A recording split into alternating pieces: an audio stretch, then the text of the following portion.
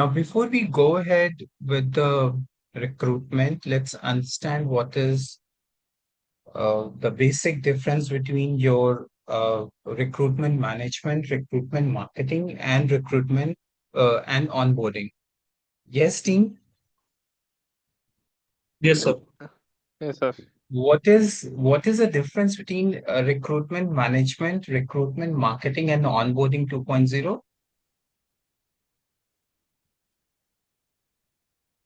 Let's make it an interactive session, team. Sure. Yes, sure. So Uh, basically, recruitment management is, as per my understanding, it is to identify, the requirements which are we receiving from the internal team, so that recruiters will arrange the uh, arrange that catalog or something to do the do the recruitments. And marketing, it is to publish the requirement on the internet or any uh, like LinkedIn or profile, wherever the recruitment can be posted. And the onboarding 2.0, it is a process for onboarding the new candidate. What is onboarding 2.0? It is to the whoever the candidate has been finalized. So for them, the onboarding 2.0, from there, the recruiters will onboard the end user to the company system. Okay. All right. So let's see everything in detail. What is recruitment management and recruitment marketing? Because that's where majority of the people, they get confused at what is the basic difference between. Acha, which comes first, recruitment management or recruitment marketing? Um, I hope it is management, recruitment management. Okay. All I right. think both goes parallelly. Both goes parallelly. All right. We'll just see uh in today's session. In fact, today's session is just going to be the theory session, and we will understand what is the basic difference between the recruitment management and recruitment marketing, and also what is onboarding 2.0. However, in the complete um, technical session, we're not going to focus on recruitment marketing and onboarding 2.0. We're only going to focus on the recruitment management. The entire training will be happening only on the recruitment management. Some part of recruitment management I might cover, uh, depend upon the server access. But however, the major focus is going to be only on the recruitment management. So what is recruitment management? Recruitment management, you would have seen, see what is a normal process when it comes to hiring team? First, they get the requirement from the managers or the internal team. So then after they used to check for the according to the requirement on the various sites or within the internal resources also. After getting there, they used to schedule the interview and managing those interviews. After interview, if the candidate got selected, so release the offer letter and to negotiate on that. After the confirmation, release the offer letter. Right. So that's actually true. But then how this is like if you're doing everything into recruitment management, which is RCM, then where the recruitment marketing comes into picture? From the candidate side, like how he is used to feel that see the screen, feel the details, what he has to check on the things. So that comes into the recruitment marketing. Uh, Basically, in simple terms, if I tell you like what the candidate sees, the posting, job posting, and how those screen has been designed for the candidate, what all field it will be coming. So basically, a candidate experience, it's not a thing, it's just a recruitment marketing and a recruiter experience.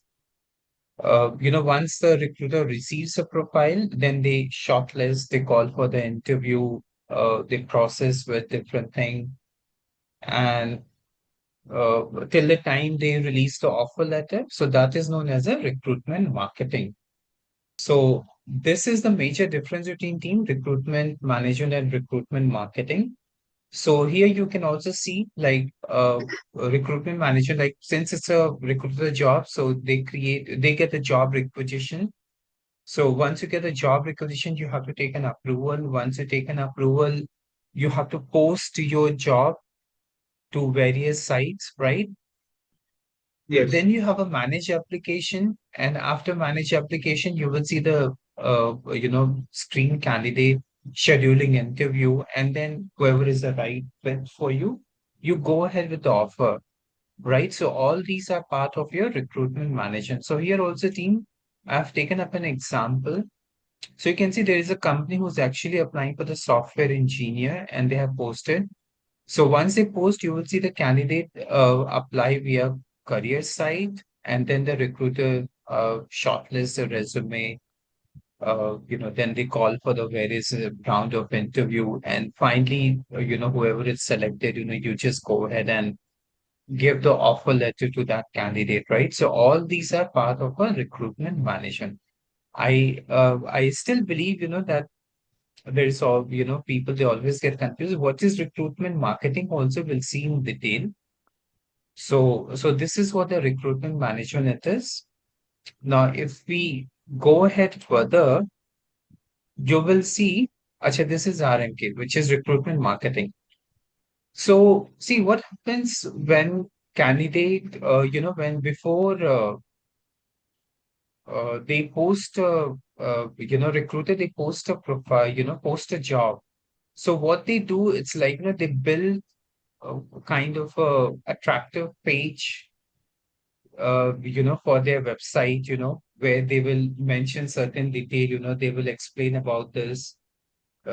See, one job posting, it is simple, the plain one, right? Which you find in Naukri. You will find that, Yes. I don't know, I haven't applied for, I think, for any job for very long time. So I have no idea whether the Naukris is still the same or there is any change which has happened. But I believe, what I used to do it almost like 10 years before, there used to be, I think there used to be a simple screen for the Naukri, right? Where you just upload your resume, and if you like it something, you just go ahead and apply. But nowadays you will see it's like, company has their own page for a recruitment page, where they will post all the job. And even if they're linked with the Naukri, what they will do, they will, they will post that link. And, candidate has to click on that link, and then they have to fill certain information and then apply. Why they do that? Because they build those, career page into very nicely. They will build it with lots of, like they will add some picture, and, they will make it some attractive. Right. So, and more or less, you also post it on LinkedIn and Facebook also, right? All the social networking site. So whenever you're posting it on the social networking site, right, it is always the RMK, because LinkedIn and Facebook, they will always have a very attractive. If you have used LinkedIn, you will know it's like, how the page comes and how you can see all the information, how you can apply. And they also have a lots of feature also, that you can tag somebody there. You can also see what is out of so many people, where what is the chances of getting a job. You will see that, maybe let's suppose 10 people, they have applied for the same position. Out of 10 people, you will get to know in LinkedIn what is your chance of getting the job. They will also tell you what is, they'll give you certain star and rating, that whether your with the job requisition, whether your profile is matching with the qualification or not, whether your profile is matching with the experience or not, and then they will rate all that, and then they will summarize all the rating and everything, and that's how you get to know on LinkedIn, that what are the chances of getting this job. So that's a very good feature actually on LinkedIn. So Facebook also, they have, I have not used Facebook very honestly, but Facebook also must be having. So all these it is. So basically, it is like, when you post on the social networking site, they make it so attractive, that in case if you want to apply for a job, so you just go ahead and apply for a job, right? So that's basically your RMK, which is there. So you can see here, it's a passive candidate who are not actively looking for a job, but then you make a career sites and everything for future just to attract people. And also, basically you're doing a branding and recruitment marketing. So Okay. so you can see it's like, RMK, it's like advertising and attraction stage, where you are branding the company and, you're informing to people that this is a job. And based on that, people, they apply for a job. But in recruitment, management, you cannot brand it. It's just a simple thing, where you just post it and people they apply. So that is a recruitment management. And in recruitment marketing, where you basically link with the social networking side, and you also do lots of branding. Just like your team, you can see this PPT, right? See, one way of presenting, taking a session, it could have just, I would have entered simple thing, right? Now here you can see I have also entered with certain picture, with certain highlighted text, right? It makes things more Yes. attractive. Right. So that is how the difference between recruitment marketing and recruitment management it is. Okay. Yes, Any sir. Yes, sir. question, team, or any doubt between what is No. recruitment marketing and recruitment management? That's clear, Uh, Ashish. it's clear. All right. So recruitment marketing will always come first because that's where your people will apply, right? And since a recruitment management is about the recruiter's activity, so this is only, once the candidate they apply, which means the recruitment marketing will always come first when they will see the posting in the social networking site and everything. And once they apply, then only the recruitment management starts because that's a recruiter activity, right? If they don't have a resume, how the recruitment management will start, right? So that is what the basic Yes. difference between your recruitment marketing and recruitment management. Now, this is like you can see your uh, uh so here you can see the actually this is onboarding. Okay, hold on. We just covered the recruitment management and recruitment marketing, right? So this is onboarding. What is onboarding, team? I think Ajish After already answered that. Yes. Yeah, right. Um, Right. So onboarding, it is nothing like, for example, see, recruitment marketing, it is like, they make the things website so attractive and they post it on the social networking site. And that's where, people, they apply for the job. Once a job comes, and the recruitment management starts. And once a management is, you do all those activity, you finalize you process the candidate profile, call him for the job interview, various job, stages you have, and till the time you finalize a person. Now, after you have given the offer to the candidate, then that's where your onboarding starts. So onboarding, it is nothing, it's just your uh, like once a employee, you have generated an offer letter, and once a candidate applicant has accepted your offer letter. So in that case, what they do, that in most of the companies you will see, they have a 3 month of joining period, especially in IT sector. So in such cases, what happens, the time which comes from, that 3 month till the time employee has accepted the offer until the time he joins, there's a lot of activity it happens, from the employee to the company. One, the company will ask for all the your certificates, right? Your all the certificates and your all these other detail, right? Because see, during the recruitment process, there are so many people who applies, right? So that point of time, the company will not be interested in taking the certificates, right? Because they have no idea who will be selected, and even why you will also provide all these certificates, right? Till the time you are selected.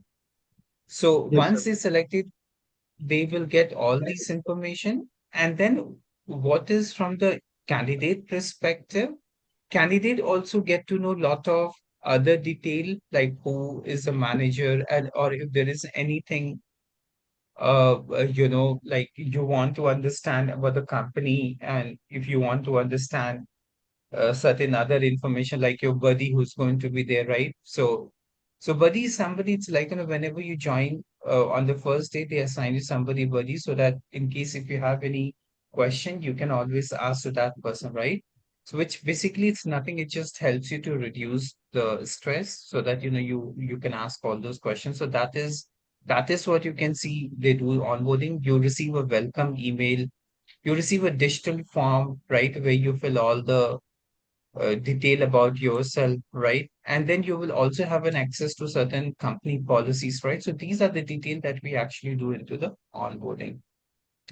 And let's see further now. Now here you can see this is a main difference between recruitment marketing, recruitment management, and recruitment and onboarding 2.0. So now here you can see what is the purpose of this. Purpose of recruitment marketing is to attract and engage talent, right? And recruitment management, it's nothing, it's just a hiring process. Hiring process, like, once you receive a job, this applicant profile. Acha, what is the difference between applicant and candidate? Yes, team, what is the difference between Uh, applicant and candidate? I think applicant is the one who was initially applied, and the candidate are like those who are selected in the pre-screening process. Yes, that is the difference between applicant and recruitment. Good, Gaurav. So, till the time you're processing a profile of anybody, that is, known as an applicant. So that is, you will see all these detail, and then you can see the focus of recruitment marketing. It is nothing, just a branding and campaigning and candidate attraction, right? So there's a lot of branding activity and everything which you do into the recruitment. So recruitment marketing is always a first activity you do, and then it's a recruitment management stats, right? So here you can see you do the job posting, applicant, interviews, and selection, right? So basically, once you receive the profile, you do all these activity. But recruitment management is not, marketing is nothing. It's just a branding and uh, campaigning and attracting candidates so that they can apply for a particular position. And you can see onboarding. It is nothing. It's just a form, compliance, training, orientation. There. So what kind of a training it will be when candidate they have not joined? Maybe certain training which is required uh, you know, from the organization perspective. So such training, you put it online and, you ask them to finish those training, so those kind of a training which you can do. Like, or for example, communication training, right? That is also very important. So in that case, you make a training and you put it on, on a company website or, and then you, share with the candidate, and then candidate goes through with all that. So here you can see it is when it is used, recruitment marketing is used before candidate applies, because that is just a campaigning and branding. So recruitment management is used during the hiring process, and onboarding it is used when after you have given the offer letter to a person. So that is, you can see, after hiring process it is done, that's where the onboarding actually comes. Acha, now there is also something team which is known as the onboarding 1.0 and onboarding 2.0. What is the basic difference between onboarding 1.0 and onboarding 2.0? Ongoing 2.0, 1.0 is like in the theory, like Sorry? it's the onboarding 2.0 is it like Uh-huh. a SAP product, and it's in like the same instance the PC is being used. So it's a more convenient to implement because the data models and all those things are pre-configured. But when onboarding 1.0, there's a complete separate instance, and we used to have different admin and different RVPs. So it's quite difficult to sync the personal RVPs and all those Uh, things. I hope it was a new Right. version which introduced by SAP. Yes, it's a new version which has been introduced by SAP. That is true. And see, your onboarding 1.0, it was not integrated with EC. Your onboarding 2.0 is simple, it is integrated with EC. That is a basic difference between onboarding 1.0 and onboarding 2.0. And Gaurav, I don't know, I'm not quite sure, but the voice was not very clear, so I could not understand what you were Oh, actually saying. okay, okay, So, actually. all right. So, are you using a headphone? Yes, actually, but I think it's where there's a disturbance in the voice. Is it clear now? Huh, it's fine now. All right. Okay. So here you can see there is an example. So let's see the example for the recruitment marketing. It is like branding, websites, social media ads, right? So this is what I told you. Basically, the difference between the recruitment marketing and the recruitment management. And then example of a recruitment management example, which is nothing, it's just a resume screening, interview scheduling, right? And onboarding, it is nothing, you're receiving an email, welcome email, signature forms, and those various other document training and everything, right? So that is the example. And here you can see output. Recruitment marketing, basically, it can help you to read an interested candidate. And the recruitment management is basically when you've hired a candidate, basically it's a selection process. And you can see recruit onboarding 2.0, it's nothing, it's just that, the phase when employees get to join the organization. So that's where, you use the onboarding details. So that is what the basic difference between two team, the recruitment marketing, recruitment management, and onboarding. Now, these slides, I've added very recently because over the past batches which I have taken, that after finishing of all the training and everything, people were still not clear with what is the difference between recruitment marketing and recruitment management. So that is the reason I decided to add all these slides so that there is no confusion on the very first day, people itself should be very clear what is the difference between recruitment marketing and recruitment management. Now, this is your another difference, which you will find that in the recruitment marketing. Anyway, I think we have already covered all these section in the previous one, so I don't want to cover it. Now, this is, you can see a simple diagram flow, which I have prepared for you people.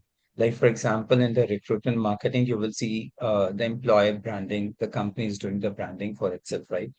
And then they also have a career side. So they have a career site where they post all the resumes, well, not the resume, but all the postings and everything which happens, and social media where they post all the job requirement, talent pools. They post. There are certain website which has a talent pool, right, where they can also go ahead and post all those detail. Talent pool is nothing, just Yes. sites like recruitment and all these. Then you can see recruitment management. It's nothing, it's just that job requisition, applicant tracking, interview process, offer management, right? So all these details we do, in recruitment management. Do not worry, team. We'll see all these things in detail. How we can go ahead and configure, do the setup, and everything we will see in detail when we start with the recruitment management, RCM. Sure, sure. And here you can see onboarding 2.0. It is nothing, it's just a digital paperwork, like all these paperwork you're handing over your certificates and document, education, experience, training and orientation, integration with the team, and if there is anything, right? So this is what you do with in the recruitment marketing and management. Now, this was a simple thing, which is like when you attract candidate, it is recruitment marketing, hire candidate, recruitment management, and when you're doing the boarding employee, so that's basically it's an onboarding. Now, this is also the same thing which I have, because I didn't wanted anybody people to understand what is the basic difference. Now let's also understand what is recruitment management and its benefit. And what all topic we're going to cover in the recruitment management. Recruitment management, we have already seen, like what is recruitment management? It is nothing, it's just your applying for finding, hiring, people, for your posting which you have done. So here you can see it is like once you have posted something, then you start getting an applicant resume. So once you start getting an applicant resume, then you have to make sure it's like you hire the right people in the company. By default, team recruitment is the most expensive activity in any organization. So that is the reason companies they spend a huge amount in the recruitment because There's a that lot is of the effort first to branding of any organization, right? So that is the reason, you'll always find the recruitment team, they're always very good looking staff, they will always have, right? Because those people are the first interaction to the outside world. And organization built is, uh, uh, you know, uh, organization built is basically brand with all these recruiters, right? So that's a reason, and the recruiters are obviously paid higher with because so that is the reason. So here you can see we can do job requisition. What is job requisition? Job requisition, it is nothing. It's just that, like for example, you're posting a job for the software engineer. So that is a job requisition, and there will be a lot of activity in the job requisition. Like for example, you will find which place it is, which location it is, how many openings are there, whether it's going to be on site or off site, whether you'll be required to travel or not, and what will be the title of this, right? What will be the salary if they have mentioned on approximate basis, right? And some of the job requisition, it also has a certain quiz. When you fill in those quiz, right? So in those cases, if you clear it, then your application goes ahead. If you do not clear it, then your application stops there only, right? So that's where the job requisition it plays lots of important. We'll see that. In fact, we're going to spend not most of the time, but we're going to spend some time into the job requisition because that's a lot of activity which is there in the job requisition. Once you understand the job requisition, right, rest all the activity it is pretty simple. Then here you can see approval workflow. What is workflow, team? It is like a hierarchy approval. Yes, it is like a hierarchy approval, but it may not be necessary that it may be a hierarchy approval when it comes to recruitment because it's a job requisition approval. So there are certain people in an organization who will uh, they might not be, the right person to create a job requisition. So that is the reason, what you do as a recruiter, you always take an approval from the right person that whether there is any requirement as such or not. So that is the reason there is a workflow which is there. Workflow, it's nothing, it's just a notification.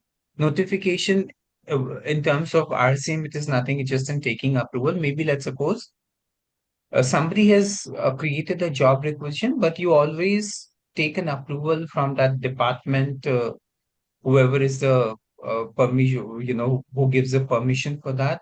So if till the time that that person does not approve, you do not go ahead with the recruitment. So that is where, the approval is very important. Then you can see candidate sourcing. So you can see the sourcing, it is nothing, it's just you can do posting into jobs, social media, internal portal, right? So internal portal is nothing, just a career site. Social media, that LinkedIn, which we talked about, and I think Facebook, and all those places, that's where you can do that. And then you can also do that with the job, like Naukri, Monster, right? So all those details. Then you can see candidate management. Candidate can also track their all these details, right? The applicant screen and the interview process and everything, right? So that is also the part of a RCM only team. Then offer management. Offer management is nothing. It's just like all the person who has cleared the interview, and if his salary falls into the bracket, you just go ahead and give the offer. So that is the offer management.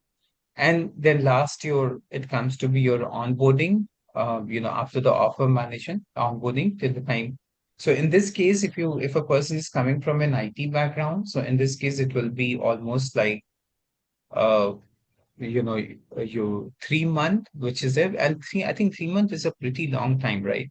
So, but anyway, we can't help it, right? Because most of the IT company, they have a 3 month of, they will hold a candidate and then only the candidate people apply. And some of the organization, when they require a person urgently, what they do, whomever they have hired, they will tell the person, that once you join the company, before the joining day, they will give you some joining bonus, but in such case, what happens, the company you were working before, and if you leave them, in that case, they will not give you your, leaving certificate. So it is always better, team, that you finish off with the entire 3 month and take your all the experience letter and certificate and then join the new company, because if you leave something in between, they will never give you the experience certificate and the offer experience certificate, which you need to produce and wherever you will be selected, right? So that is the reason, always complete it, take all these letters and then join the another organization. Now here also you can see the benefit of recruitment management. So benefit of recruitment management, it is nothing, it's just that you have a faster hiring. So it is like, because there is all these job requisition with the workflow, it is there, and everything is into the one system, right? So in that case, what happens, you create a job requisition, it gets approved by the managers, whoever the person is supposed to approve, and all these things, it's happening in a one system, so that makes things very simple. And it also creates a better experience, like easy processing of applicant. So if you, whether it's a telephonic interview or any kind of interview which is there, right? So you just send a mail, or through that, you can just inform to the candidate, right? So that is also very simple, and you can see candidate can see all the interview schedule and the status. Collaboration, it is like, manager and HR can communicate and comment in recruitment management.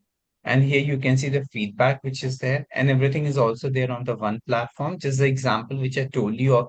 See, when you do your recruitment, each your there is a topic which is there. They have a certain marking to it, and whatever the marking which is there, right? So they decide based on that rating scale, that whether the company wants to go ahead high and hire you or not. So all these feedback and everything you will see here. Then you will see analytics and reporting. So reporting is also very important because it just tells you the statistics of everything, who has been hired, who has not been hired, out of how many people you have processed.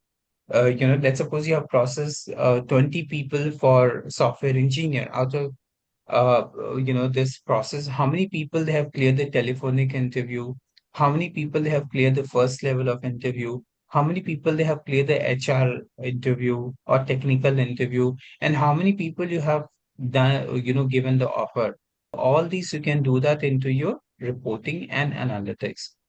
Then you can see the compliance details. So if there is any compliance in hiring, like for example, people like who are from a different country and who are staying illegally in the company country, so that is also kind of a compliance. It comes, so you are not supposed to hire them.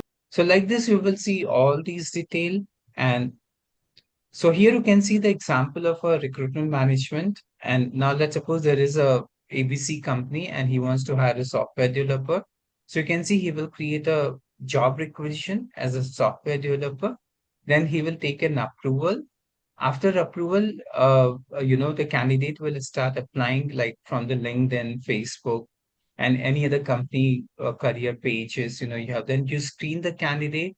Out of here, you can see 50 candidates, they have applied, 10 people you have shortlisted.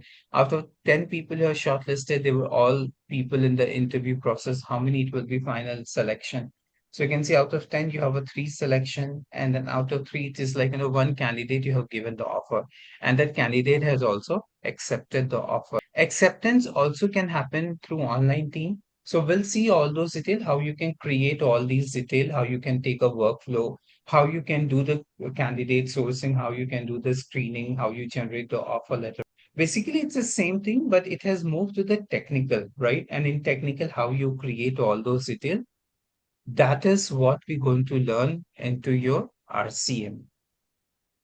Then this is the another flow chart which I have prepared. So job requisition approval, candidate sourcing, candidate screening, interview, offer, and hire, which we have just seen team. So like this, you can see your all these sections and everything.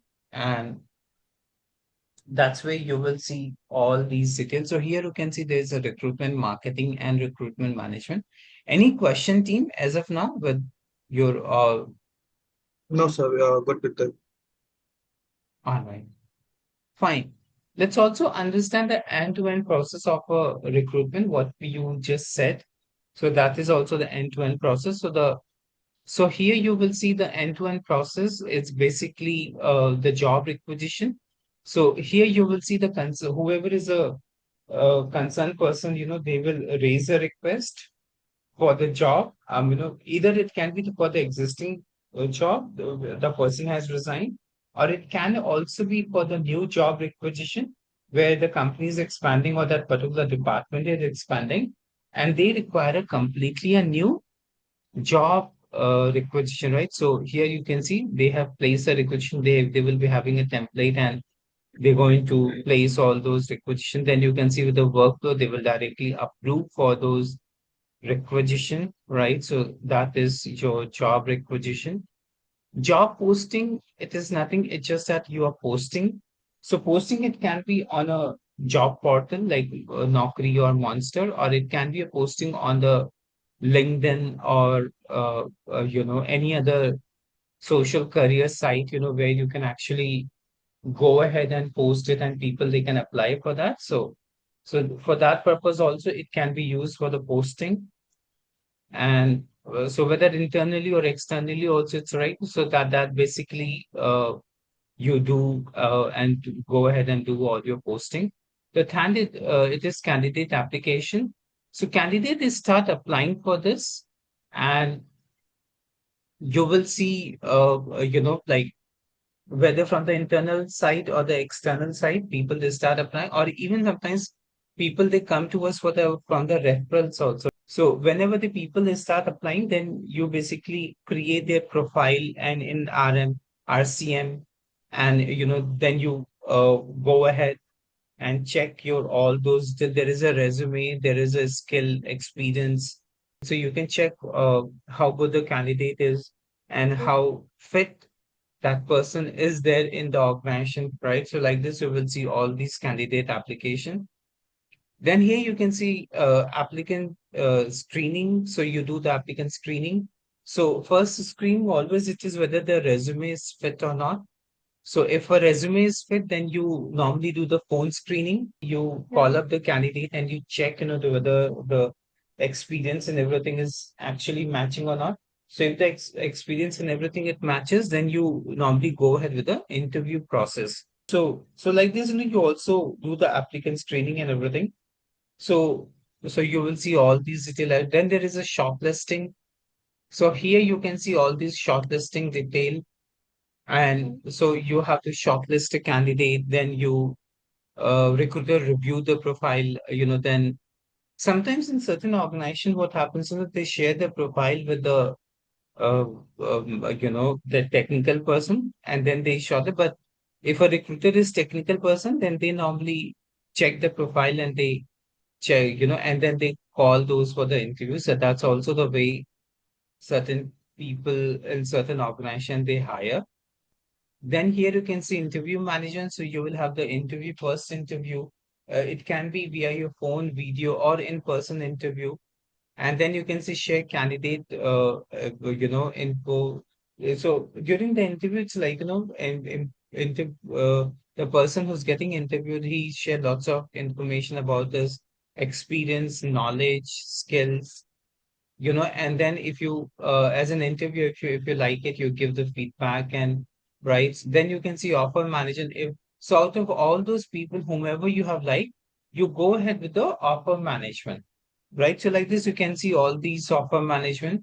So you have a recruiter who creates an offer letter within RCM, and then once a candidate, so you just extend the offer letter to them. Then hiring and onboarding basically it starts. So here you can see hiring and onboarding, which is there. So you hire a candidate and you do onboarding. Right? What is onboarding? That's something also we have done. Now let's just do a quick round of quiz, Anuja. So Sure. tell me the correct answer. Read this and give me the correct answer. What is the primary purpose of recruitment management? Anuja? Yes, yes, I can hear you. I can hear Right. So you. let me read this for you. What is the primary Sure. purpose of SAP SuccessFactors Recruitment Management RCM? A, to manage payroll and tax deduction. B, to run performance appraisal and promotion. C, to handle the hiring process end to end. And D, to track employee learning and certificate. C. So C. What is the correct answer? C answer. Huh? Answer C. C. C? Yes. All right. So let's see what is the correct answer. Our correct answer is C. Yes. So you can see RCM is designed to streamline the recruitment process from job requisition creation to candidate Candidate selection. selection. Yes. Let's see the another question. Which of the following is not a core function of RCM? A, creating a job requisition. B, screening and shortlisting candidates. C, scheduling interview. D, processing monthly payroll. D. Processing monthly payroll. Yes, the correct answer is D. Explanation. The payroll is handled in the SAP SuccessFactors Employee Central, ECP, not in RCM. Right. Then tell me this true or false. Recruitment Marketing, RMK, and Recruitment Management, RCM, are the same module in SuccessFactor? No. Huh? No. Sorry? No. No. Yes, No. and answer is false, Yes. right? Yes. RMK focuses on employee branding and attracting, while RCM manages the hiring workflow once the candidate applies. So this is a short answer. So tell me what it should come here. The dash is the central component in RCM where recruiter create and manage job opening.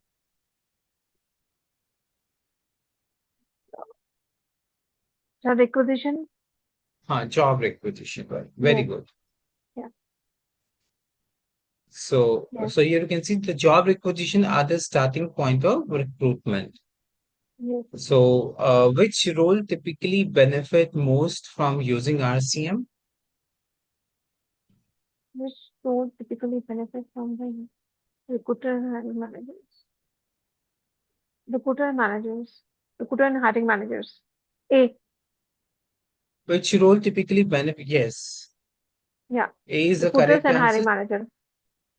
RCM is tailored to recruiters and hiring manager posting in candidate pipeline. Yeah. RCM can integrate with onboarding to provide the smooth transition for hired candidate. True or false? Yes. True. Yes, true. Once a candidate is selected, RCM can send data to Onboarding. yes, onboarding continue process initially. Written. Right? Question Yeah. 7. Which of the following describes the relationship between RMK and RCM? A, RMK manages payroll, RCM manages attendance. B, RMK attract candidates, RCM Manage. manages through Yeah. hiring. RMK is optional and cannot work with RCM. D, RCM is never newer version of RMK. B. Yes, B is the correct answer. RMK is pre-application engagement and RCM is an application. So here you Uh, can say application to hire process. yeah. Short answer, name two key activities recruiter can perform within RCM. Two key activities. Hmm? Uh, Selection and onboarding. Okay, creating and job approval, manage candidate applications, scheduling interview, generate offer. So all end-to-end process, they do that. Which of the following is an example of a typical RCM workflow? A, candidate applies, recruitment screen, interview, offer or hire. Employees submit leave, managers approvers, A. HR processes payroll. C, managers set goal, employees self-evaluate, managers review the compensation changes. D, Answer is employee A. and yes, answer is A.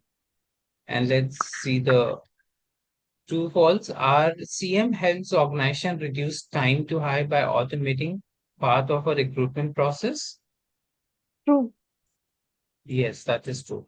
So here you can see there is a recruitment marketing and recruitment management. And here you will, so we have already discussed all these things, recruitment marketing and Yes, sir. recruitment management, right? So now let's understand. So here you can see the introduction. So basically the introduction is nothing, it's just your how so like for example here you can see, and this is a recruitment, so this is basically you can see a job requisition, and here there is a this education consultant company is actually looking for, and here you can see all these pipeline.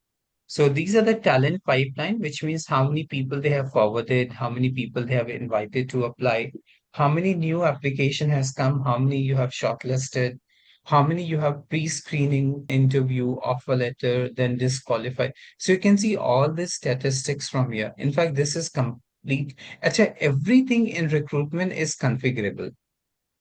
There is nothing that which will not be configurable. Everything is configurable. And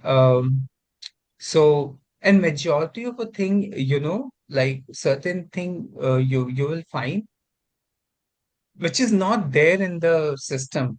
So what you will have to do, you will have to download from a demo system and then upload this into the client system. Why SAP doesn't provide anything as a dummy data into the recruitment? Because recruitment also does branding for any organization. So when you're doing a branding of your own, you may not be liking what SAP provides as a standard one, right? Your company has a different way of like sending a letter, content of a letter, it should be different. Like offer letter, it should be different. When you invite a candidate for the interview, so that text, it should be different. Since these are all related with branding, so that is the reason in most of the cases you will find in SuccessFactors RCM, they do not provide anything standard. So what basically we do when we go for the RCM hiring, we always have a SuccessFactors demo system, right? So we used to download from a demo system and then upload it into the client system. That is what we used to do just to save time. So like this, you will see all these detail team, like for example, and here if you click on any of these, like for example, if I come to the new application, so you will see there are three candidates. So here you can see all these three candidates. So you can see like what is the status of this. So here you can see withdrawn by candidate. Actually, what is how we can create this, what all boxes it should come, what all boxes it should not come. That's something we will see, like from tomorrow onwards when we'll get down into technical, how we can create all these detail and what all the standard, what SAP provides, and how we can copy all these sections. Now here you can see Samuel, basically he has withdrawn by candidate. So this offer has been, the candidate does not want to go ahead with this. Then Felicia, you can see the interview process which has been, and then there is a Ben, you can see you have already released an offer letter for Ben. And here you can see the interview result. This interview result was 5. You can also see how they have actually come. So you can see they have come from the internal side. This is also internal side. And this Ben has actually come from the corporate Jennifer career side. So that is how you can also see how the candidate are actually, they are sourced into this detail. If there is any rating or something which is there, so you will also see the rating detail, and you can see this is an external source. So you also have a phone number when they have applied, right? So all these detail you can see. You can also drag and drop a theme. What is drag and drop and how it works? That's again, as I said, we will see with the regular session how we can do all these detail. And then here you can see your job requisition. So all these job requisition, you will see how you can create your job requisition, right? There's a lot of field basically you have to create with the job requisition. So you can see job requisition preferences, candidates, interview central, and a message center, right? So you can see all these detail it is coming here. So if you click on the job requisition, all those job requisition you will find here. If you click on preferences or if you click on candidate, here you will find all these candidate detail and everything, interview central. And so all these detail, as I said, we will see with the regular session. And then here you can also see the job requisition overview. So you have an overview in section. So all these team I have already covered in the demo part of it. So I don't want to cover all these things again and again. And yes, team, we are yet to get the server from the center. So they said I'll get it today, but I still have not received any server access from them. Hopefully that they will provide it tomorrow. And that's where we want to start with all these technical aspect of creating your all these sections. Any question, team? But for this session, there's no question. Gaurav, your Uh, voice is not coming. It's not very clear to me. uh, is it okay now? Better. Okay, sir. So I'm asking from the today's session, there's no question, but just one thing that I need to ask. So are we Mhm. going to cover the provisioning section, like what provisioning that we need to enable the provisioning, what are the, and are also we Provisioning are going, access, I don't have Gaurav, but I'll no, show no, you what this. options we have to mark in the provisioning to activate the Acha, oh, RCM okay. for, You yeah, want to for the see, options or, oh, okay, yes. okay. You want to see that what, I'll show you. I'll show you that tomorrow in the screen, that what all option you should mark with the, like to activate your RCM. All right. Yes. I'll show And you all those other, details. yes, sir. And another thing that how we are going to integrate RCM with Employee Central and with onboarding. It's Are we going to already, cover? okay. Once you give an offer letter to a candidate, and once you move the candidate from RCM to onboarding, from onboarding, the person is already there into. I'll show you that also, but that is the last step. No, no. The step I am asking, let's suppose uh, in the recruitment process, we used to get the educational details, like a background information, Right. 10th, 12th, and So once you transfer, this data also gets transferred to Employee Central. okay. All So right. do we have to do the integration part or something like what is that? It get integrated No, no, there's automatically. not much integration part. It's already integrated. Don't worry. It's just Okay, that you sir. have to run the transfer action. That's all. Okay, okay. All right, Gaurav, you asked me a question in the last session that if I can show you the setting and the provisioning for RCM, right? Yes, sir. That's something we'll see in the last. That will be the last session we want to cover. Okay. Okay. At this point of time, it won't make any sense. Even if I'll show you half of the thing, you will not understand what is coming from the setting. Okay, sir. All right. So let's move on, team, with the session. We have already discussed what is the basic difference between RCM, RMK, and onboarding. The complete session we're going to focus on that will be the RCM, and that's a recruitment management, and that's where the recruiter who all those activity they want to do. Okay. Have we done this part? So we have completed all these things. The benefit of recruitment? Yes, sir. We have completed this presentation. Actually, we have completed this presentation. Right. Let's see what is here. I think I've covered this in the demo session, right? Yes, sir. Right. So let me just skip this all these part and Let's come directly to the, let's start from here. All right. So there are major four kind of a template that you would see in your RCM, and the entire RCM is all about that. So let's see what is those four major template. And this template is a XML template. However, as I have communicated before,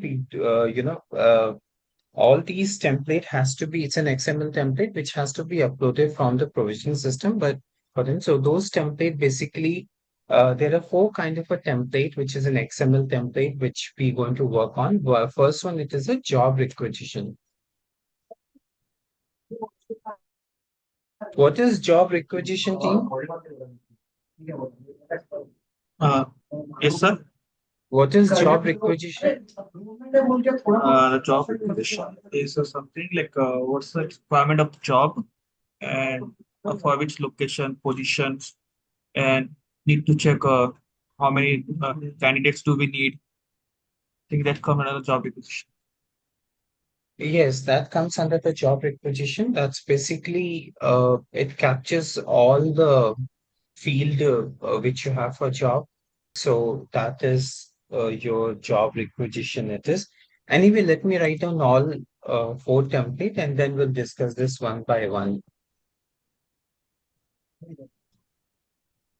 So another XML template, it is candidate profile template. What is candidate profile template? To capture their information, Ashish. To capture applicant Candidate information. applicant information. Yes, to capture applicant information. And the third one, it is candidate data model template.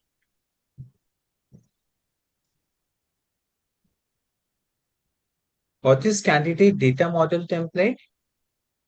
It is relevant to the office information for the candidate or the position information. Right, it's relevant to the information which you require. And then the last one which you have, that is offer letter. What is offer letter, team? So after the confirmation, like the candidate confirmation. So when we used to send the offer letter for the confirm the paycheck with the help of structure, salary structure, and all the details that they have confirmed on. Your offer letter will never have a salary detail. It will, your appointment letter has a salary detail. Offer letter, it will just be, you have been offered to the organization for this position, and this is a package. But they will never have a package. It's just a one letter, one page letter, right? Okay, sir. Right. So appointment letter, it's like 10 pages, 12 pages, whatever it is. But offer, see what is the difference between offer letter and appointment letter? Offer letter is used to give the candidate to you can say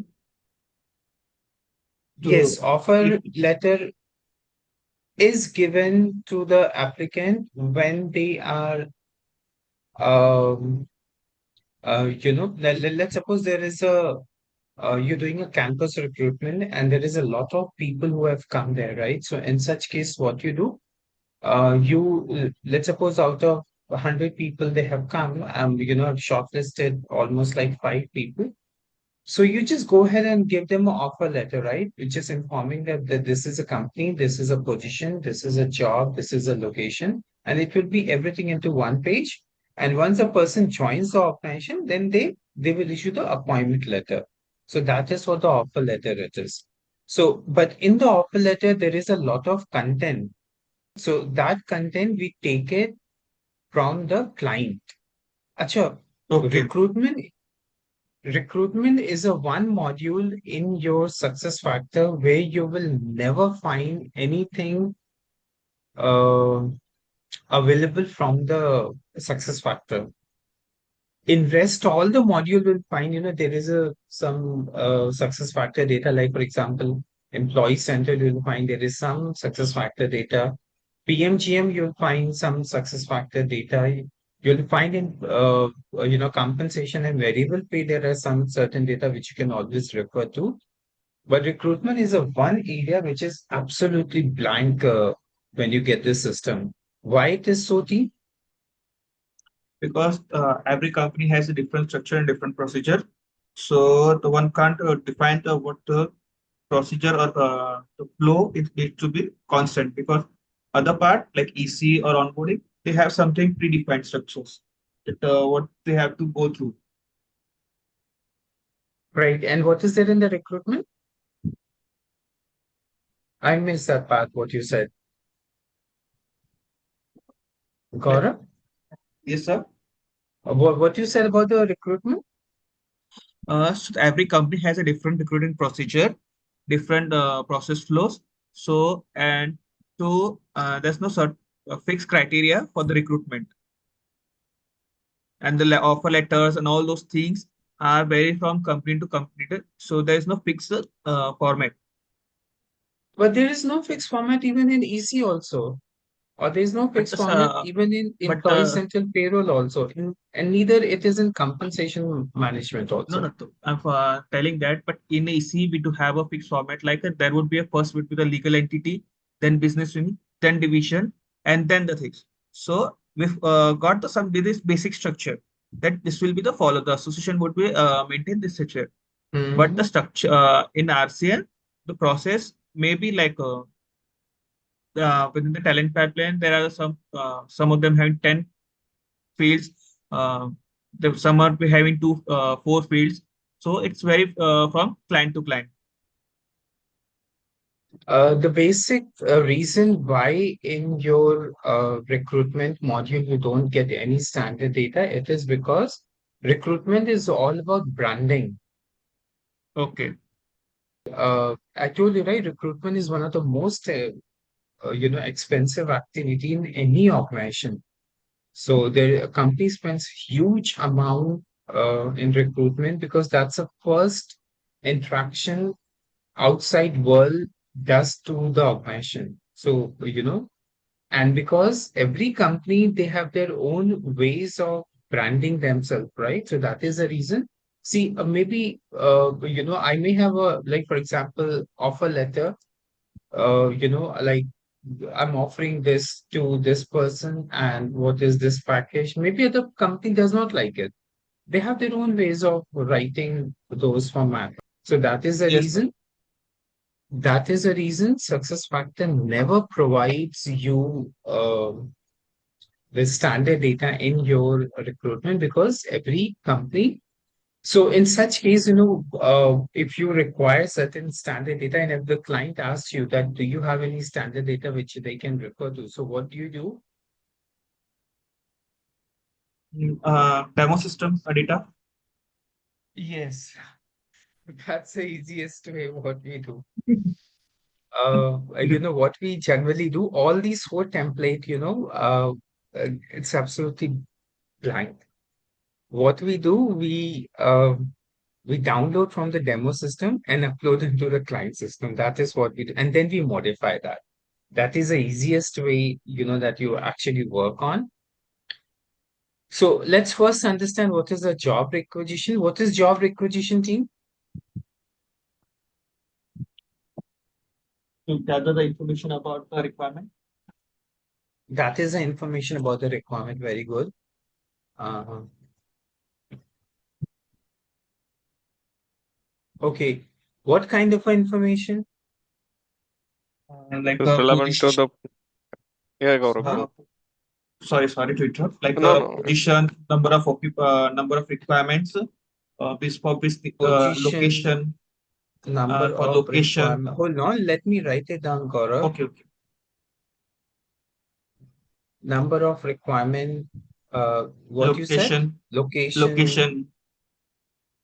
salary, what Yes, else? sir. Salary, basically, I mean to say the package part of it. And job role. Job. What is the difference between a job and a position? Uh, Position is a job role might be something like sales. but the position would be a sales manager, sales executive. Okay. Yeah, that's right. A job, it can be a sales position, it will be the sales manager or sales executive, right? So that is what good. How many years of experience you have, Gaurav? So 4 years of in EC and 1 year with onboarding. So total 5 years of experience. Yes, sir. All But the right. thing is, for EC also on onboarding, I worked on one implementation only. The rest of our experience comes in with the support. And in support, I didn't get much works. So I'm planning to have a Mhm. switch. For that reason only I'm upgrading myself. Okay, all right. So, okay, so that is you can see, all these details, which is there. What else, which is there in the job requirement? The eligibility, like Eligibility. yeah, Eligibility, we can take it as a kind of a test, right? yeah. Yes, sir. Which is a questionnaire test, which is there, right? I'll show you, not maybe not possible. The system is either way, it's not working. So eligibility in your requisition, you will find, that there is there are certain questionnaire which is which define the eligibility, whether you are eligible. Let's suppose you require a software engineer. And who has a minimum 5+ years of experience. Yes, minimum 5+ years of experience, but maybe let's suppose if a person is having only 3.5 years of experience. So what it will do, it will check the eligibility test, right? Yes. And if a person is not eligible, what it will do, it will disqualify.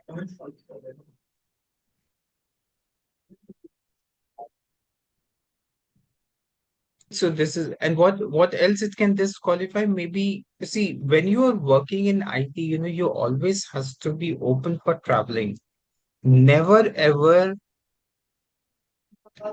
if your interviewer asks you, that if you're open for traveling or not, never ever team say no to interview. That's a recruitment trick, which I'm telling because I also take recruitment for my organization. No matter how good the person is, if a person says he's not open for travel, we politely reject the person. The reason being because IT job is to travel. You're getting a high amount and you have to travel. And the traveling is not only just from one, from like within the city which you're doing it, are you traveling internationally? Even a single female has to travel internationally alone. So that is how you have to be open up with, otherwise, very politely, that's what even I also do. No matter how good the person is, very politely, we just go ahead and reject that person, right? So if you say no to traveling, you are disqualified, That is why right? So, nowadays they are asking the passport information along with the requirements. they ask you the passport information, imagine. So that kind of traveling, which you have to do. So especially like, if you ask about the software engineers, like people who are working in IT, they don't have any proper place to stay. I was working in a location I was hired at a particular location that was supposed to be my base location. But my company, they never put me in that base location for entire 5 years, which was in Bangalore actually. So I got so fed up after 5 years that I have to tell them, that I'm going to resign, and I came back to my home. So that is how, actually it is. So for software engineers, you'll not have any proper place to, you will say all India is yours. That is how you will say. Anyhow, so that is a job requisition which you will do. So there is a lot of field which is there in the success factor, which is like I think 110 field which is there. Now obviously 110 fields. So here you can see we just have talked about I think 4 to 5, 7 to 8 field, but there are 110 field which is there in a success factor. So we don't do for all these 110 field. Normally we just take out some around 40 to 45 field, and this is what we show to the client. And then we ask them to the client, decide whether you want this field or you do not want this field, or if there is any addition field they want. So roughly now, from 40 it reduced down to, I think, some around 25 or 30 field, it comes down to. See, when you're doing a kind of a technical activity, it should not be a punishment for recruiter, or it should not be a punishment for candidate, applicant, right? Imagine you have filled all these job requisition, that is fine, but when candidate is applying for it and he has more than 15, 20 field, what he will do, he will quietly disappear. Nobody, I mean, you can't ask them to fill, which takes such a long time to fill, right? So imagine you yourself would not like to do that, right? So you have to make it sure only the mandatory field you have to provide, otherwise, they will not like it. So that's something which we will discuss it. And in fact, yeah, Gaurav, you want to ask something? No, sir. Okay. Majority of the time we're going to spend on, that will be on the job requisition, because this is a bit tricky part. And the rest, all these, they follow the same format. So once you understand the job requisition, so rest all these detail you will understand in a same way. The only thing here it differs, it's a format which you have to provide it, like offer letter format and any kind of a mailing format which you're doing it to the participant, right? Like interview information, like you have been shared. So all these format which you will be doing it. So that is the reason we will be spending most of the time into your job requisition. So that is your job requisition. And anyway, that's something which we're going to discuss it in today's session only. So about the raw job requisition. So let's talk about the candidate profile template. What is candidate profile template, team? It is about the use of personal information. It is, Candidate's personal information. yes, it is about the candidate personal information, like education detail. It will be about the Yes, sir.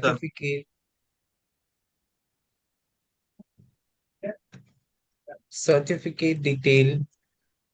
Then you have your kind of a previous experience letter. Yes. Yes. Actually, last time also I told you that there would a situation, it will come in life that because once you join the new organization, every organization, they have a 3 month kind of a like contract that you Data cannot, hold. huh? Three. Is it for the data, sir? Notice period. No, so Okay. 3 month 3 month notice period. So which means you cannot join it before 3 months. So some organization, what they do, they offer you a kind of some bonus thing, and they ask you, it's like, if you can join before, never do or never fall for all these strict things.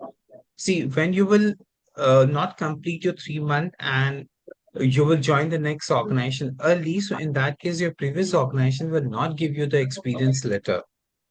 So, this organization will be fine because they already know that, you have joined early. What will happen next to next organization when you will join? They'll ask you for the experience letter, which you will not have then. So it is So always frankly better. speaking, from like past 6 months, I'm trying to get a job. But what happened when I'm trying to tell them that I do have a 3 month notice period, they don't even try to call me back. They just simply hang on me, and okay, we'll get back to you after that. Even MNCs like PwC or EY Deloitte, they are asking for a early joining, like for 1 month or some, maximum for 1 month. But don't do that. See, the companies who are actually asking you to join within a month, they themselves have a policy of 3 month notice I period. know, sir. Even my current organization asked me to join within a 20 days from my previous Acha. organizations. Hmm. And Hmm. even though there's a small company, still they do Hmm. have a 3 month notice period. Yes. So don't do all these tricks. No, because what will happen next to next organization when you will join, right? Because there are certain companies who requires all your these data, correct?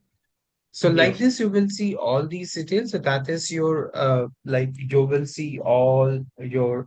I know also it's like the candidate will all his detail like in the profile. So basically, it's like when you join the organization on the first day, you will see there is a sheet which is given to every participant, right? Which has a combination of a corporate and your personal data, right? Which you have to fill and provide that to the organization. So this is what the but this is not a corporate data. This is all about the candidate profile template. So then what is candidate data model template? That is about the position which the company has been offering for the user. It is related with the job requisition. All these like kind of all these whatever the position which is there into the company, right? So whatever they are offering, so that basically it is related with that candidate data model template. And the last one, it is your offer letter template, which we have already spent lots of time, right? So I'm not discussing this again. So offer letter again, it's like you have your all these offer letter and everything. And the next topic, which is an important topic, which we're going to discuss, that is your candidate pipeline.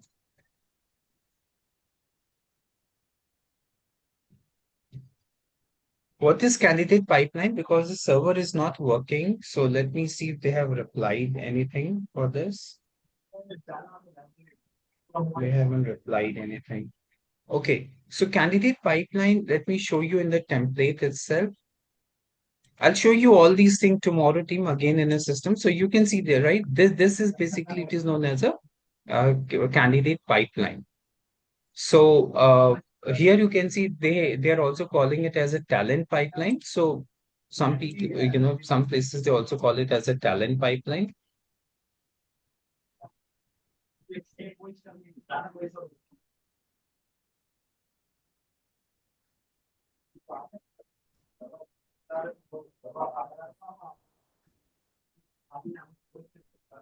So like this you will also see. So basically you can see here like forwarded, invited to apply, new application, shortlist. What is all these details? That's something we will see tomorrow because that's this So but this is what it calls a talent pipeline. Okay, so Acha, here you can see there is all these detail it is coming here, right? Like you can see the application, comment, job. Which profile is this, team? It's Huh? This is uh, your candidate profile and template. okay. All right, so this section is a candidate profile template, which you can see here, your all these section, and this is talent pipeline. So this also you can, everything is actually configurable in recruitment. There is nothing which is, so everything if you want, you can go ahead and configure. So by default, from your, Acha, what is this? Like see, let's suppose there are majorly it's like in certain organization they will have a technical interview,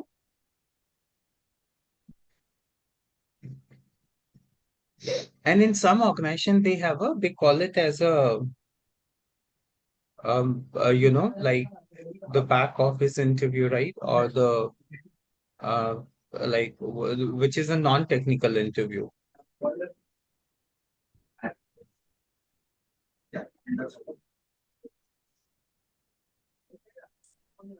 So this is how you will see the segregations are there. In certain organization they call it as a IT job also, or admin job, or this they call it as a admin job, right? So like this also you will see, and in certain places they call it as a software. Achha, what is IT job or technical interview? Like Java, software, mechanical, right? So like this you will also Yes. see there. And then in certain organization, you will also see there are functional interview. So this basically becomes a functional interview. And this becomes a technical interview. And then there is also sometimes, you will also see kind of an HR interview is also there, but HR will incorporate in this only. So what we are trying to discuss, see, when you're taking a technical interview, you have a different kind of a pipeline. So like, for Yes. example, one of the major reasons that you will see that it doesn't, technical interview has a technical round also. Whereas functional interview, you will see it will not have any technical interview. So that Okay. ways, you will see it will differ in this case. So maybe let's suppose like as we discuss about like we require a software engineer. So for this software engineer, like you want at the consultant level. So what kind of a like this talent pipeline you will have? You will have here as a like you want to do the phone screen. That's the one thing. After the phone screen, like you have a you have done the telephonic conversation, then you would like to shortlist that person if the person is shortlisted. If a person is not shortlisted, obviously you're going to reject that person. Then you might have a technical assessment.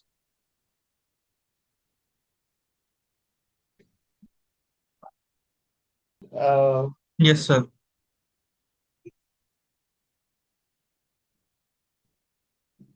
then after technical assessment, you might also have a technical interview also.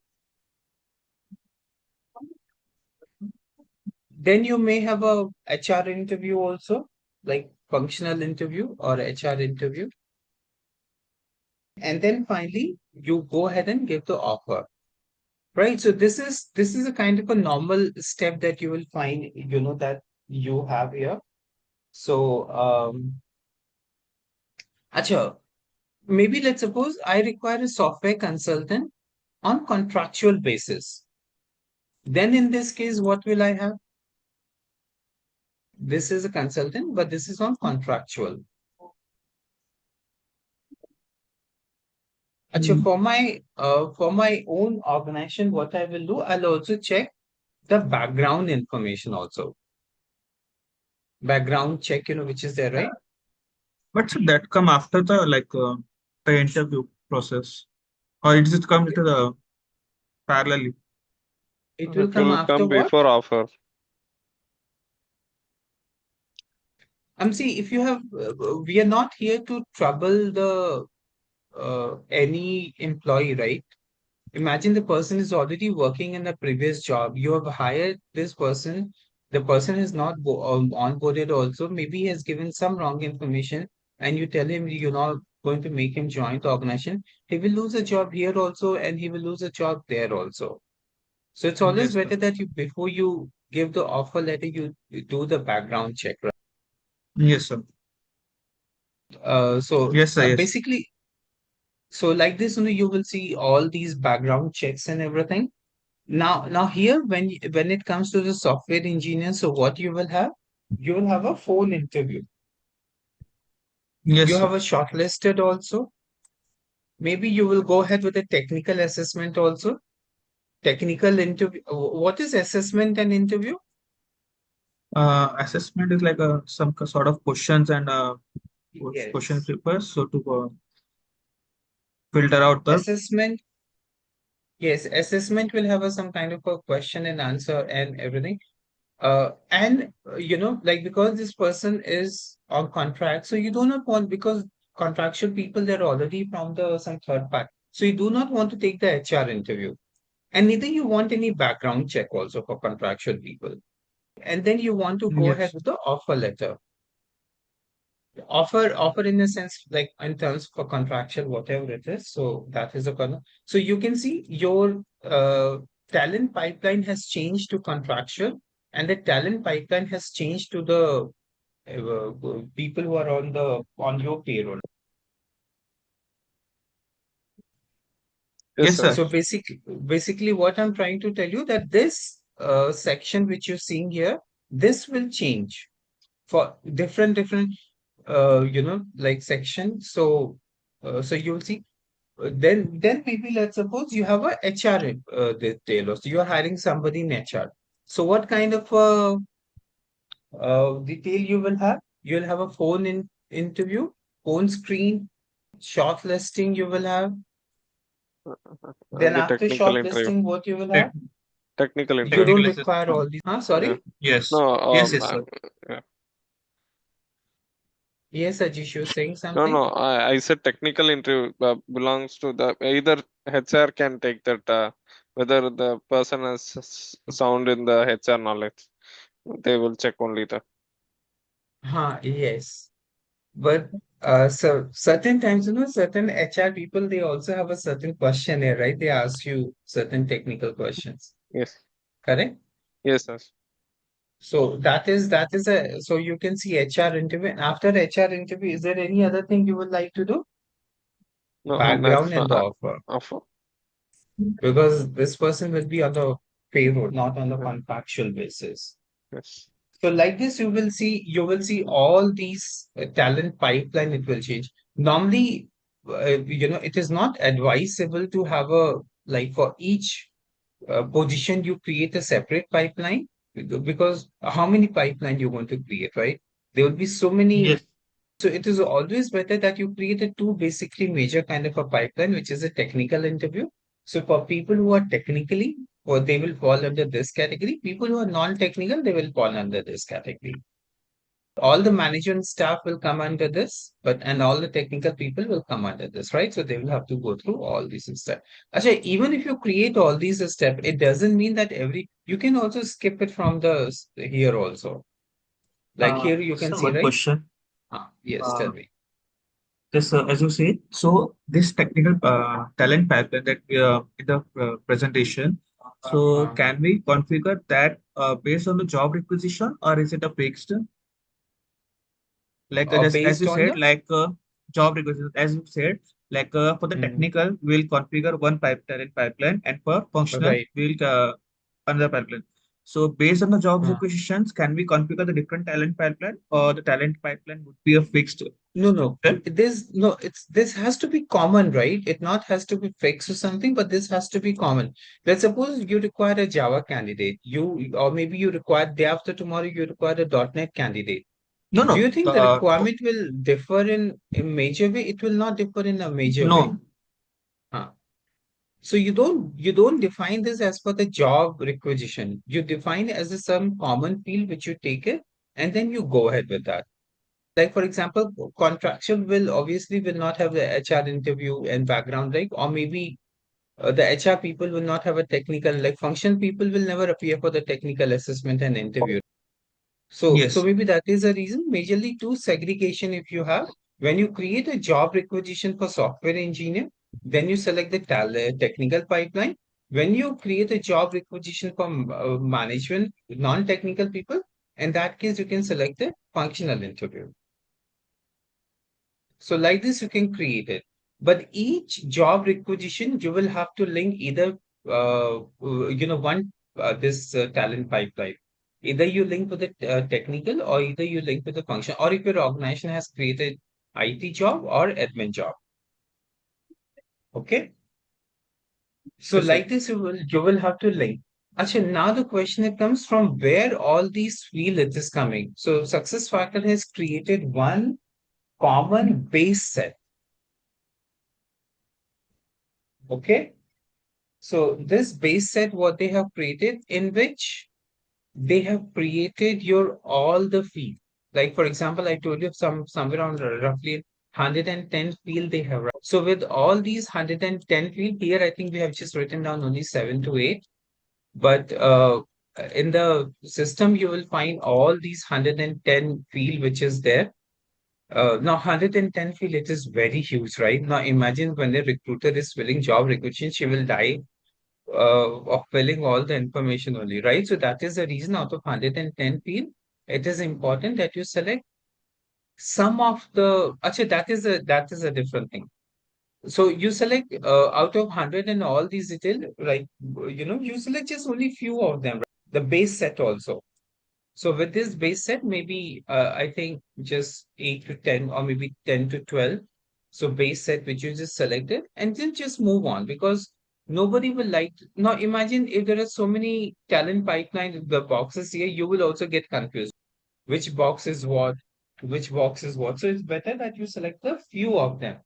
Rather than selecting all of them, just select few of them here to so there is a one base set which is actually there in the system. From this base set, you have to copy your two these set, which is a technical interview and the functional interview set. Okay. So this is how you do that. Any question, team? This is the most confusing part in most of the batches which I have seen. People they get confused with the talent pipeline and people they get confused with the job requisition. These are the two separate thing, team. Job requisition and the talent pipeline. What is the difference between talent pipeline and job requisition? Job requisition is something that the requirement for the job, and the technical pipeline is something how we are going to process the complete process Profile of a interview process. Talent, candidate. talent Yes. pipeline is nothing but a workflow. It's a kind of a it's not exactly a workflow, but yes, I get it what you're trying to say, Ajish. It's Yes. a kind of a workflow only for candidate. But actually, workflow is not a right word to use, right? No. Because many people they will get confused. Yeah. But yes, what you were trying to say, that was pretty much correct. But I'll not like to say workflow because that is another different topic altogether. Got it. All right, so like this you will see. So here also you can see all these talent pipeline which is coming in. So you have all these talent pipeline which you want to create. So we just talk about example of a candidate pipeline status, which I have already shown to you. So example of a candidate pipeline. So here you can see they have a applied, pre-screen, shortlisted, assessment center, interviews, background check, offer, hire. You can see the talent pipelines candidate status here. Like this one is hiring for the IT project manager, right? And you can see everything here. So we're going to see how we can create all these details. So the first thing that we're going to see is to create your talent pipeline. So by going through the implementation guide, I just come around one terminology that to create this implementation for the RCM. First thing we have to go with something called indexing, index creation. Okay. So what is it? Because it says like What, it helps us to what is it index helps creation? yes. It's just to enable the job posting, job search, and search Uh, functionality. uh, Like selecting the starter CPT and uploading and support tickets must be so. So something I came to this and didn't get clearly what is it because it says it's before implement uploading all the templates like mm, job mm, requisition. It's mm. better to create a indexing and then upload it. It will go properly. I don't know what they are actually referring to, but uh, you can just start directly from the job requisition. I don't know what you need to send me the screenshot. I need to check that. Okay, sir. Send me that Sure. particular screenshot. I'll check it and I'll cover it tomorrow. But just see, these are the only four things which is there in the RCM. Nothing else which is there. So this entire 15 days now, we're going to spend on all these topics only. So we have already started with the job requisition. And in job requisition, I've already told you that there is something which is called the talent pipeline. So this talent pipeline, I see, I don't want to discuss a lot of things because I understand it becomes very confusing for certain people. So I am not writing many things. So we'll just discuss one by one. And as we proceed ahead, then I'll keep on writing further detail. Yes, sir. Any other question, team, you people want to ask? No, Shish, right now not. Gaurav? No, sir. So just understand what is talent pipeline and so don't confuse with this because I don't think so in tomorrow's session also we're going to talk about the job requisition because tomorrow entire day it will take this only talent pipeline. So there is a huge difference between talent pipeline. Talent pipeline is when you're creating a software engineer job requisition. And when people they apply for the software engineer, then you have a talent pipeline come into the picture where you segregate, like some people will fall under this phone screening, some people will be shortlisted, some people will be technical assessment, right? Some people you will do the background check, right? So all the segregation of a people, this is what it is called talent pipeline. Okay. So Ashish, I have Uh, one doubt. So yes. yesterday when you talk about this marketing and Uh, management and the onboarding, yes. so I have a Yes. doubt. Is an Mhm. RCM person uh, actually we don't want to bother about the marketing, right? If I'm offering with a position for RCM, then the Mhm. management will be my primary focus to work on that. Marketing will not be our primary focus, right? Yes, marketing. Marketing is a very small module. Okay, You can finish very marketing. See, even if you don't do marketing, you can complete everything with the recruitment management. management. Okay, and the Marketing onboarding is only, separate after this offer onboarding has. is a separate. Yes, Okay, marketing is only about the branding. okay, okay. See, Like what I'm trying to ask is the person whoever working on the management, recruitment management, mm, the same person has to do the onboarding process, or else it will be a separate team who will be taken care of. onboarding again, it's a very small module.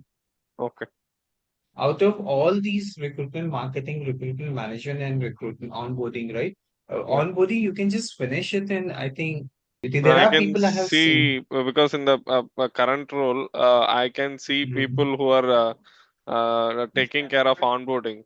They are creating a mm. mess up on the onboarding creation. So what they will do is simply they will create a 2 to 3 profile for a single user at the onboarding. Only thing is they have to collect some information and they have to get some e-signature. The process has to be closed and the email ID, everything would automatically it will get processed. It will But auto. I'll show you. I'll show you in the system how you yeah, can transfer that. I understand. Sure, I will sure. not be able to show you the complete thing because onboarding we don't have it in a system, demo system. I understand. I'm not quite sure, but I'll see that if they have anything in the demo system, I'll show you. If they don't have, I'll show you that how you can Sure, transfer. sure. All right, so let's do a quick revision because so far we have been only doing the theory, and so from today onwards we're going to start with the technical session. So we have talked about four template. There are four major template which is there into your PMGM module. One it is these are basically the XML template. One it is job requisition, another it is a candidate profile template, third one it is candidate data model template, and four it is offer letter template. Now I have taken up a different system which you are able to see because the older system they still haven't given access. So where you can see all these template that the XML template which we just talked about, you can see that into manage template. So if I come here and type here as manage template, so you will see if I click into your manage template, you will see all these access, right? So in the previous one, you can see this last option was not coming, right? Which is recruiting management. And this one, this option is coming. And here you can see all these four template, your job requisition, job application, candidate profile, and offer detail. So these are the four things which you can see it is coming here. Then we also talked about, we talked about basically what is this four template and what we actually going to do. Basically, entire your RCM just revolves around your these four things. So in job requisition, it is nothing. It's just that we do all these job detail and like when you create a job and how many see we all if you're coming from a recruitment background you will know it's like what is basically it's a job requisition everything remains the same. It's just that things has gone technical. So that is the only change you will find. It has gone technical. Second one, it is candidate profile template. So in the job requisition, you will see, like, for example, if you want to post for software engineer plus 5 years, so you will see it will have all the field which is available, which all field like information about the software engineer. Then you'll have a position, number of a requirement, location, salary, job position, eligibility, right? So you'll find all these details. Then you have a candidate profile template. So what we do in the candidate profile template, we do the educational detail, certificate detail, previous experience detail. And the third one, you have a candidate data model template. That's where in the system you get all the detail about the employee. And the last option, it is offer letter detail. So all these detail we'll see one by one as we go ahead with the system. Then we also discuss about the talent pipeline. So let me show you where the talent pipeline it comes into the picture. So if I come here and if I click on the recruitment, so here you can see your recruitment, it is coming here. So talent pipeline, you will see into your job requisition. So if I click on the requisition, here you will see that there are certain job requisition. There's only one job requisition that is coming and there is only one candidate. So rather than showing here, what I'll do, I'll proxy into somebody else's account. So I'll proxy to Tessa Walker. So here it is Tessa Walker. And in Tessa Walker, you will see once I proxy this system, Tessa Walker is basically it's a dummy data from SuccessFactor. And with this dummy data, what they do, they, you can check all these digits. So Tessa Walker is basically, it's a recruiter in the system. Oh, there's only one detail for Tessa Walker also. I guess it's a new system, completely fresh new system. No, but I think no, even if it is a fresh new system, it would be, Tessa is an HR from the SuccessFactors side. So there would be a lot of uh, detail that you'll find. But anyway, let's just click here. So here you can see your job profile. And if I click here into the job profile, but here it is not showing anything either way. Okay, it's not many thing. It is visible here. So if I come here into the job profile, this one, it is like if I click here, you can see your candidate summary is coming here, view or edit requisition. Let's see the candidate summary. How many people are here? There is nobody here. There is only one position. There is no candidate here, right? So if I click here, anyway, I can show you the, so you can see this talent pipeline that is coming here.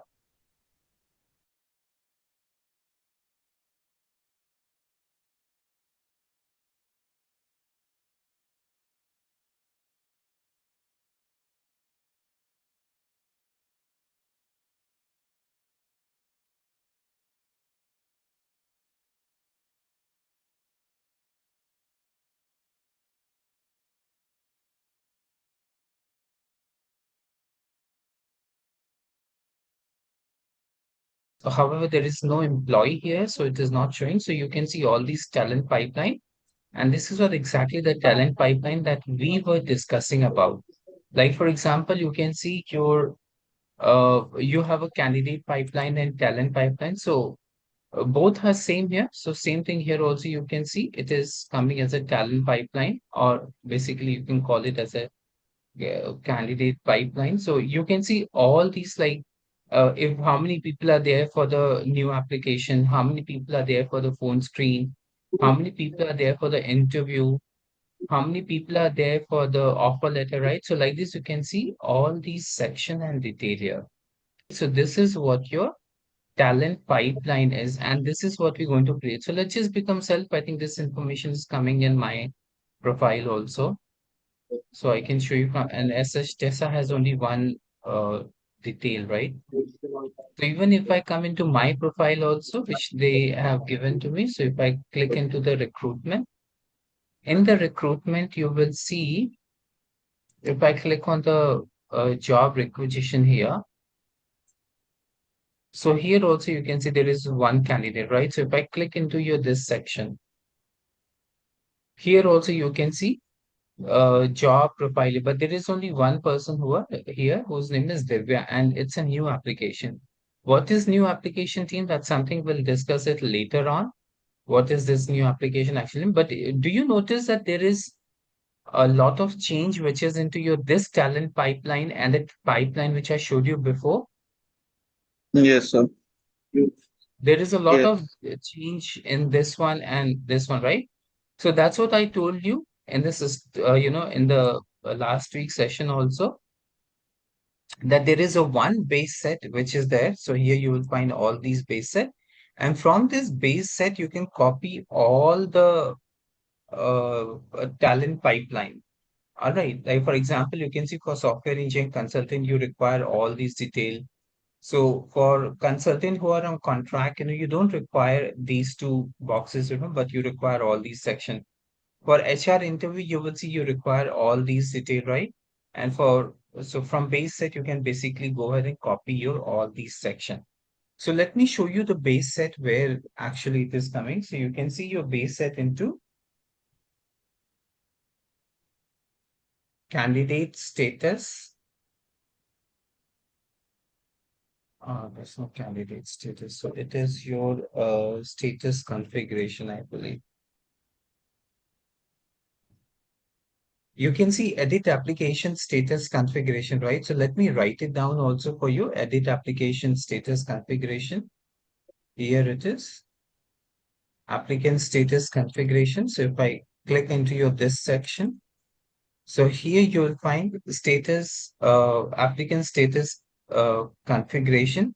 In your application status configuration, you can see there is a lot of status set. These status set is nothing. You can see there's a lot of status set which is like with the number and everything they have created, right? There has to be one base set which is always starts with number one. Here it is the one.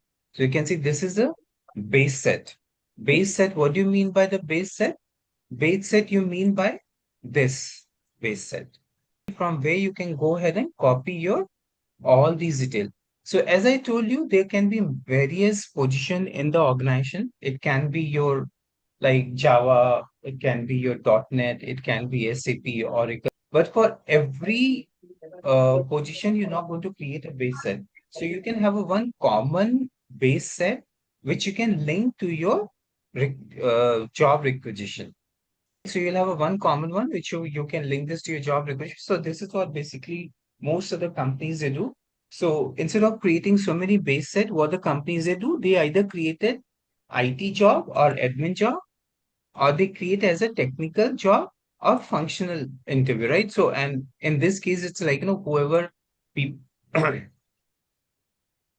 people are falling into technical, you can assign the technical one, or whoever is a person who's falling into the admin one, you can assign them a functional one, right? So let's go ahead and check the base set first. So if I click here you can see all these base set it is coming here. So if I click on this base set, so you can see all these sections. So there are total 6 sections you will find into the base set. So here you can see 1, 2, 3, 4, 5, 6. So there are total 6 status ID you'll find here. The first 3 one which you're seeing here, which is a forward status, applicant status, and withdrawn status. These are by default, which is there in the system. And the last 3 one, this is something you will have to configure it. If I open this status, so if you remember, the first, let me show you in the PPT also. I think I have opened my PPT. So in this PPT, I just want to show you those base set.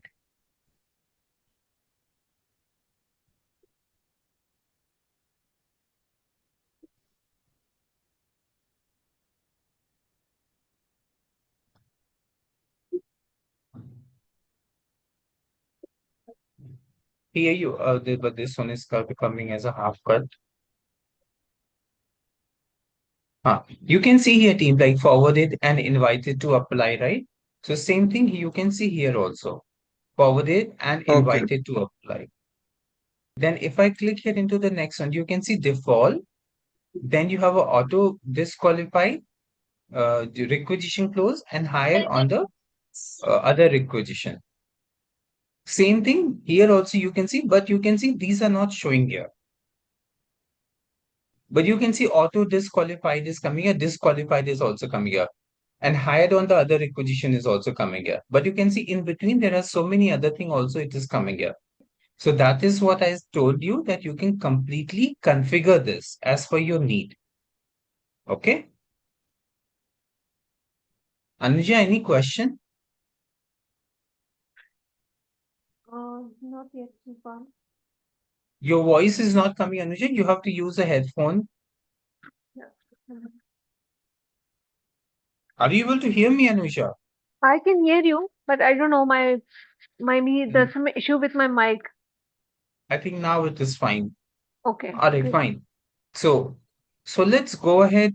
So here you can see all these your detail, and then you can see your withdrawn status. It is coming here, right? You have a withdrawn status. We'll discuss all these things. If not in today's session, do not worry. We'll discuss it in tomorrow's session. Then here you can see in progress session. In progress session, you can see you have a phone interview, interview one, interview two, right? Manager's review. Same thing here also you can see. New applications shortlisted, phone screening, interview, offer, hire. So from the third, fourth onward section, you can go ahead and create everything the way you want it. But as I said, whenever you create your base set, the first it will always be defaulted. Let me write it down in order to avoid any confusion because this is where majority of a confusion it comes. So this is forwarded status. Then you have a system status. Then here you can see you have a withdrawn status.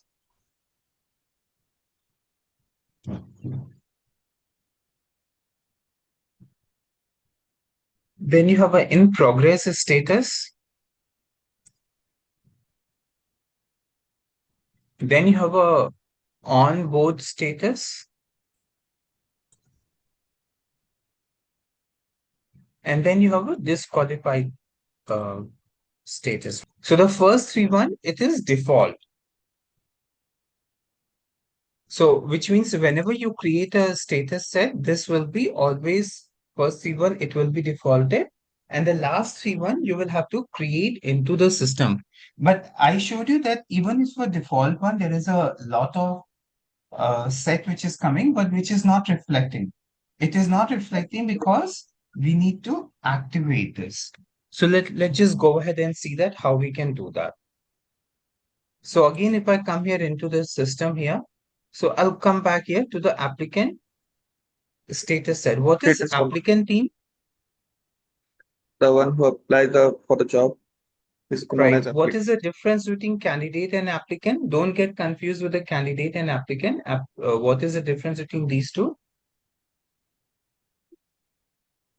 The applicant initially applies after the selections, he became the candidate, like a screening or some Right. processes.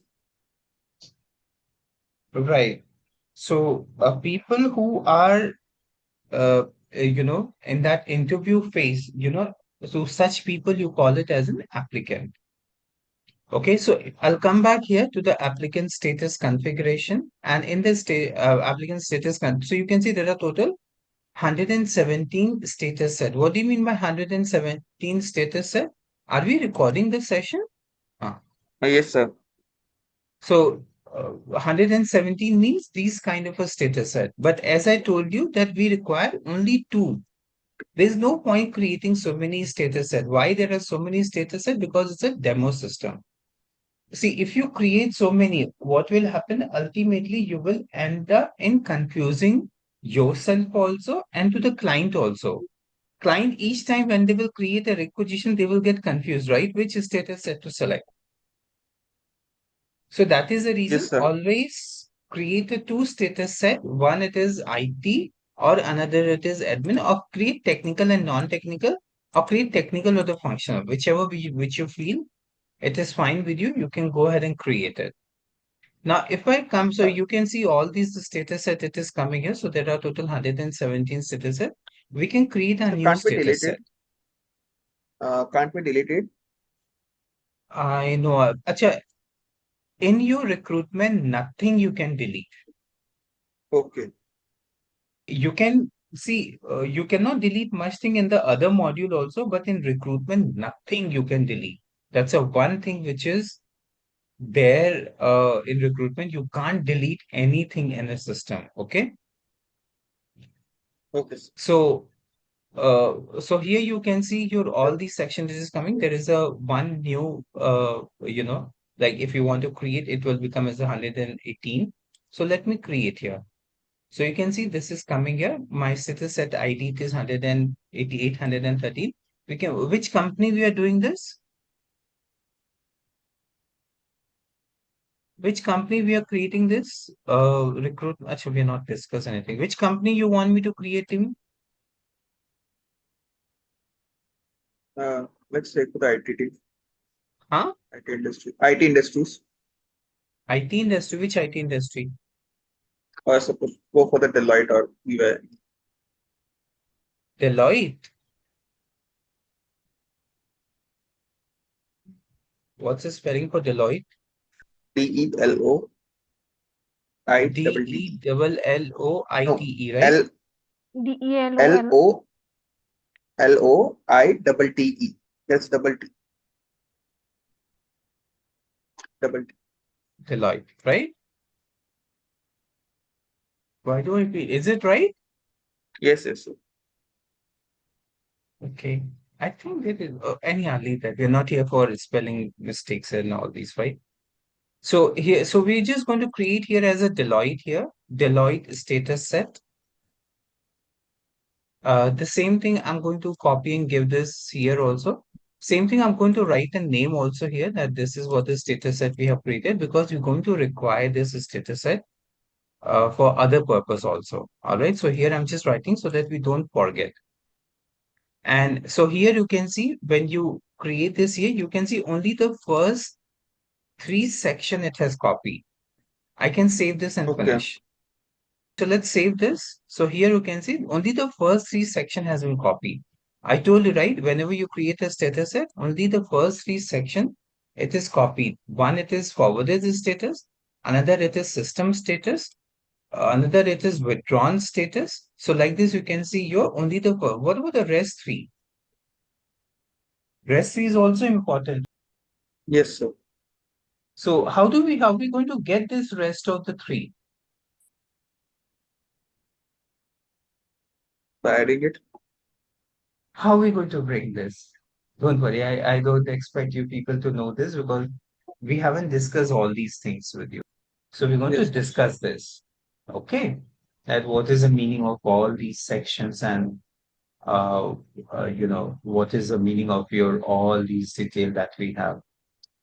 Fine. So let's just discuss this also one by one before we proceed ahead further. So here, if I click into the forwarded status, you have here as a forwarded. Now, what is the meaning of forwarded? Does anybody has any idea? The forwarded means like when the candidate applies or when recruiter adds that, so we forward that to the HR for the or the recruitment team to look on that profile. Yes. Forwarded means team like see when you require a candidate and you have an agency you have tied up with and you have posted this job requirement to the agency. So in such case, what happens? Uh, you'll always see that, when there is a hiring which is going on, There are some agency which is calls you, it's like, and they ask you just provide me this quick information so that they upload. Right? So these people, they don't take lots of information from you, but just with a few bare minimum information, they upload it on the company website. So that if a resume is coming from agency, it is known as a forwarded. Okay. Then you have a Yes. invited to apply. What do you mean by invited to apply? Let me Invite even to WhatsApp. Hold on. Let me even WhatsApp to Ajish also because he's going to miss all these. So here you can see you have what is invited to apply.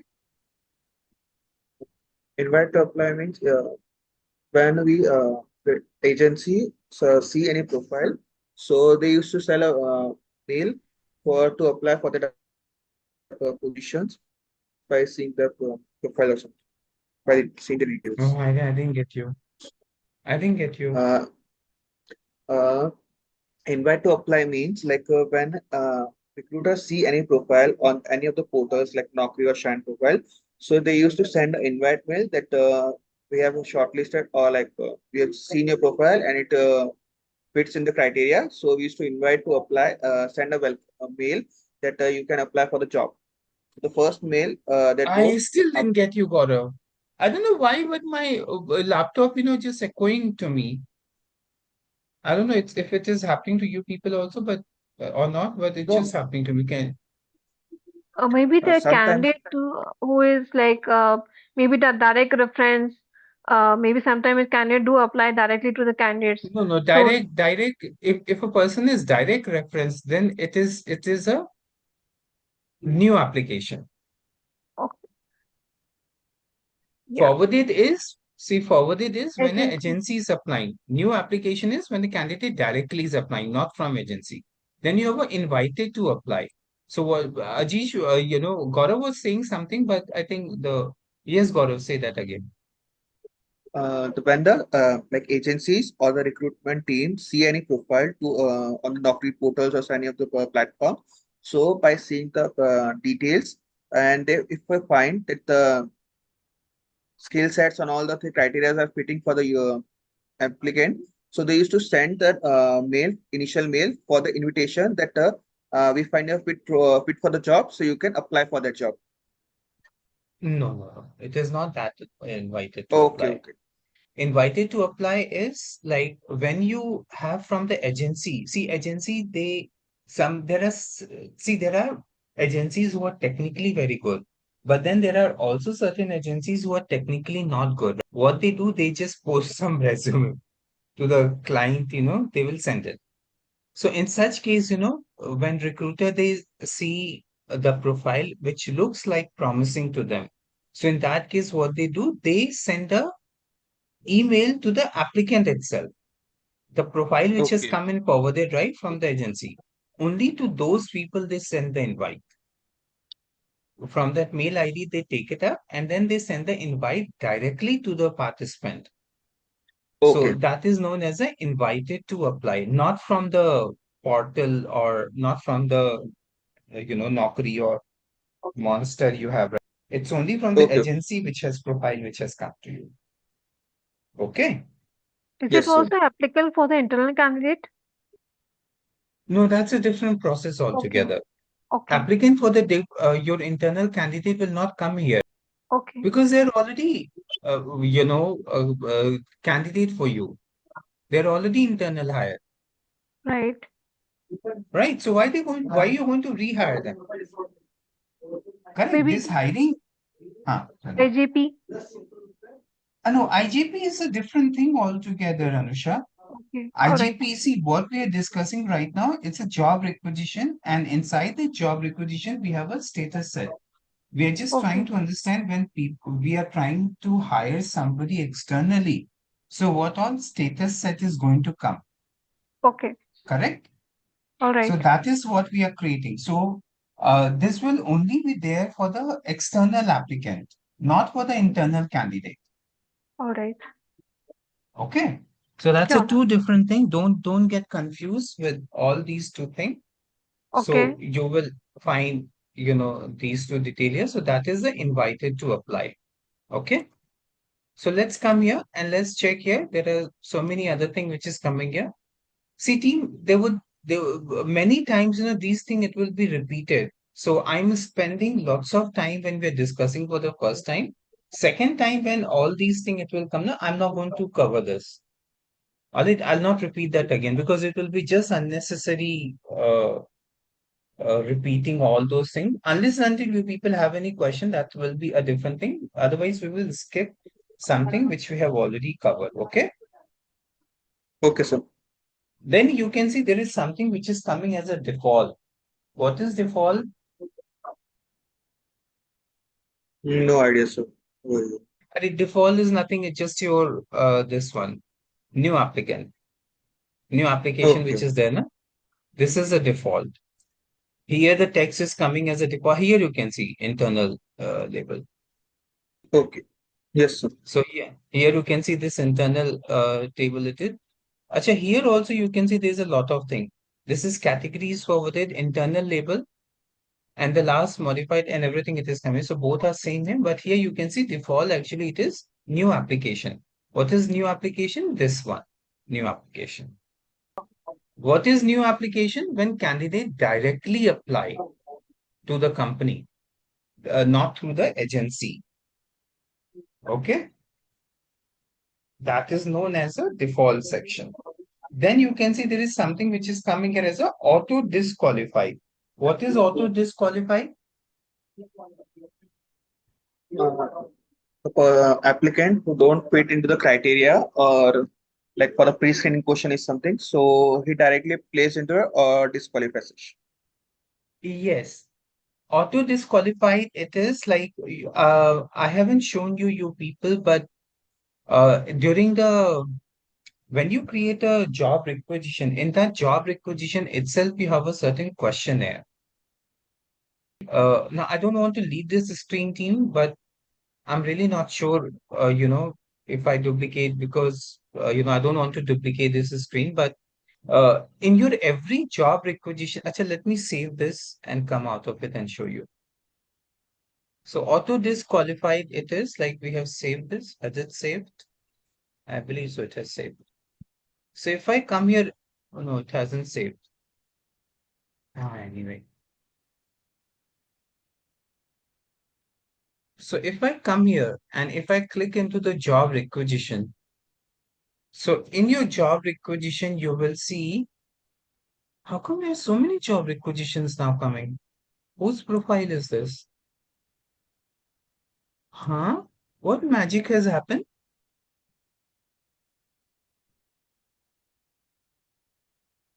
I don't know how come there's so many job profile has started coming here. Okay, Maybe anyhow, there so was you can yeah.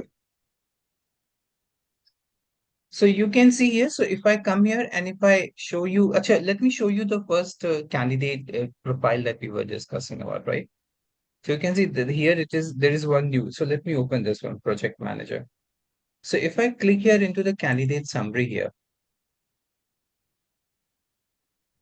can you see? There are one person in the new application. So if I click here, you can see the person name. It's not showing up here. I don't know why it is showing as a gray out here. Maybe I think this position has been closed. So it is, or this age also you can see it is very old position. So here you can see this is active. Actually, this is in progress. Actually, you can see there's so many things it is showing up here, right? You can also filter this. You have this filter option, display option, right? I have a display option. I don't want certain thing. What is I don't want? I'm going to hire this department and division and uh, current. I'm going to hire this department division and the location. So here, if I click here, department division and it's not already not showing up here.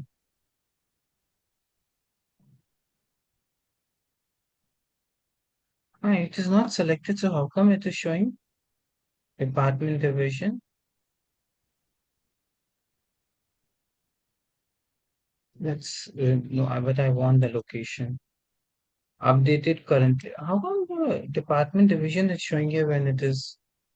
not selected. Anyway, let me remove this location and let me see if the location is gone. So you can see location is gone from here. It's So there, this sir. is It's in, there. It's still there. huh? Location is still there. Location is still there. There was something here also, it was coming. What was that? So if I click here into the location, see here also there is a location, here also there is a location. Is there something default that we can't add or Here it is. Let's remove this. Yeah, there is certain thing, I think what people they have recalled it, but anyhow, that's something later stage we'll see. So here you can see this is also open and this is also open.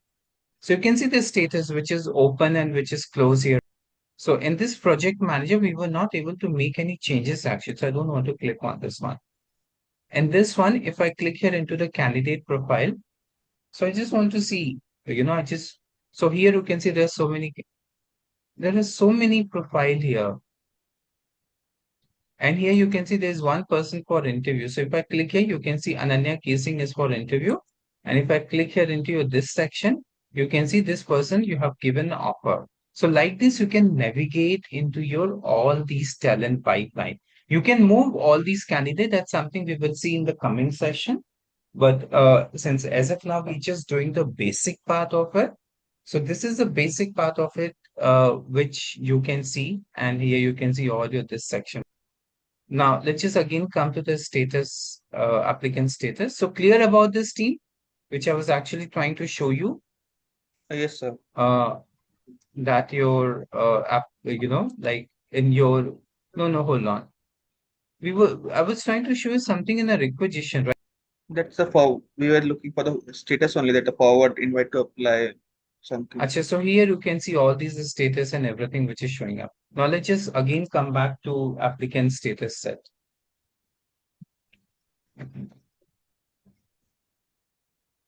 So here again, if I come here to the applicant status set, now we have already created one applicant. I don't know, I don't remember which ID that we created, but we have given a name. What was that name? Deloitte. Deloitte. Is there any way we can? I think it will come in there. Here I saw.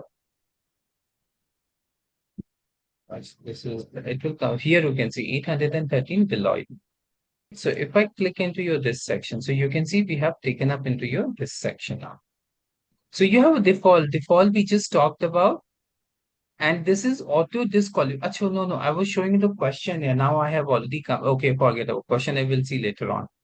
Now here you can see what is auto disqualified. If your requisition, there are certain questions, and if you have failed in those questions, so it will be taken as a auto disqualified. Then you can see you have a requisition clause. What is requisition clause, team? If the requirement has been completed, so then the requisition need to be closed. Yes. The requirement is fulfilled, the requisition has been closed. Hired on other requisition. What do you mean by hired on other requisition? Suppose the person first were applied for the Java, but during the interview they find them it is a good in the Python or .NET, so they used to hire for the Python. So they have hired that person for the other applications. Right. Let's suppose there are two, you have a job opening which is going on. One it is for SuccessFactors Employee Center, and another you require for SuccessFactors PMGM candidate. Now there is a one profile which suits into both, which is into the applicant also, and another one is into the PMGM also. So his profile you are processing both the places, but he has been hired on the employee central position. So in that case, hired on the other requisition. You can move that candidate to hired on the other requisition. So that is the meaning of a forwarded app status.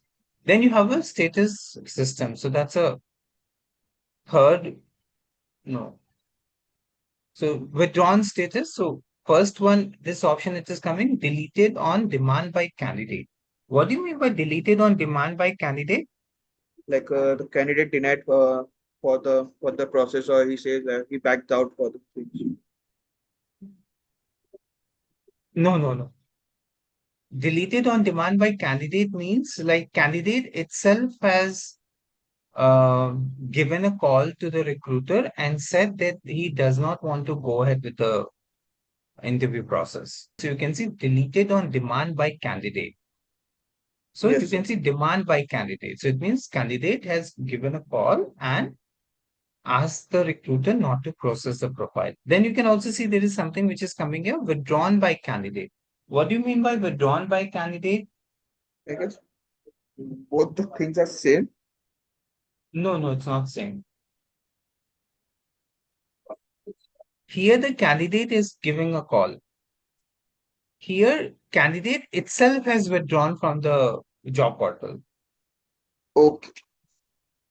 See, Okay. many times you process your profile, but you later you feel that maybe the location is very far, or you do not want to go in that city, or maybe you just want to work from your own city, so you're looking for such kind of a job, right? So in such case, what you do, you yourself withdraw your profile. Yes, sir. So in such case, so there's a difference between these two. Here, candidate is giving a call to the recruiter and asking them to remove the profile, do not process ahead with the profile. Here, candidate itself has withdrawn. Then there is something delete on demand by admin. What do you mean by delete and demand by admin? Like in the case like delete on demand by candidate, where the candidate has demanded to withdraw the recruiter to remove his profile, and in the same goes with the admin, like he didn't find something good or something, so he asked to the recruiter to delete the candidate profile. Yes, he asked her to delete the profile, right? So that is what the demand by admin it is. Then what is decline DPSC? Don't know, sir, that complete. DPSC. Let me write it on DPSC. What do you mean by Anusha? Do you have any idea what is the meaning of decline DPSC? I don't think so. It is DPSC. It is CS, DPS, CS, DPCS. So this actually means data privacy, data privacy concern statement. What do you mean by data privacy concern statement? This actually means, like, for example, you would have seen whenever you apply for something and there is certain pop-up it comes certain times and they ask you to accept that. If you do not accept it, it becomes automatically disqualified. But if you have to accept certain terms and conditions by the company, then only you can go ahead with the uploading it. So that pop-up, it is known as a DPSC, which is Data Privacy Concern Statement. Is it clear? Yes, sir. Anusha, it is fine. Hello, Anusha. Are you able to hear me, Anusha? Okay, anyway.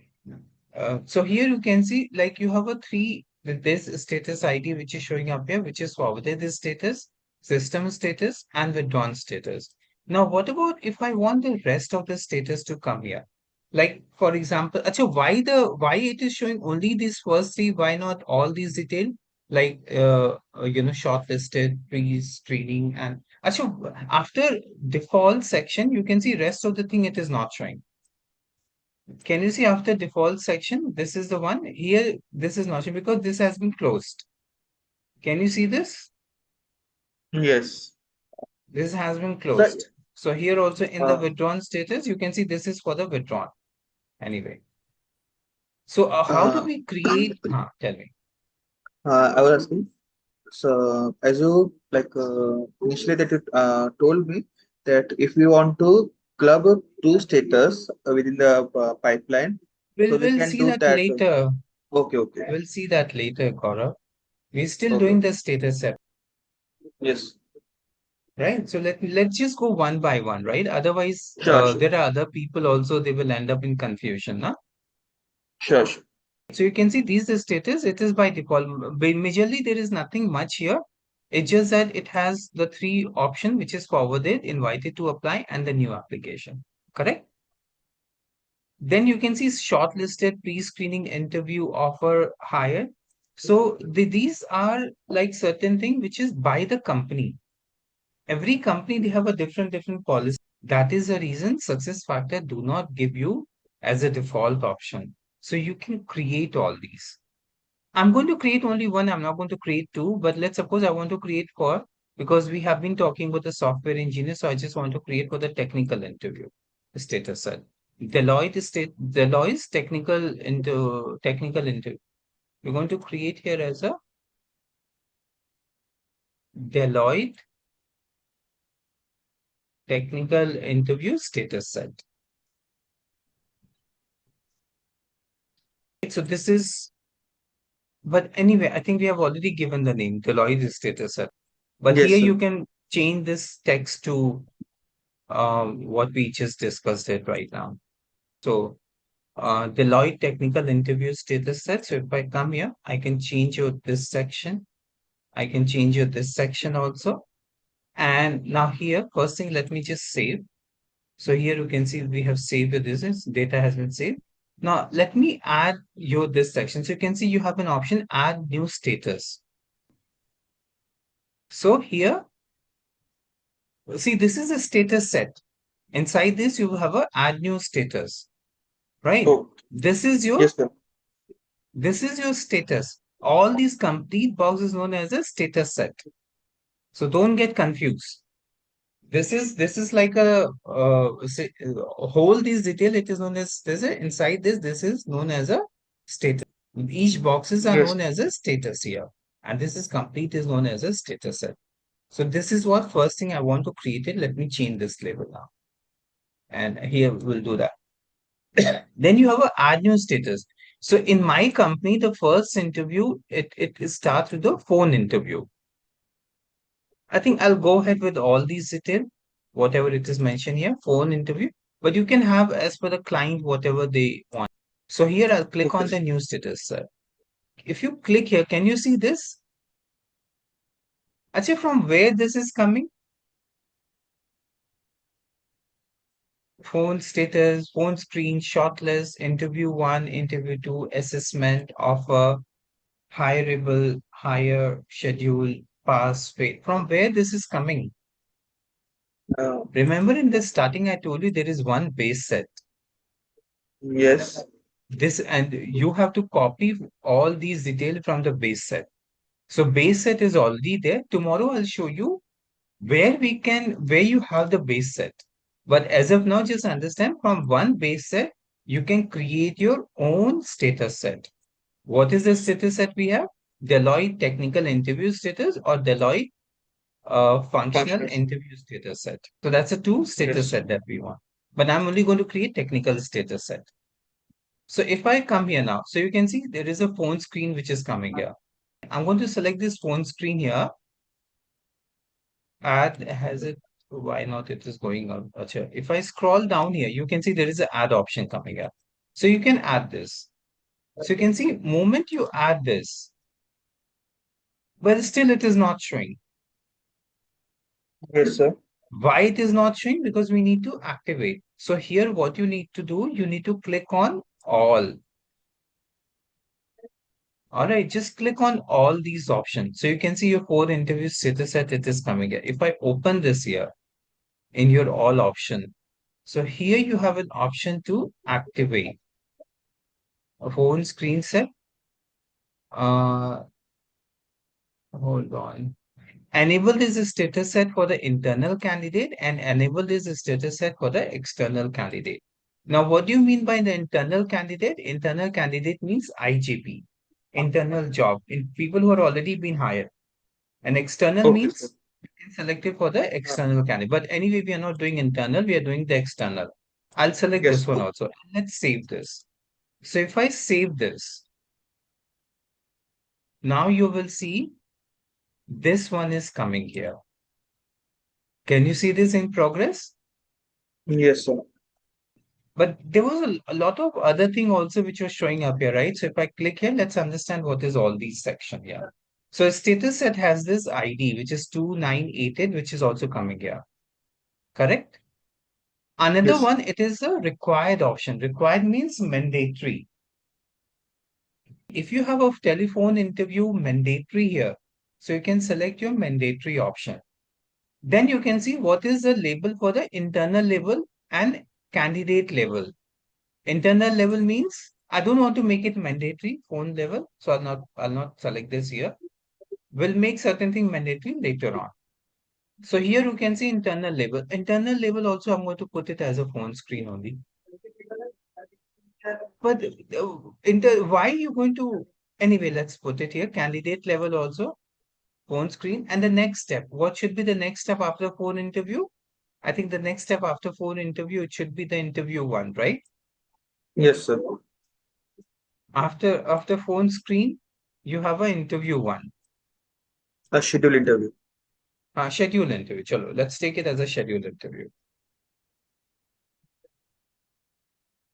Schedule interview.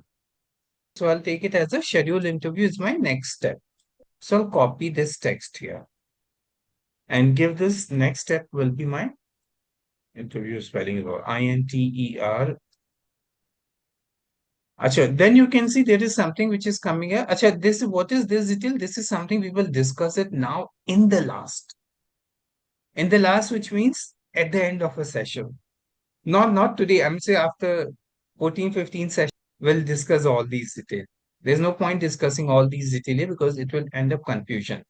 So we'll move one by one and we'll see all these details. So here you can see there are certain settings we have created for the internal candidate, which means people are already hired.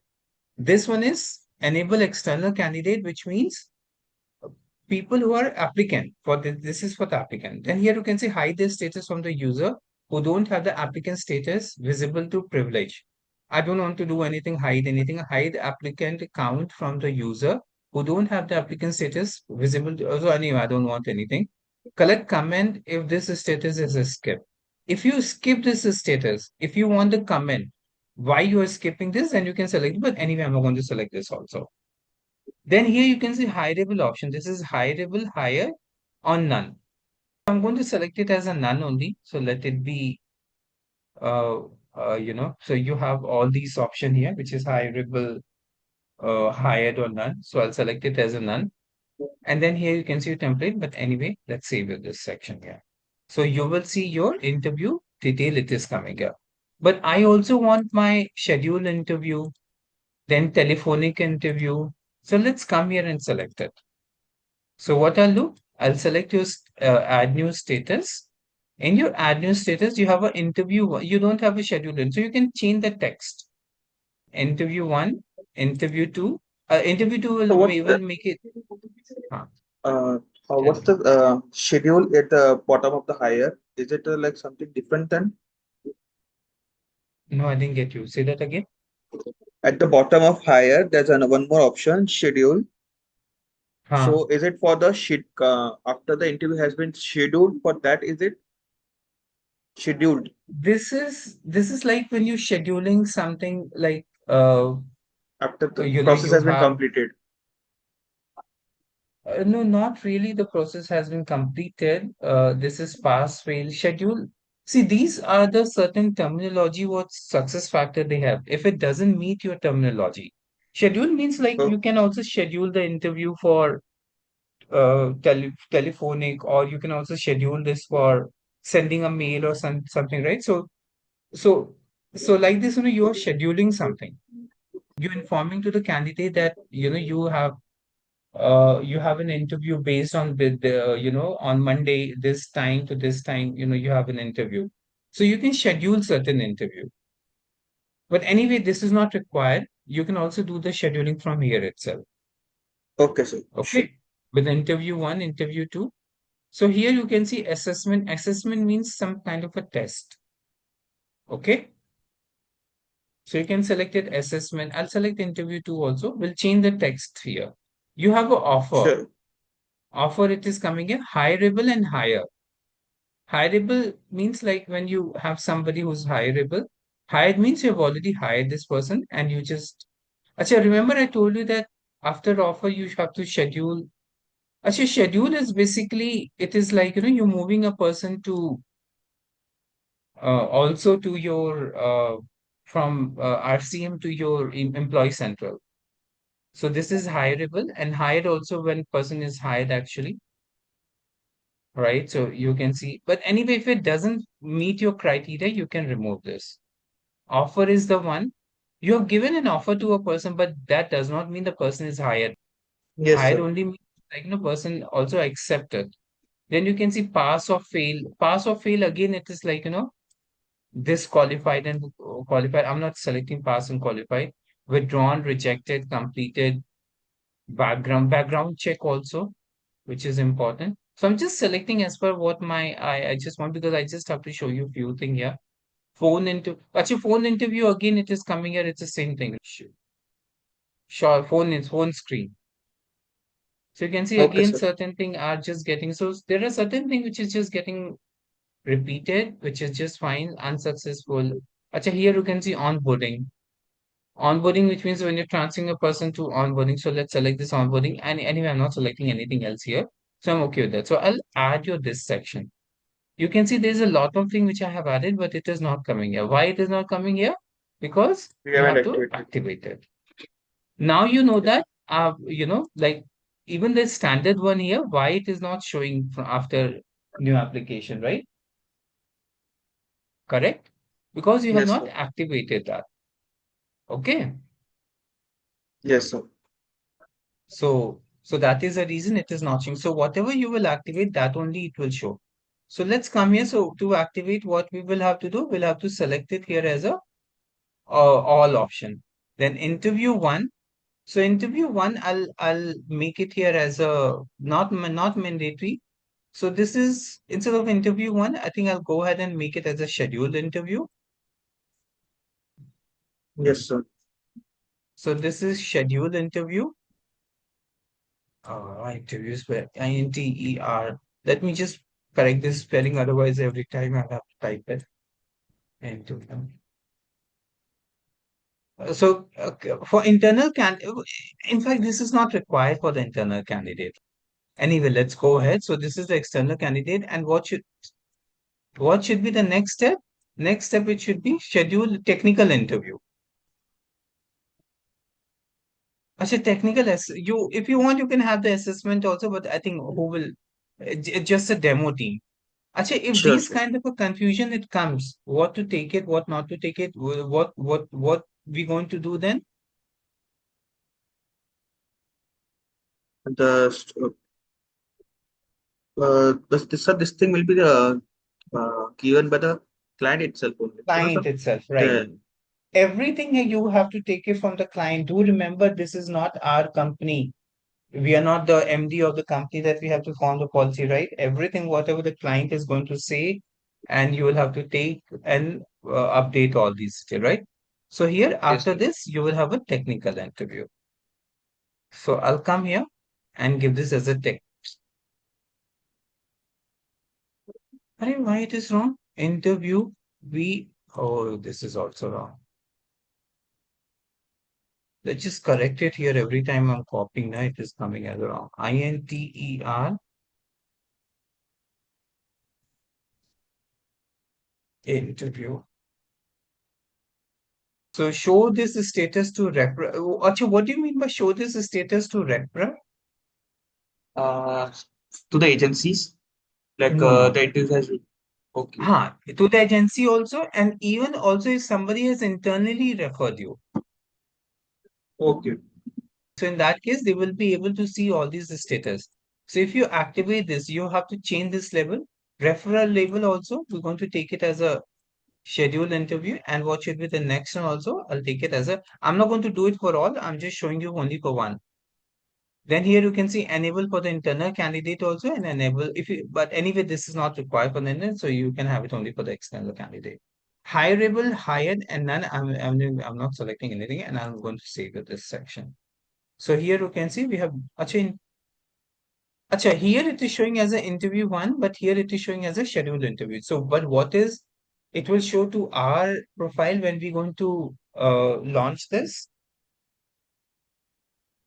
You schedule because It will show internal as a label is yes, no, it schedule will it. show as scheduled interview. It will show this to us.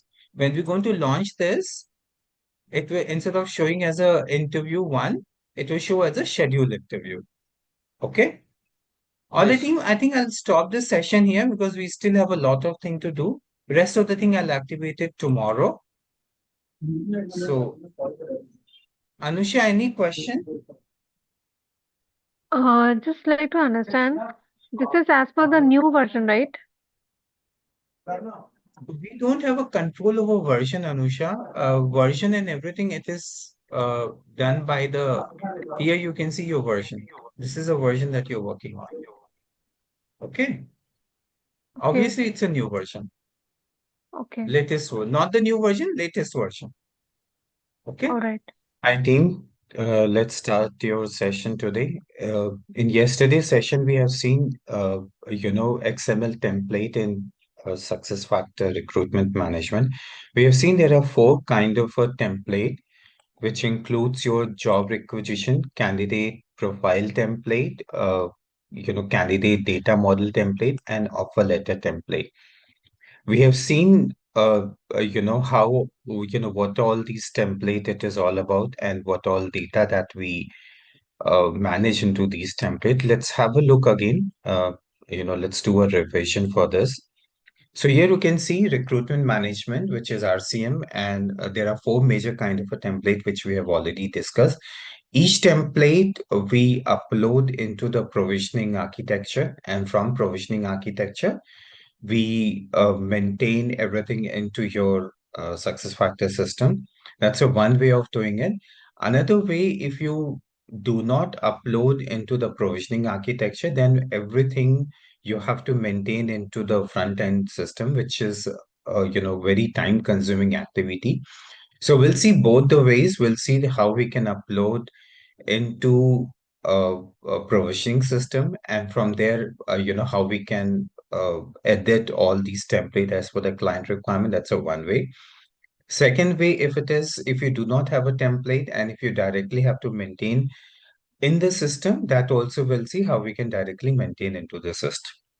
So that is but the better way it is always that you upload into the provisioning architecture, and from there you fine tune your template as per the client requirement. So that's a better way. So these are the four template you will see, which is XML template and entire RCM. It's all about these four template. One, it is your job requisition template. Another one, it is candidate application template. Third one, it is offer detail template, and then the recruitment email template. So if you come to your SuccessFactor login and into your managed template, so you will find these are the four template, and the entire RCM it just revolves around with this one. So let's see. This job requisition template. Job requisition template is nothing. It's just you taking a job requirement, what all, like for example, see, business people, they will tell you that they need there is a particular position which is open in the company.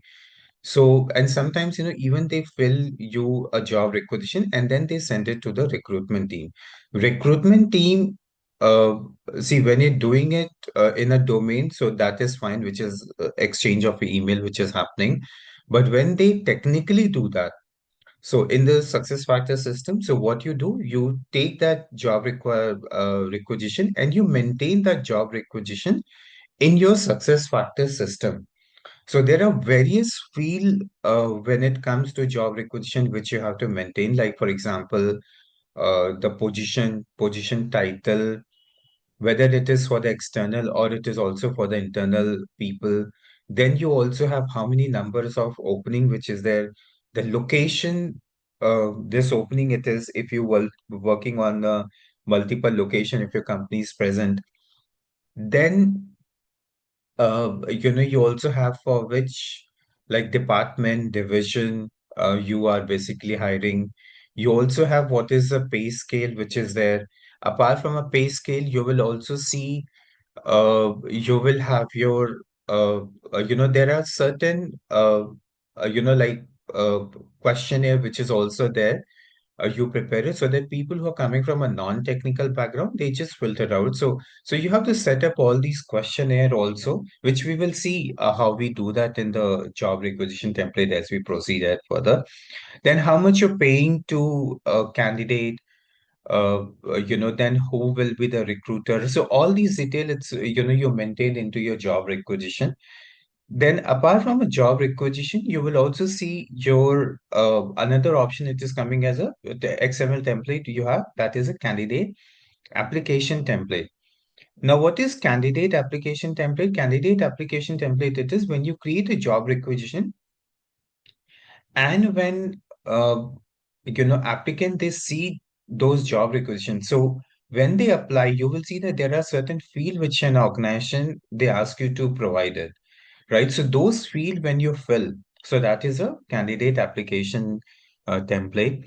So it's always a good idea to have a few field, because nobody likes to fill those lengthy job requisition, and then you apply your resume. So it's always just better, you have a few very important information, like for example, number of years of experience, then your which company you're working at present, or what your package it is right now, right? What is the role that you're doing it? So these are the few field which you should have it, because if you have a very lengthy field into your application template, and the applicant who is actually applying, they will stop applying. Nobody likes to fill all those lengthy field, right? Once you have already processed those application, later if you require all this information, then you can ask it, because in that case, applicant will also know that you have already their application is about to get it's been selected, and they are already following the interview process. So in that case, it's always better to ask all this information, but at the initial stage, you should not have so many field which is which it takes lots of time, because half of the people, they don't fill those detail also. Another kind of a XML template, you will see you have your offer detail template. Once everything has been selected, then basically it comes your offer detail template. In your offer detail template, you will have your. See, there are two kind of, once you're selected into an organization, there are two things. One, it is appointment letter, and another, it is your offer detail. Offer detail, it is nothing, it's just a temporary information which you providing to the applicant, that yes, you have been shortlisted and you have been selected. For this location, you have been shortlisted for this much will be your pay, and this is a designation what the company is offering. It is always into the one page information. So that one page information which you have to you once a candidate has been selected, you can generate the offer letter and provide it to the applicant. So that is, so there are lots of okay, when you talk about in the success factor system, there will be no standard offer letter template in a system. So everything you have to pre-build. Why you have to pre-build everything into the system? Because when you talk about the recruitment is nothing, it's just about your branding. And when you're doing a branding for your client, so in that case, you always take this requirement, what they want, to mention into the offer letter. You always take this requirement from your client, and then you maintain that into the system. That's always a better idea, because if you come with a certain standard template, then client may say that they are not liking this certain words and certain thing. So it's always better you ask them only to prepare it and share it with you, and the same template you go ahead and maintain into the system what all they want to publish, their logo and whatever it is. So same thing, you can go ahead and maintain that into the system. Now, the fourth kind of a template, which is an XML template, you will see that's a recruitment email template. What is recruitment email template? Now, this email template also, you will see that, there is no email starter template into the system. This is also, you have to maintain it because this is also the part of a branding when you're dealing with the external people outside. So what they want to be published, what they do not want to, we can applicant to see, right? So all this detail, you can always take it from the client. So, and you can maintain those email template into the system. Sometimes, there's a lot of email template which is there. Like, for example, once the applicant has been selected, you want to send them once they have applied, you want to send them an email. Then if you have shortlisted them on their profile and you want to go ahead with a phone screen, then also you send them an email informing to them that, this is a date and timing that you're going to do the phone screen for, phone interview for them. Then that there is an email template. Then if they have been selected, then what will be the next step? Then also there is an email template. Once their interview process is happening, first level interview, if they had been selected, then also there is an email template. Second level technical interview, what date and time you're going to go ahead, then also there is an email template. After everything has been done, the salary negotiation when it is happening, so all these, there is a lot of template which is there. If you have selected, then there is an email template. You have been rejected, then there is a polite email template informing that, you have not been selected for, at this round. So all these, there is the email template which is there. And these email template, basically, you take it from the client and you maintain into the system. So that's something we will also see, in the coming session, how you maintain those email template into the system. Now, here you can see these template, when you talk about, it has a various field.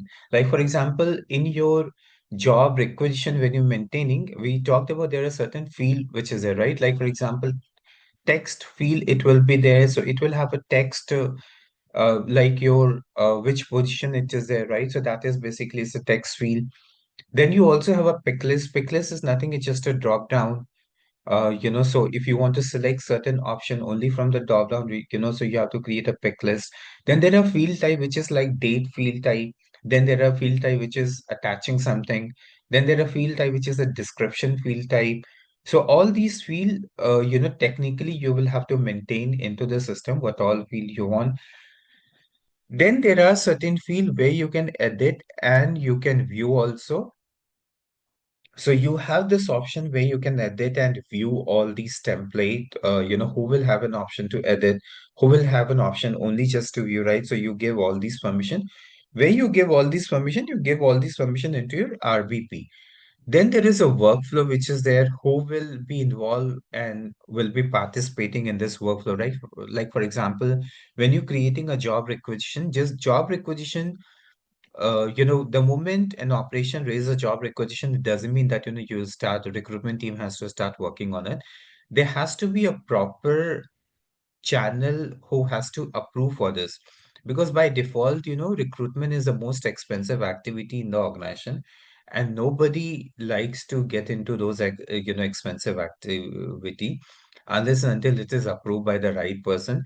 So once you create a job requisition, send it to the concerned manager so that they approve it.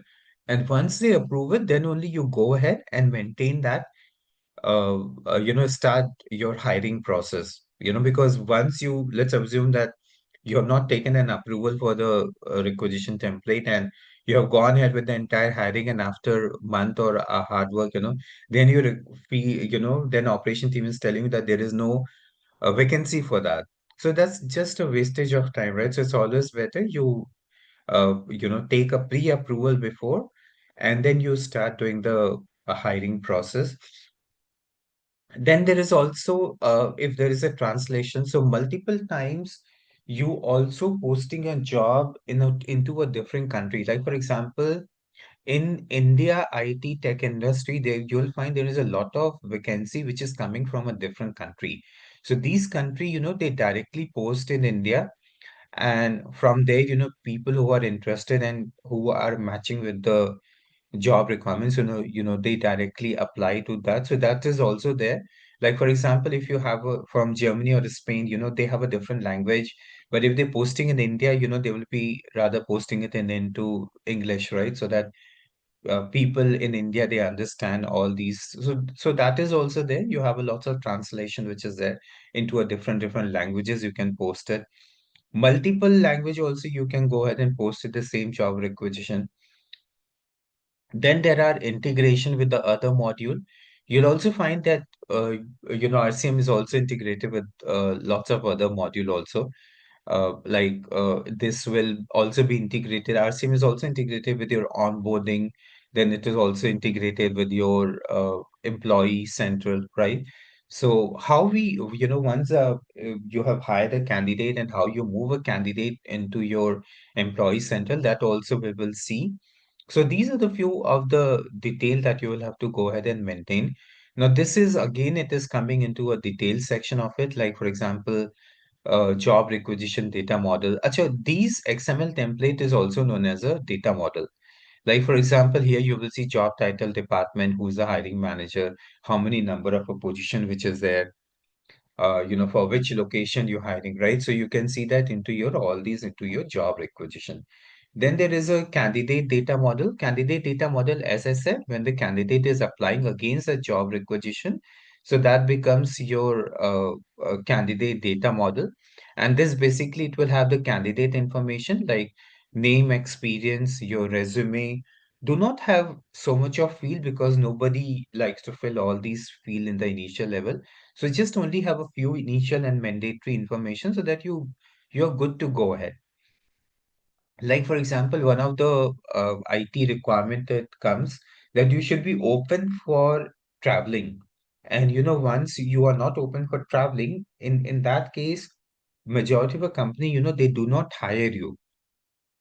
So because IT job requires traveling, not only the traveling within the country, but it also requires the travel which is outside the country. So you always have to be open for the job. That's what even I also do. Like if I have to take an interview and if a applicant is not open for traveling, no matter how good the candidate it is, we just go ahead and reject that candidate. So same thing here also you'll find you will, when the candidate is applying it with this. So, and if they are not open for travel, so you just, disqualify them. So that is also a pre-built question which is there into a job requisition. That's just take care of all these detail. We'll see all these like how to build pre-requisition questions into your job requisition so that all these filter they just get filtered. Another example it is many organizations they do not go ahead till the time a applicant has a 3 years of experience. So that is another filter criteria which is there. Now, once all these things it is done, then you have an offer letter. We have already talked about the structure of an offer letter, what all it should contain into the offer letter, right? Like a start date, your job requisition, your compensation, how much the companies offered to you, then which location you have to do, on which date you have to report, what time you have to report, right? So all these details you'll find into your offer letter. Then another detail you will find that's a recruitment email template. Right. So email template, we also talked about that each stage when you talk about there is always a template which is there. So those template you will have to maintain whether it's a interview, rejection or invitation, phone screening or technical interview, right? So each stage you'll find there is an email template. That's where you can communicate with the applicant. And in SuccessFactor, you also have an option to send an SMS. So when you have to select that option, and when because various time what happens, when you send them an email, not necessary that the applicant will always see that. So you always have those SMS so that you can always inform them on the mobile so that they are aware that they have to that on this particular date and time they have this particular interview which is there. So these are your XML template which is there.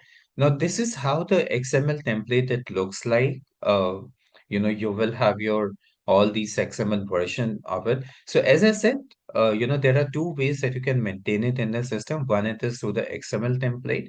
if you're not doing it through the XML template, you can directly maintain into the system, but that is a lengthier process, where you have to maintain each your field type and you have to maintain all those technically. So it is always better that you upload your Excel. That is how I always do. I always upload the XML template, and after uploading the XML template, then I do the fine tuning as per my client requirement directly in the system. So we will also see all these four template one by one as we proceed ahead with the further. So first thing, we always going to start with the job requisition. So here you can see all these template, and here you can see your field, right? Like for example, here you can see this requirement ID, job title, division, hiring manager, how many opening you have, right? So all these field, there will be a lot of field. Now, success factor provides somewhere around a lot of standard field, and then you have to fine tune as per your requirement, as per your client requirement. Like for example, you can see this job requirement field. It's a text type, right? So here you can see this is a text type. Job title, it is a text type. So text means you can write your text, whatever it is. Like for example, job title, it is today you have a success factor employee central requirement. Tomorrow you may have a requirement for the job title, which is a software engineer, right? So like this, your title will keep on changing, and these are the text detail you can see here. Then you have a division, which division it is. You can see it's a pick list. Pick list is basically, it is nothing. It's just your drop down options. If you like, for example, what is the internal division in a company? That's something internal part of it, right? So when you're posting it, you can select your division, which division you're doing it, and then you can select your district. Then who's involved into the hiring manager. You can see here it's a operator, it is coming. There are various operator, which is a like hiring manager, hiring managers manager, recruiter, operator, right? So all these operator, we will see how we can define what success factor has defined operator into the system. Then you can see here there is opening. Opening, it's also, you can see the type, it is number, how many number of opening it is coming. You can also see there is a label, it is coming. Actually, you can also see there is another information which is coming here, which is a required. Required means mandatory information. So if you make any particular field which is a required field, it means it will become mandatory. And then you are required to fill before you submit your resume. You can see this is also required, this is also mandatory, this is also mandatory, this is also mandatory, right? So these are the required field. And then you can see your route map, it is showing up here. Route map is nothing, it's just your how the workflow will be happening. Once you create a job requisition, it will go to the manager, or you have, after manager approves it, you also want the manager's manager to approve it, right? So like this, you will see all these workflow, which you can actually do that with the route map. It is coming in. So you can link your route map, whatever the text it is, system will directly pick up which route map it is. Now, this is your example of a candidate data model. So here you can see all these data model, it is coming here. And in these data model, you can see you have the first name, last name, email, resume, right? And the work experience, which is there. As I said, when you're actually defining the field which you're going to, for the candidate to apply, don't have too many field, because nobody likes to spend, so much of minute, and then fill all these application. So just have a few information which you can ask applicant to fill that, and after that, once you proceed ahead with their profile, and then you can ask them to provide rest of the information. So again, here you can see the first name, it is coming here as a text. You have, so this is a text, right? So obviously the first name, it will have a text, and then you can see it's a mandatory option. Then you can see the last name also, it's a text, whatever the last name it is there. So what text name it is the label, it's a last name, and then again you can see it's a mandatory option. Your email ID, it is very important, because that is how the organization will communicate with you. This is also a text line, you can see, and the label, it is email, and this is also mandatory. Resume also, here you can see you have an option to submit your resume, which is actually the type, it is an attachment, right? And here also you can see the label, it is your resume. Now here you can see the required mandatory option, it is not showing up here. in case if you want a required option also to be there, what you can do, you can just copy and extend this here and paste it here. So it will take this required option also. That how we can do that, we'll see with the regular session. Then you can see the work experience also, which is very important because certain organization, they do not entertain applicant, if they have a less than 3 years of experience. So that is also, it is very important. And here also you can see it's a text detail here, right? How many years of work experience you have. So here basically it's a XML template. You will see like job creation. You have a JRDM template. You have a candidate applies and you have a CDM template. Offer is created on the ODM. Offer your detail template. Communication email template. Interview feedback. You have an assessment template, right? So like this, you can see your all these XML template you have. Now, let's also see where you can create and manage all these templates. As I said in the starting, all these templates are managed into the provisioning architecture. See, there are two major architecture you'll find into your success factor. One, it is a provisioning architecture, and another, it is an instance architecture. In provisioning architecture is nothing, it's just a backend where you upload. See, almost like 6, 7 years before, we used to do a lot of activity into the provisioning architecture. But nowadays, your provisioning architecture is only used for very few information because the rest of the thing they have actually moved that into the instance architecture.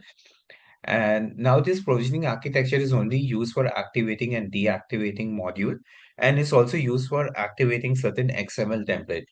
Now, these XML template also, many XML template from the various other module also, they have shifted to the instance architecture. But few XML template, you still have to do that into your provisioning architecture, especially the recruitment one. So here you can see you can maintain, you upload everything into the provisioning architecture, and then you do the fine tuning into the instance architecture. Actually, if you do not have the provisioning system access and if you can't upload it, in that case, you will have to maintain directly all these fields and everything directly into the system, into the manage template option. Then here you can see you have your XML template, you give the permission, you maintain the route map, you create all these field type pick lists and everything. Then whoever is working the admin center, once you upload, they do all these fine tuning into the system and then they manage all these template, right? So like this, you do all your this section, you manage your all these detail and everything. Now, these are the four template that we actually talked about, which is job requisition, candidate profile template, candidate data model template, offer detail template. Now, let's also go ahead with your, today's session. So in today's session, what basically we're going to focus on, we're going to focus on your, see, once you have created the job requisition, before you create a job requisition, there is also something which is known as a candidate pipeline. Now, these candidate pipeline, because each your job requisition, you have to link with a candidate pipeline. So let's see what is candidate pipeline. Candidate pipeline is nothing, it's just your various stages when an applicant is going through with the interview process. Let's see one of those. Like, for example, here you can see your pipeline. It is, so you have a various stages when it comes to applicant which is there, right? Like for example, once a candidate they have applied, you're doing the mobile screening. Then after, if they have been shortlisted into the mobile screening, then you have the interview screening, first level interview, second level interview, you have a technical interview, right?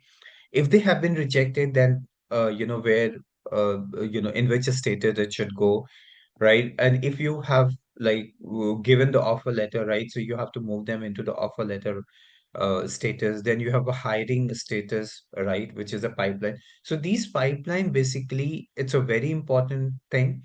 And every your job requisition, there will be a pipeline. That's something I'll show you technically also how we do all these it is. So like this, you will see all these pipeline.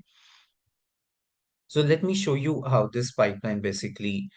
So these are the pipeline that we are actually referring to. So you can see job requisition. So here you can see all these pipeline it is coming, right? So you have your all these pipeline basically. So here you can see like this status set, right? So you have this status set which is like for contractual people. These are the field. These are the detail that you want. For people who are permanent, you can see these are the status you want.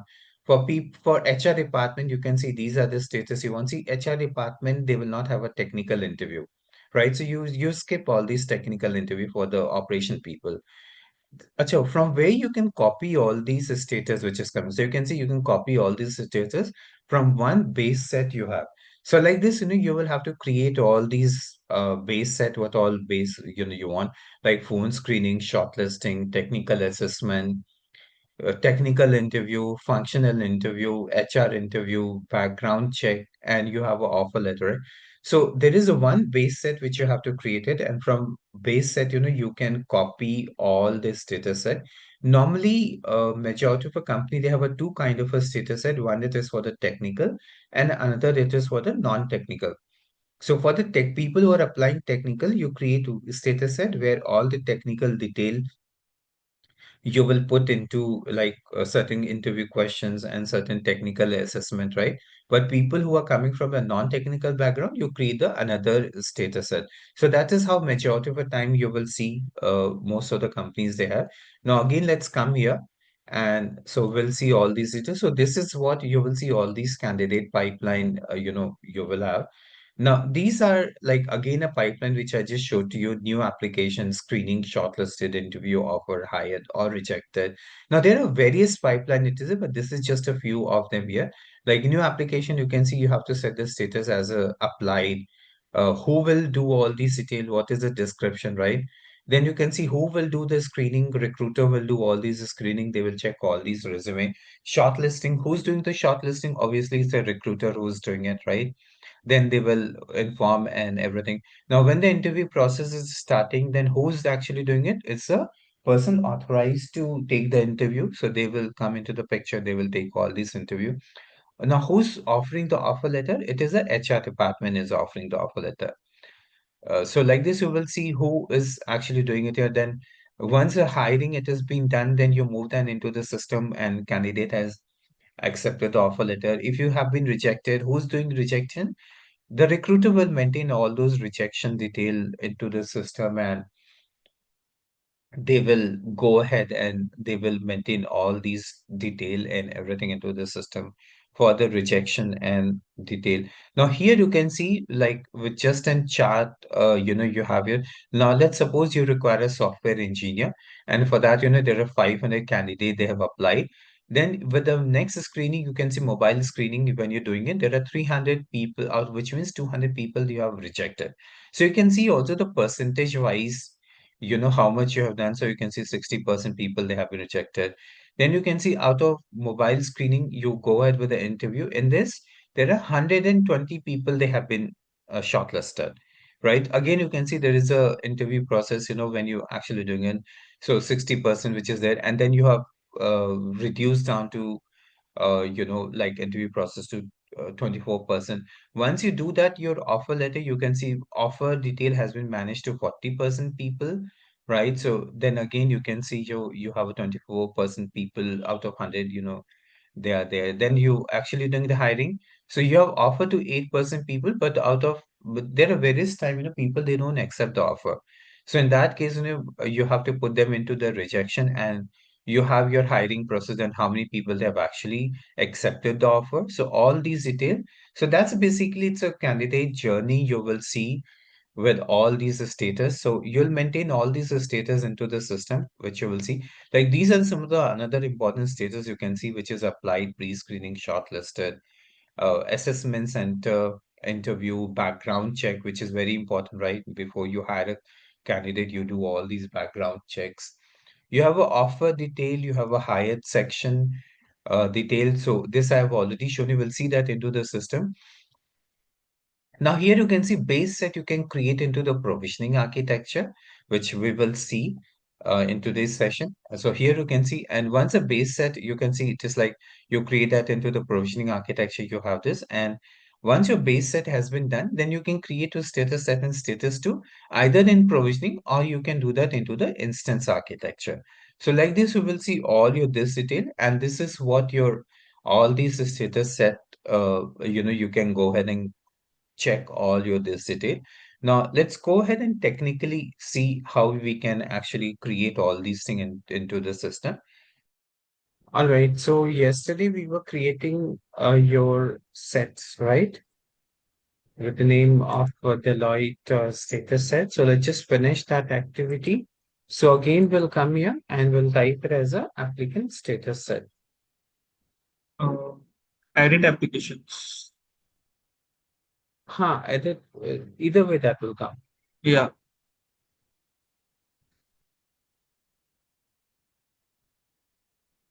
Right? So you Yeah. see out of these 4 words, you can type anything, it will show. Yes. So if I click here into the edit application and we created, 813. The ID was.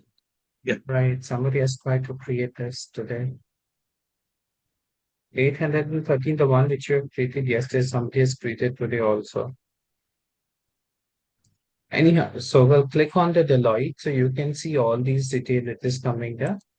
And if we come to the in progress status, so here you can see it's only showing here as a 2, right? Why it is only showing here as a 2?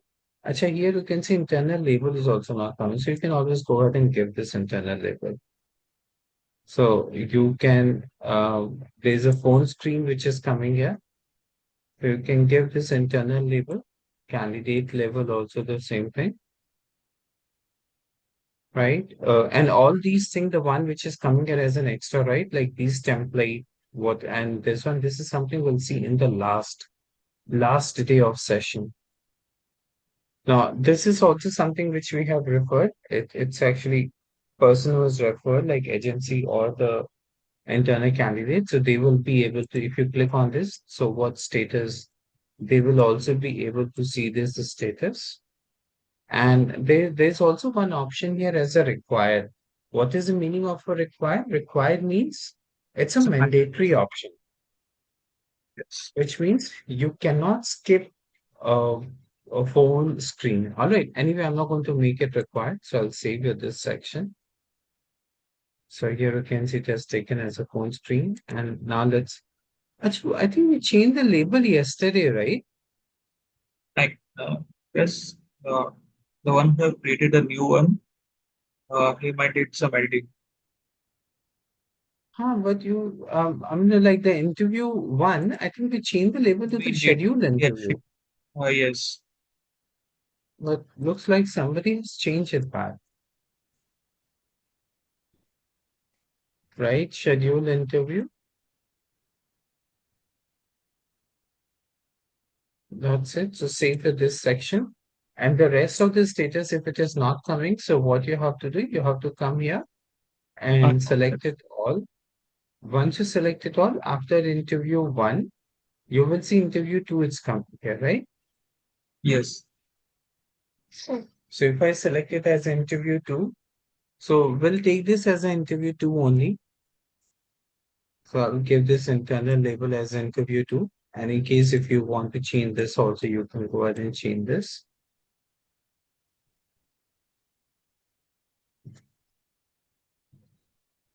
And then below,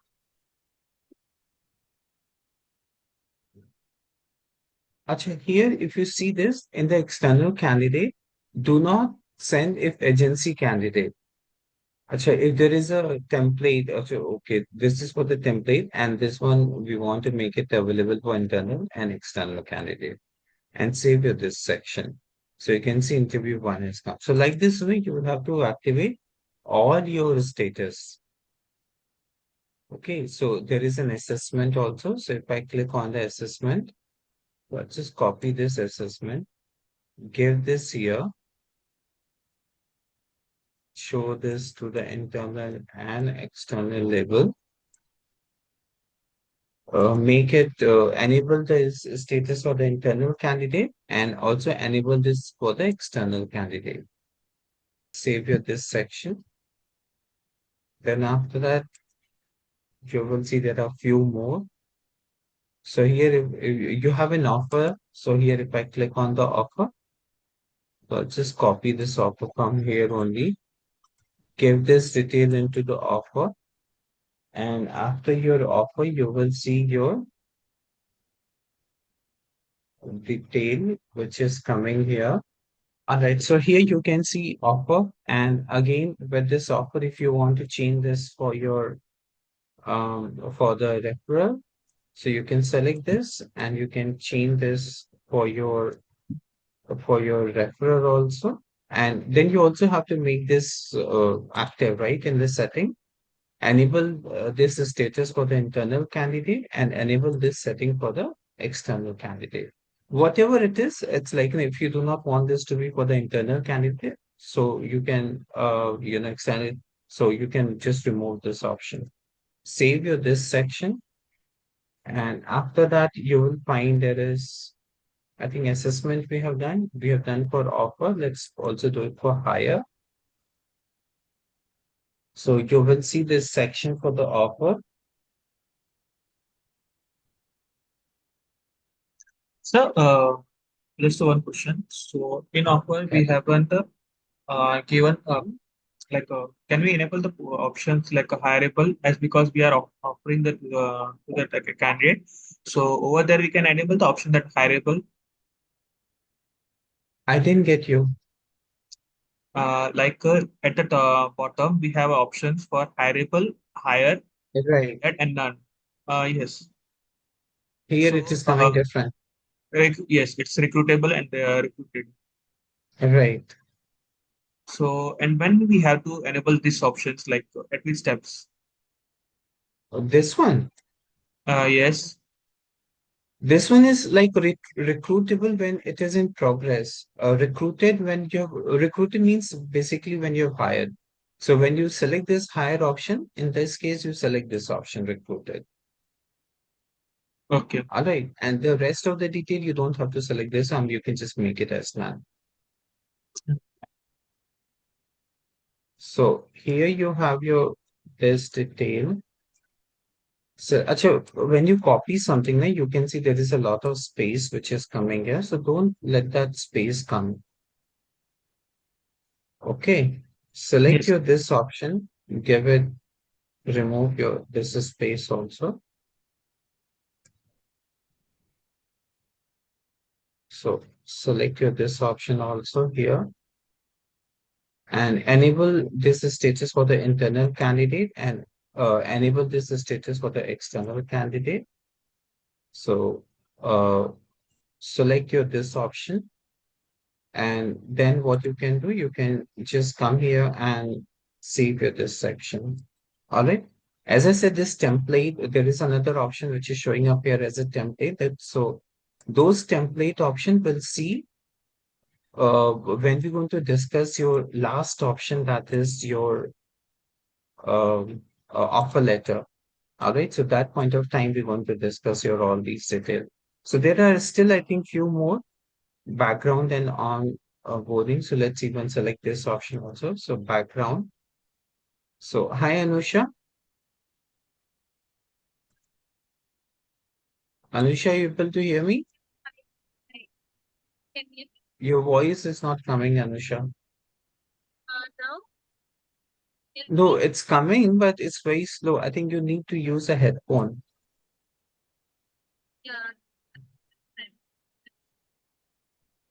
Your voice is not coming to me if you're able to hear me. I can just only feel. Allow me 2 minutes time. I'll just make my head. Okay, bring your get your headphone. So you're able to hear me, right? Yeah, I can hear you. I think now the voice is better. Okay, great. So we're just doing the same thing what we actually started doing yesterday. So we haven't started anything new thing. It's just that we are just checking it, trying to bring those detail, uh, into the system. So you know that how to do that. Sorry, So can you repeat once again? we're just doing the same thing what we did yesterday. Like yesterday, we selected some of the status and the status was not coming, Right. right? So we're just trying to bring, Acha, let me cancel this and show that to you.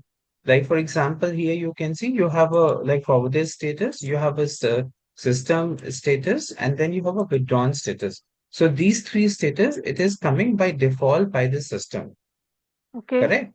Yes. But the in progress and the rest of the another two onboarding and another status, this is something which you have to bring it.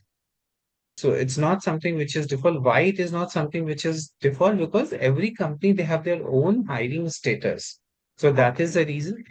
And because recruitment is directly linked with the branding, so that is the reason SuccessFactor doesn't suggest anything.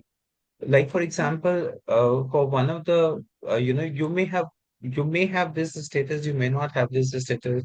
Certain organization wise, like they may differ, right? Certain companies they in technical status they may have all. Certain companies in technical interview they may not have this, right? Right. So that is the reason SuccessFactor doesn't recommend anything into when it comes to in the RCM part of it. Everything you have to do that. And which means, most of the thing, it will be absolutely blank when you'll be getting a client system. So you have to upload that. Okay. All right. Upload those details into the system and then do the configuration. So Okay. we have just seen that how we copying everything from the base set, right? But from where this base set is coming, that is still I'll show you in the today's session. This is coming from the provisioning setup. Okay. All right, but let's just finish off with this whole setup today so that I can show you that. So Now from in where progress, we would need to be upload the details. I'll show you. See, Okay. provisioning system access I don't have. So in Okay. that case, I'll show you with a screenshot that where you can upload this your base set. In fact, all these four XML template you have, right? This needs to be uploaded. Okay. SuccessFactor does not provide any of these detail. They provide job requisition. Okay. But when it comes to any sample offer letter or something, they don't provide it. So this job requisition, what they no, hold on. I think the base set also they provide. I think somewhere I think it has 110 status set. Like for example, you can see here it is only 5 or 6, right? So SuccessFactor provide 110 status, which is very long, right? Because nobody will like to fill. So basically, out of 110, what you have to do? You have to filter out and make it only available detail. Hello? Yes. Acha. So you have to make it only available detail, right? Just select it only 25 to 30 and ask the client to select from these 25 to 30 so that, because if you will give them 25 to 30, then they will come down to somewhere around 15, 20, and then you can go ahead. Because see, nobody will like, that you have so many status that imagine you hiring one candidate and there are so many. So how long you will keep on doing the hiring? Right?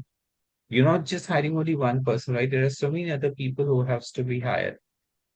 All right, so let's just come here into this section. Uh, So here in this section, Sorry so to rest of interrupt the you. thing, tell me. You just mentioned this 110, and after that 15, 20. What is that 110? 110 feel, Anusha, like this one. Okay. 110, this is status, what we call it.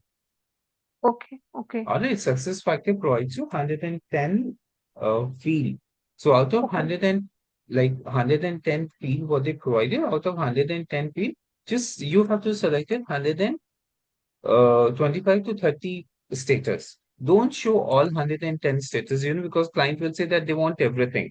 Now Okay. imagine if you have to hire somebody with so many, you will just die filling all this information only, right? So it's Yeah. better out of 110, you just select only 25 to 30, show to your client, and Okay. then out of these, the client will select basically maybe suppose 15 to 20 they will select it. So that 20 to 15 to 20, you will have to map it either to technical or functional. And this is what we are doing here. Okay. So rest of the thing we just have, yesterday, if you remember, when we selected all these status set, so you can see after hire, there is nothing which is coming. But we also selected, we copied from the base status set, right? And we have to make it active. So I'll select this all option here. And you can see till hire we have already done, but background we still need to do that. So I'll come here into the background. I'll copy this background from here and paste it here. So here also same thing, I'll paste it here. Now this is the next step. If you know what is the next step which is coming, then you can obviously you can fill that. But I don't have any next step here, but obviously when you'll be filling that for your client, you will have the next step also, right? Because they will give you in the sequence and which sequence I'm following that here. Here you can also see there is a required option. Required option means that once you have taken up something, it will be mandatory, which means nobody after hiring, the background, which is a mandatory here. You can't skip that. So if I make this here required option, it will be mandatory. Then here you can see which status do you want to show to your referrer. So if I select your this option, so you have this background details section here and background section, it is coming here. Then here you can see recruitable, recruiter online, just let it be none. Except for the one which is higher, select it as a recruiter. The rest of the thing just make it as a none. I think then there is one or two more. So background we have done, and then you can see this is onboarding status. Onboarding status, it means once everything has been done, hired and background has been checked, you are transferring this person to Employee Central. Hold on. Onboarding is not actually the Employee Central. Onboarding is whatever the time employee has he will take to join the organization, that is onboarding. Once he has joined the company, then in that case, you can shift this employee to the employee central. So that is what. So here you can, let's fill this onboarding also. So here I'll select this onboarding, give this here as a onboarding. Here also I'll give this here as a onboarding. Enable this status for the internal candidate, enable this status for the external candidate, make it none here. Have we done it all? Then you also have a reference. If you want to put this for the referral also, you can go ahead and do that. This is onboarding. Actually, sorry, it's not the next. This is the next step, right? Let me revert it. And save your this section. So like this, you can see we have created your all these sections. Let me also open my PPT, because in PPT, I'll show you something else here. Just give me a minute. Right. So in this PPT, we're going to follow this PPT team because for me also to remember everything, it gets difficult. So here you can see there is a status set. It is coming. Let's cover this also. So we creating candidate pipeline. Some of the pipeline, it is apply, pre-screen, shortlisted, assessment center interviews, background check, hire, offer, and hire. Now, this is the one which we basically we are talking about. So this is the applicant candidate status set. Now here you can see the base set which you have contain all the status that will be used in the system. It is available only in the provisioning system, the base set, which I'll just show you. Then you can see after the base set, if you want to create a status set, you can do this from the provisioning also. You can do it from the admin tool, and we are doing it from the admin tool. Then from the one base set, you can create multiple status set, like status set 1, status set 2, status set 3. Can you see the sure. So we have just created all these your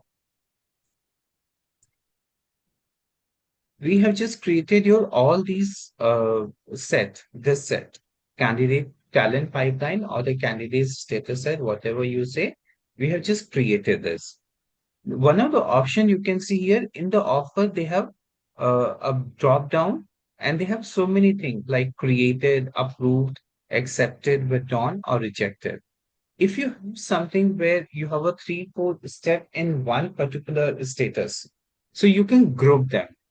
How you can group them? Let me show you. So if I come here, you can see this add the status group, right? So in this case, what I'm going to do, I'm going to group interview 1 and interview 2. Or even the assessment also, these 3 things I'll group it. So I'll select this section, and here I'll give this name as a interview. Status group level, this is not mandatory. How do you know that a particular thing is mandatory or not? From this section. You know that this is asterisk sign, this is mandatory. So group type, it is you're doing it for the in progress, onboarding, or disqualified. Now, In progress only, it will be the major activity happening. So here you will see that in progress, and you can see all this status, it's showing up here. So in this case, I want to select the scheduled interview, interview 2, and the assessment, and save your this section. Now, once you save your this section, so here also you can see like in the interview you have a three major this group, right? Interview section, you can see interview 1, interview 2, and assessment, right? And you can see there is a separate line which is going on for the in progress status. So like this you can create your group status set, which is nothing, it will be something like this. So when you will launch it, you will see something like this, it will come. I have just shown you for the interview. Here they have done it for the offer letter. So like this, you can see your all these section here. So let's just save and come back here. So we have just saved this. So this is how you create your all these applicant status set complete configuration in the system. Now, once you do that, this complete configuration in the system, manage template.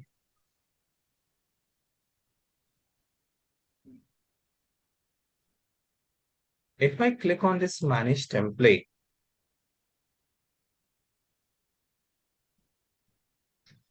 you will see here there is a first job requisition that is coming, right? So you can see there are so many job requisition. This job requisition is what? It's nothing. It's just your when you anyway we have not discussed anything about the job requisition, but you will have to create it. But I think from tomorrow we'll start with the job requisition. But let's just select one of the job requisition here. I think this is the standard job requisition which is showing up here. So if I select a standard job requisition here, in your standard job requisition, when you will create a job requisition, you will see there is something which is coming here as a here you will see your if I click on this general setting, can you see this applicant status configuration? This is what we have configured here, right? You will have to link this. So I think the one which we have created, that is Deloitte. Here you can see Deloitte technical interview status set. So you will have to select it. Now, whenever this job is status set, whichever the job requisition it is, it will come here and you can go ahead and do that. Now, here you can see they have a 28 field permission defined. So well, this is showing as a 28 field here. But if I come here and select your manage template here again, all right, if I click here as a job requisition, maybe let's suppose if I select here as a basic job requisition, and this basic job requisition, you will see here, if I come here in the applicant status, oh, here they have only two. Or here they have only two, no point showing reverse. Let's go ahead with the standard only, whatever they have here. So here you can see version which is 102 requisition India. Let's go ahead with, let's see what is there for India first.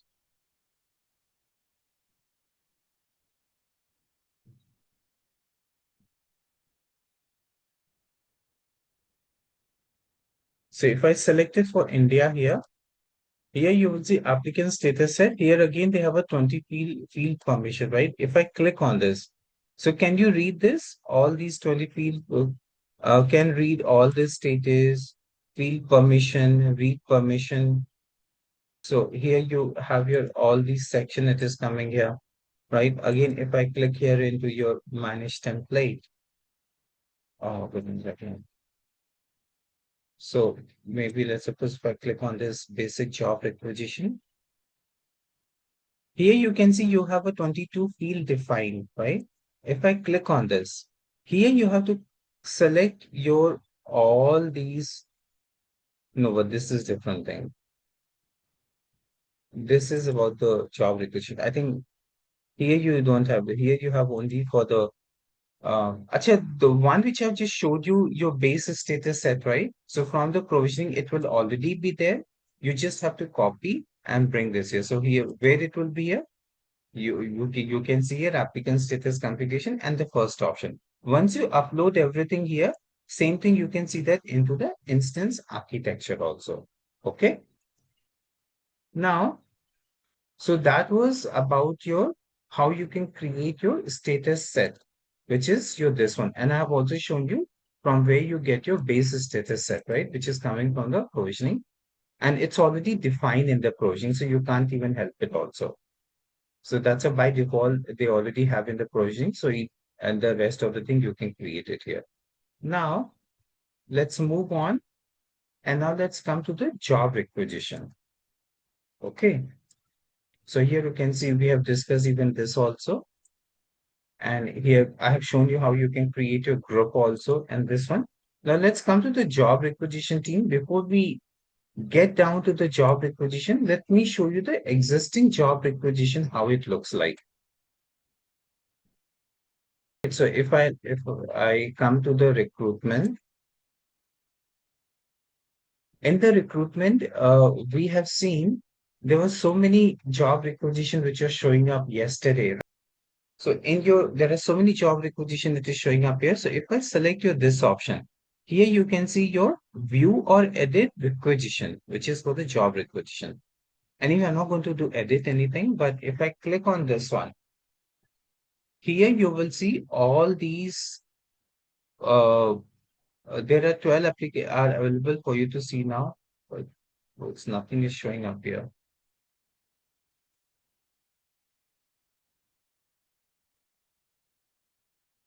Nothing is showing up here. Let me select this option.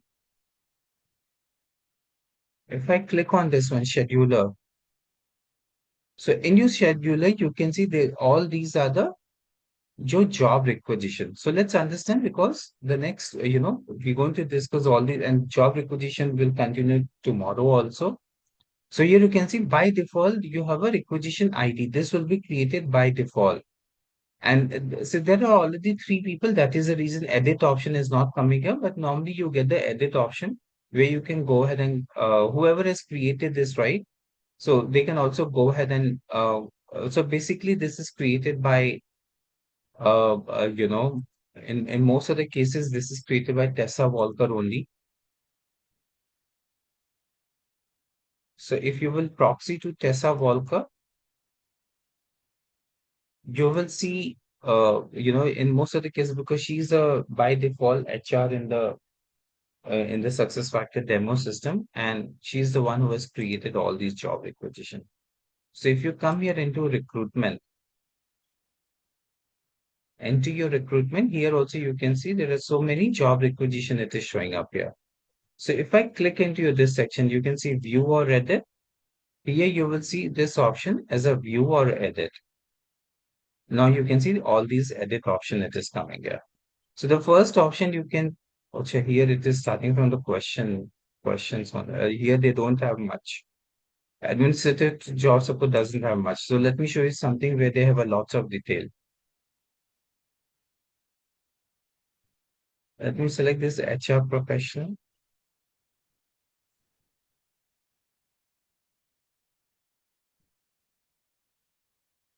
So if I select this here also they don't have much detail.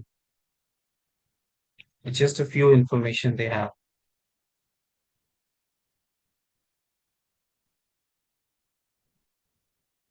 I think this one, so it should have a lots of information. So if I click into your this section, this one has a lots of information. You can see. So you can see this job requisition. There is a job requisition ID. Whenever you will create a job requisition, which we will see tomorrow, how we can create a job requisition, you will see that by default, there'll always be an ID which is created. Then you can see for internal job title and external job title. In most of the cases, you will not have to require to fill any internal. Internal is only when you're setting up your IJP, internal job posting. But if you're not doing any of your internal job posting, in such case, you don't have to fill that here. Then you can see there is an external job title here. So you have your all these as an external. So actually here you can see there is somebody who has written, whoever is creating the analyst, it's also written the name. This is just to identify, that this Saujanya has actually created. Otherwise, it gets very difficult to figure it out who has created, right? It's a demo system. So if you're creating anything team, always just write your name, maybe not the company, this name, but maybe you can just write your abbreviation of a name so that you can understand what you're doing. So if this job, obviously in majority of the cases, it will be for the external. So you just have to write it. Maybe let's suppose you're creating it for your success factor employee central consultant. You're looking for the employee central consultant. So in this case, you will have to write here as an employee central consultant. So if you also want to post this for the internal thing inside the company, you can do that. So you can see there's another section, not section, but there is another tab which is showing up here, same as internal. If I remove this, if nothing is mentioned, and if I click it as the same as, so you will see automatically it will. Now this status is open by default. Whenever you create a requisition, you will always see that this will always go into your um this will not come as a open, it will only come as a when manager has approved for this requisition. All right, like if you have a workflow, right? When you create a requisition, it goes to the respective manager. Only that manager, once they approve it, then only it will show as a open. Otherwise, what it will show here as a, I think it will show as a assessment only, or something. It will show as but it will you then here you can see organization details. So for which company, which division, which department, which location, which business unit, and which location code. You can see posting company, you're posting this in Germany. Then after that, you can see starting date whenever it is the start date. Default language here, you can see it is showing up here as a English.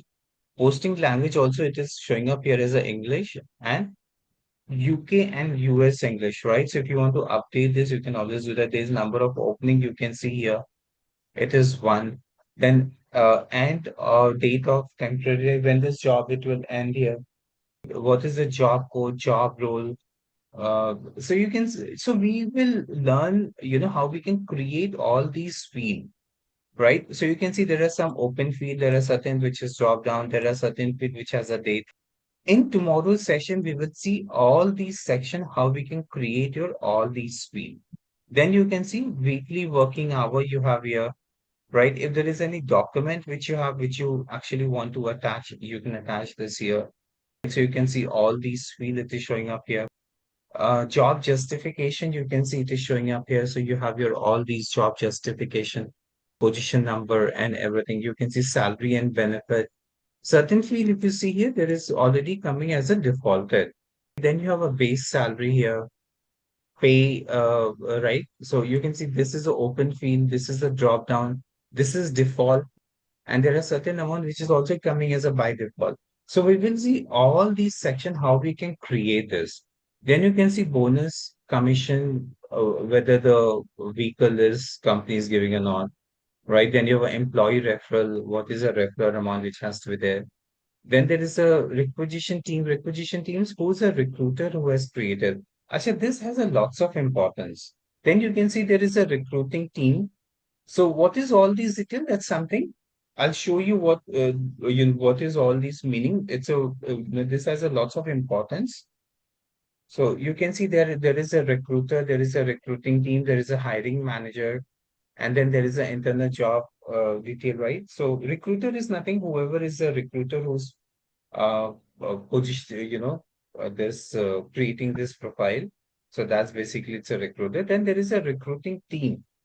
What is the meaning of all these recruiting team? Why they have so many recruiting team? That's something I'll show you. Actually, you can hide all these things also. You can hide this, you can show this, you can decide who will be coming here. So all these things, as I said, if possible tomorrow, if not possible, I'll show you on Friday in that case. Then you can see hiring manager. You have hiring manager, which means the person who has given the approval. Actually, in this case, it is coming as Tessa only. So then you can see internal job description, the higher footer description that you have. So you have a questionnaire here. So questionnaire is something, it's like, if you like preset questions. So there are three ways that you can actually set this question. So let me show you. So if I select this, you have a search question, you have a browse question. You can create your own question. Search section it is. when you want to make search for something. So maybe let's suppose this success factor consultant should be good into Excel.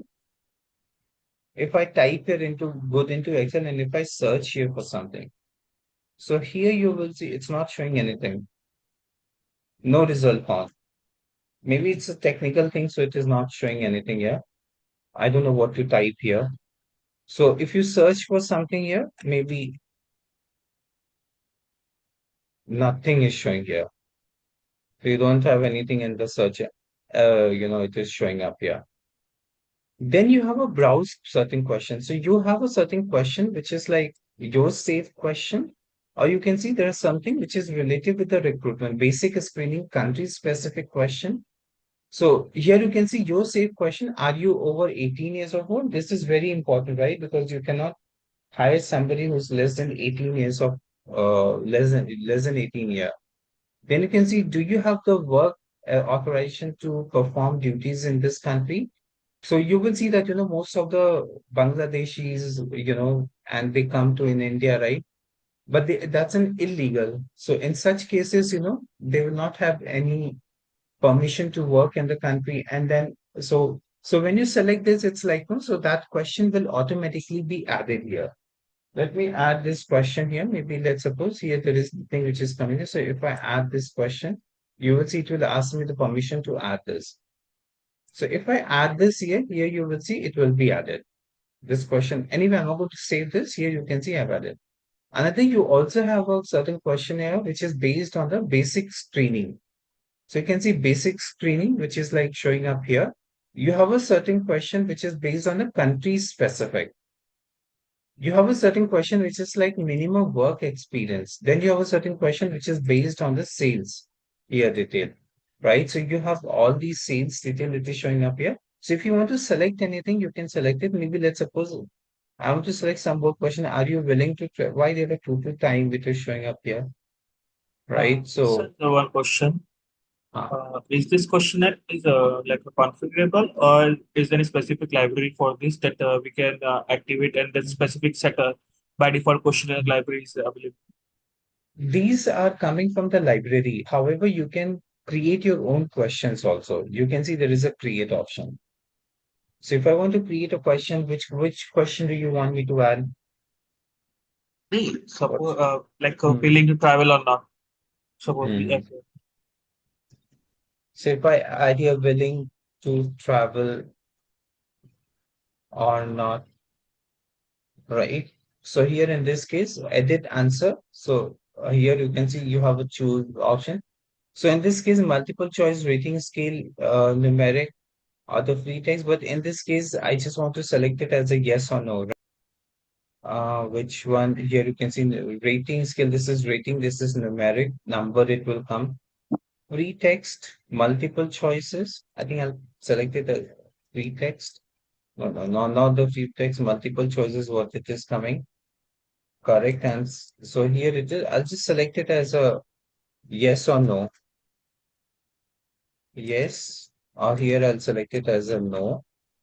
In this case, a correct answer is yes, right? So I'll set up here. Now, if I create this here you can see it has set up here. Willing to travel or not. So here it is a multiple choices, and I make this question as a mandatory. And this question that's supposed carry a weightage of 50%. Okay, so this 50%, and if you score less than 45, in that case you will fail. Which means if you do not answer this question and score this 50 marks, you will fail in your you cannot proceed ahead with your submitting your resume. So like this, you can set up here. Are you willing over? So you can set up your all these details. So you can see it will also disqualify you.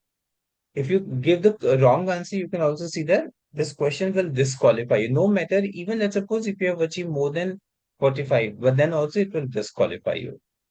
So like this, you can mention this here. So this is required. It's nothing, just a mandatory disqualified score, which means all these three things, it should check score, right? It should add to your score.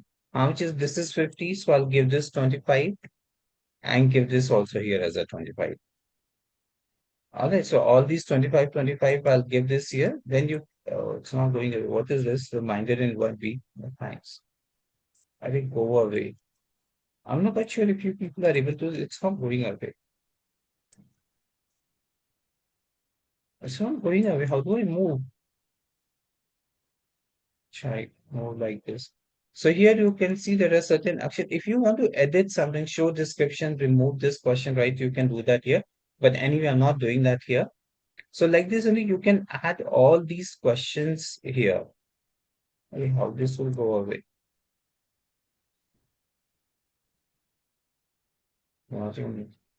So like this, you can see, so you can set up your all these questions here. So probably when we will create a job requisition, we will add all these section here. This is overall comment. So overall comment from the like recruiter, if you want to give any overall comment here, right? If you have the interview any guideline, you can put here as a guideline. Probably the people who will apply, they will be able to see that. And there is any note for the hiring manager, you can see here for which city it is, for which skill it is, right? I think we are hiring for SuccessFactor Employee Center, right? So here you can mention it as is. I think this skill is like, somebody has created this field. So you can see there is a lot of field which is showing up here. So like this, the 110 field which I was talking about, right? It was for the job requisition. So there are 110 fields. So do not go ahead, select all 110 field. You selected at least somewhere around 25 to 30 field and ask the client to select it or ask them it's like if they want to add or if they want to do not want to add anything. It's not.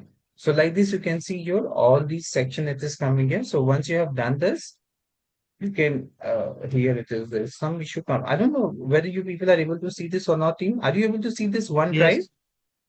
It's Yes, not yes. going away. Click on It's not going document. away. I think here there is a save section, so you can actually save this. But anyway, I'm not saving this because this is not my job requisition. So you will have to create this job requisition. But before we create a job requisition, we have to learn this, how we can create all these fields. Okay. So first thing, I'll show you that how we can create all these fields No, from one the more XML. question. Okay, Yes, fine. tell me.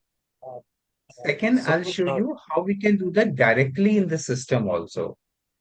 okay, okay. But directly doing in the system, it's a very tedious work. It's better that you upload it from the XML. And once we are done with this, in tomorrow's session, we'll see the same thing only. We'll not be able to finish it because it's a very lengthy topic. I think till Friday, we will be just doing this XML detail only for the job. So, acha, what I'll do this side by side. Like one same thing what I'll show you in the XML, same thing I'll show you in the system also, how you will create it. All right, so that you people Okay. know both thing at the same time, how we can do that, all these sections, right? So like this, you can see. So here you can see for analysts, they have so many uh field here. What is this coming here? Leave.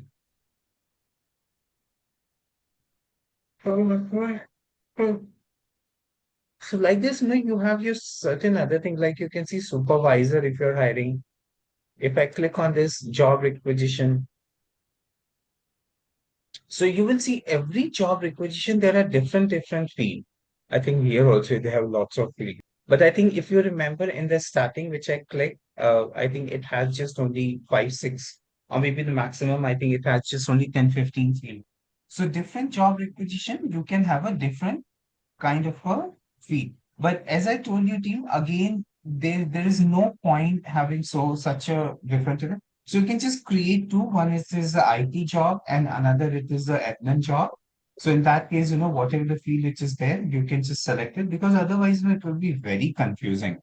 Which is we are talking about your this section of it, this part of it. So here you can create. So this is a pipeline. Like you can create a functional and technical. And the function and technical also. Here you can see you can create a job requisition. See, job requisition, you can create multiple, right? But how you will select all these fields? So somewhere you have to provide this field also. So in this case, what you can do, you can create with the same label, you can create the field also. One for the technical job requisition and another for the functional job requisition. All right, this is for the technical job requisition.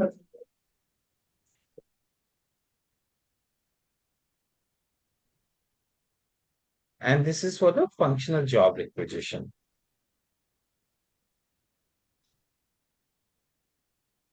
And this one was a technical status set. And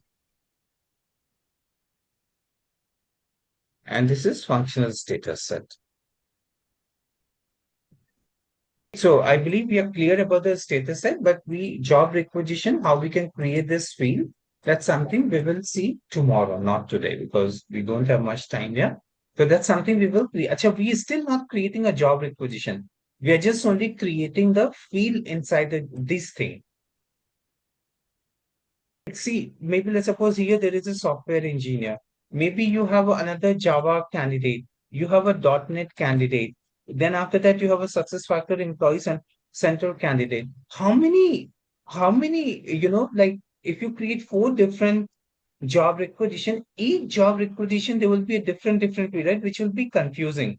So rather than creating so many, so you just create these two, which is a technical job requisition. So whenever the person is technical, just all these field it will come from here. And whenever it is a function, all these field it will be coming from here. Do not get confused, team, which is your pipeline and this job requisition field. Majority of the people, they get very confused with your pipeline with this job requisition field and job requisition. Don't get confused. Is it clear to both of you? The Yes. confusion I have. Yes, tell me, Anusha. So it's like a functional job requisition that will come under this SF consultant, right? Where are you reading? This one. Yes, functional Huh. job Tell. requisition. This Huh. will be belonging to SF consultant, right? And remaining Java, .NET, and everything that comes SF under success the factor is technical. a no, success factor is a technical job. It's not a function. Function means admin job, like a Okay, recruiter, HR, finance, okay, okay, finance, and those people. got it. They Okay, are the okay, functional people. They are not the technical people, right? So, or if you're getting confused, treat it like this: IT job or admin job. okay. So basically, we're making a categories for the job requisitions. Yes, we are making the category for the job requisition. It's a better word to say that. Okay, Category for the job requisition. Once you create a category, then you can create your job requisition. okay, All right. So there are 3 things which is involved in that. One, it is, do remember this is A, this is B, and then this is C. Candidate pipeline, which we have already done. Then we are going to create a category. Category is nothing, it's just a field. Once you've created the field, then only you will create the job requisition, right? Like software engineer. So what all field it should come here? This is something we're going to create in this one. Okay. yeah. One more thing which I would like to understand. As I said, we are going to propose 25 to 30 fields to the client, and based on the client will be approving to us at least 15, 20, right? So those fields which we require to create, Yes, inside this one, inside this category. yeah, whatever that you have explained a few minutes back, Huh. that is example of that how to create this fields. Yes. No, no. We have not, I have not created anything. I just showed you that. So Yeah, those fields will come here, which is basically this field it is position, number, location, eligibility, right? So this field we're going to create inside this category. okay, got it. Okay. That will be Okay. fixed for each and every requisitions, Only 2 will create it, which we will link it for each and every request. There's no point having 100 category, right? right? Which will confuse you only, right? Let's suppose if out of this 4, if you have to select, for Java, which one you will select? You will have a confusion, right? If you have a more than 4, 5, if you have in your template, so it's better treat only 2, this kind of a field category. So that, see here also, your work will either way will work with the technical category also. This is also the technical category. This is also the technical category. This is also the technical category. So why do you have so many different fields? In the same field, you can link to all these job requisition. Got it. Okay. So this is a system that we're going to use. But before we go ahead, let's just have a quick revision what we have done, because by default, job requisition is the most complex activity in the RCM, and most of the people they get confused. So let's have a quick discussion on that, so that whatever we're going to start a new topic, or so there is no confusion on that. So we're going to talk about the job requisition. What is job requisition, team? Team So revision is something which you people have to answer, right? yes, job requisition is the proposal from the internal team also for the position. Yes. Job requisition is a requisition for a position, for if there is a new position, or if there is an existing position where a person has resigned, so he has to fill that. So that is a job requisition. And so you will see that there is a lot of position which is there into a job, not a position, but there are a lot of field which is there in a job requisition. So that is basically, it's a job requisition. There is a lot of field which is there in a job requisition. So we will see that how we can create all those fields. But however, I don't see that, we're going to do this today, because there is something else topic which I have to cover. And then we also talked about your candidate pipeline and talent pipeline, right? I have already shown you what is candidate pipeline and talent pipeline. So let me just quickly do this revision for you. You will use this as a login. So what I was telling you about, we were discussing about the status set. So this is known as a candidate pipeline or the talent pipeline. So if I come here and if I click on the recruitment, in fact, on my profile also, there is a lot of recruitment requisition which is there. So if I click on the job requisition, you'll find there's a lot of job requisition which is there. So if I click any of these details, so let me click the one which is created by Tessa Walker. So here there is a planner which is coming here. So if I click on the candidate summary, so you will see it will take you to the candidate profile. Now here, just notice one thing, team, like forwarded, invited to apply, new application, interview, manager review. And if I click on the other requisition, then this pipeline will change. So if I click here in the job requisition, and if I click here into something else, so I'm just searching for Tessa Walker. So you can see there is an account executive here. Actually, you can check from candidate summary here also, or you can check it from here also.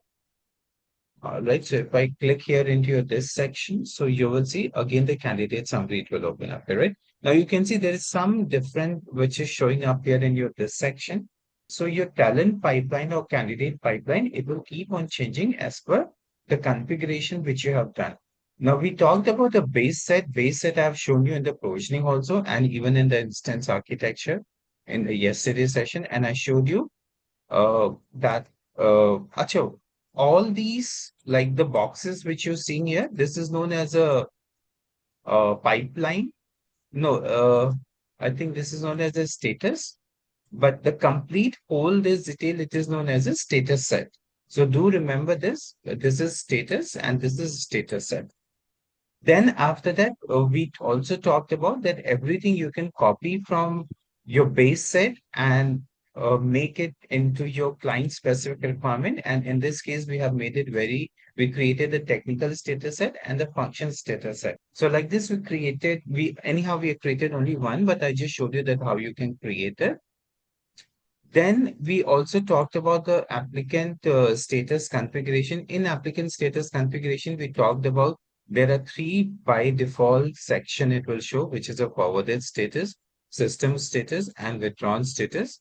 And the three status, that's something you will have to bring your status into this one, which is into your in progress, onboarding status, and disqualification status. In progress is nothing, it's just your whatever when you copy from the base set, it is basically hidden, and then you have to make it active. So that is known as a you'll have to activate that your status set. Then we have also seen the onboarding. Onboarding is basically when you hire the person, and before you move to the person to the employee center, that's basically it's an onboarding, and then there is a disqualification state. At any point of time, if a person has been disqualified, it will come into the disqualification status set. So we talked about all these things, like the candidate pipeline. Then there is a category. This category, it is basically like what all field you want. See, these are the field which you want. You have to do that in the category. But anyway, this category, I'm not touching it today because it's a very lengthy topic. So I'll be discussing this on Friday. I'm going to start this. But before we go ahead, team, there is another thing which is there, which I have to cover it. There is a job requisition prerequisite, which is copied from here. There is a job requisition prerequisite which is there. And what is that prerequisite? Job requisition has a 3 prerequisite. One, it is your status set. What is the status set, team? Status set is like a set of a complete status, like a different invite to apply, forward as an applicant. So for the different status, Very we good. combine. Yes, good, Gaurav. Anusha, hello? Are you able to hear me, Anusha? Yes, yes, I can hear you. You're able to hear me, but no hello, no nothing. Just coming quietly and attending the session.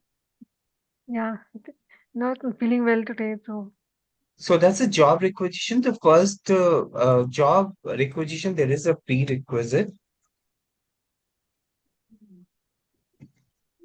What is that prerequisite? It is a status set. Second, it is your rating scale. What is rating scale, team? The rating is provided. Yes, Gaurav. Yeah. Sure. Rating is The what? rate, the score we used to give to a candidate, that how he is performed, like from 1 to 5 or 1 to 10, some whatever the scales that we used to define. Yes. For based on the performance, that was the score he has obtained. All right. The score normally that we give to the as a rating. So that is known as a rating scale. So which we're going to define it in today's session only. So, rating scale, Anuja, if you're not sure, like for example, see, when you have a job requisition, there are certain parameter when interviewer takes rate you on, right? Like for example, the communication skill, they rate you on, they rate you on your technical knowledge, right? How good you are on technical knowledge, right? So those, if you have to rate somebody, then, you have to use a rating scale. Then there is a third kind option, of and feedback form. It's a kind of feedback form but for the the feedback will be mentioned in your. It's not a separate form. It's not a separate form, but when you normally take an interview, like for example, let's suppose here we have an interview one, right? How you going to see when the interview one it is done? You have to write your feedback. Feedback is something which is very different. Feedback is something, see, in recruitment, there is no feedback because employees not you've hired. Now imagine Anuja in that way. You're not hired in any company, and you have gone for the interview, and company is giving you feedback. You will not like it. They yeah. will, right? See, there are certain, if they tell you it's like that, oh, you're not supposed to come like this. You're not supposed to walk like this. You're not their employee, right? No, Who's they're right. supposed to correct you. Correct. Yeah. So the feedback is something very different. So in recruitment, there is no feedback. In recruitment, see, if they don't like you, they will reject you. But they will never come out and open and tell you, that this is what and this is what it should be there. So it's a kind of a rating which you're giving on your when you're hiring a person, just to see that whether the person suits to your organization culture or not. So that is what the It's just rating scale it is.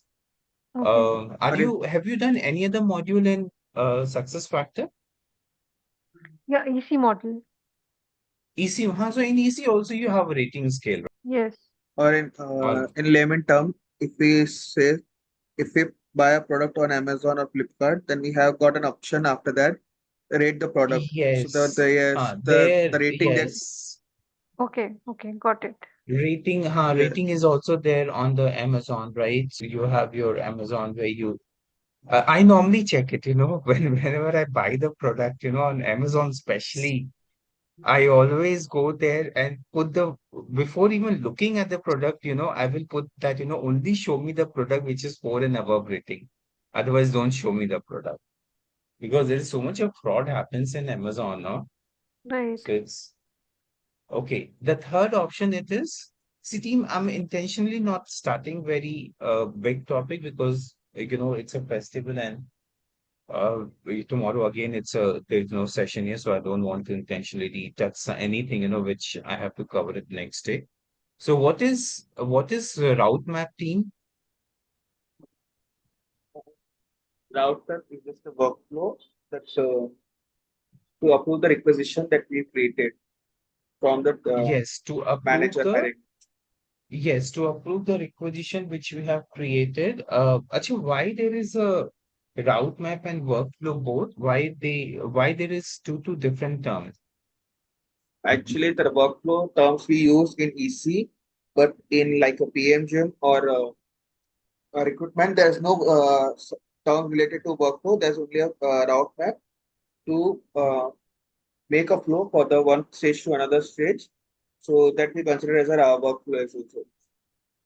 Right, but then why in EC they don't call it as a route map, why they call it as a workflow? There has to be some reason for that. Yes. So what is that reason? Because the workflow is a configurable that the way which you want to like, but if she had go to the department head or some whatever the configuration that we need to go, so we can configure the workflow. But the route map is actually based on the employee cycle. So it's like a manager or HR or like a second manager. So it's come under that thing only. So the route map works it's that manner.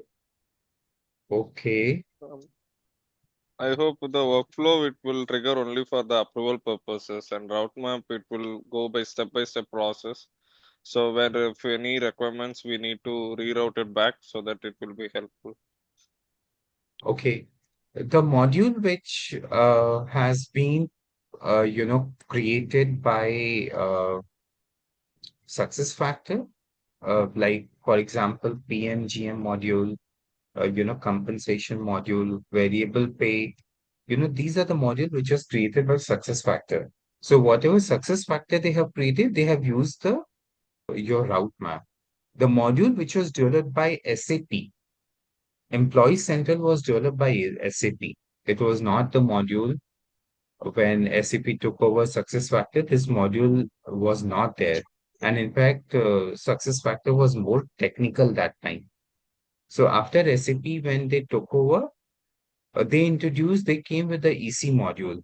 And this was in 2014. So which means before January 2014, there was no EC module. All right, so the module which has been developed by SAP, call it as a workflow, and the module which was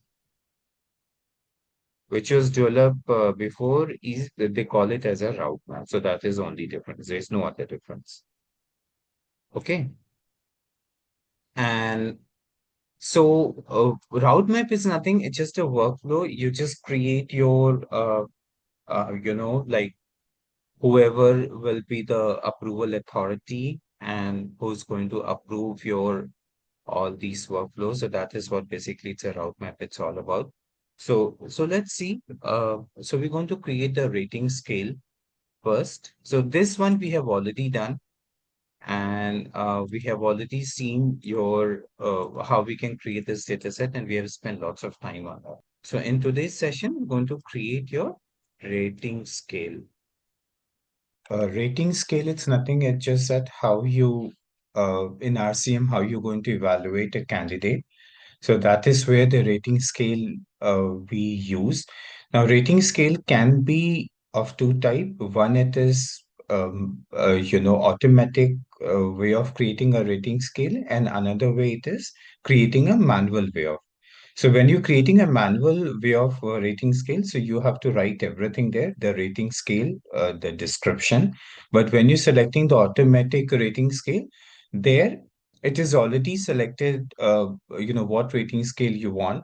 So the standard one, which is like 1 to 3, 1 to 5, and 1 to 7. So these are the rating scale you will find in SuccessFactor. Let's see more detail about the rating scale. So here you can see rating scale.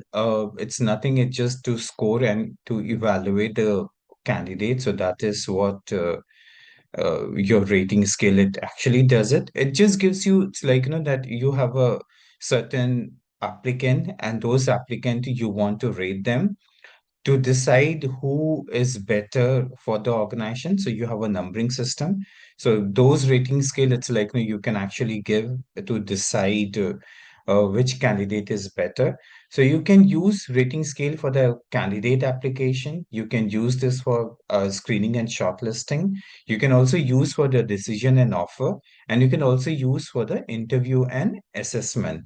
So these are the area where you can actually use the rating scale. Now here also you can see rating scale will like one, it means not up to the expectation. Second, you can see it is partially met. Then you can see three, it is met expectation. Fourth, it is exceeded, right? So like this, you can give your rating scale description. Then it also helps in the consistent and the fair way of recruitment. Who is actually performing good. So in that case, you can go ahead with the candidate who's actually performing good. Now here you can see the component of rating scale. The component of rating scale, it is you can define, as I said, in the standard one, you can use as a 1 to 3, 1 to 5, or 1 to 7. If you do not want to use this, maybe if you want to use 1 to 6, in that case, you can create the custom rating scale. With each rating which you're going to give, you have to write the label like outstanding, good, average. And apart from a label, you also have to write the description. So description, like when you're writing the outstanding, so there has to be some description. When you're selecting the good, there has to be some description.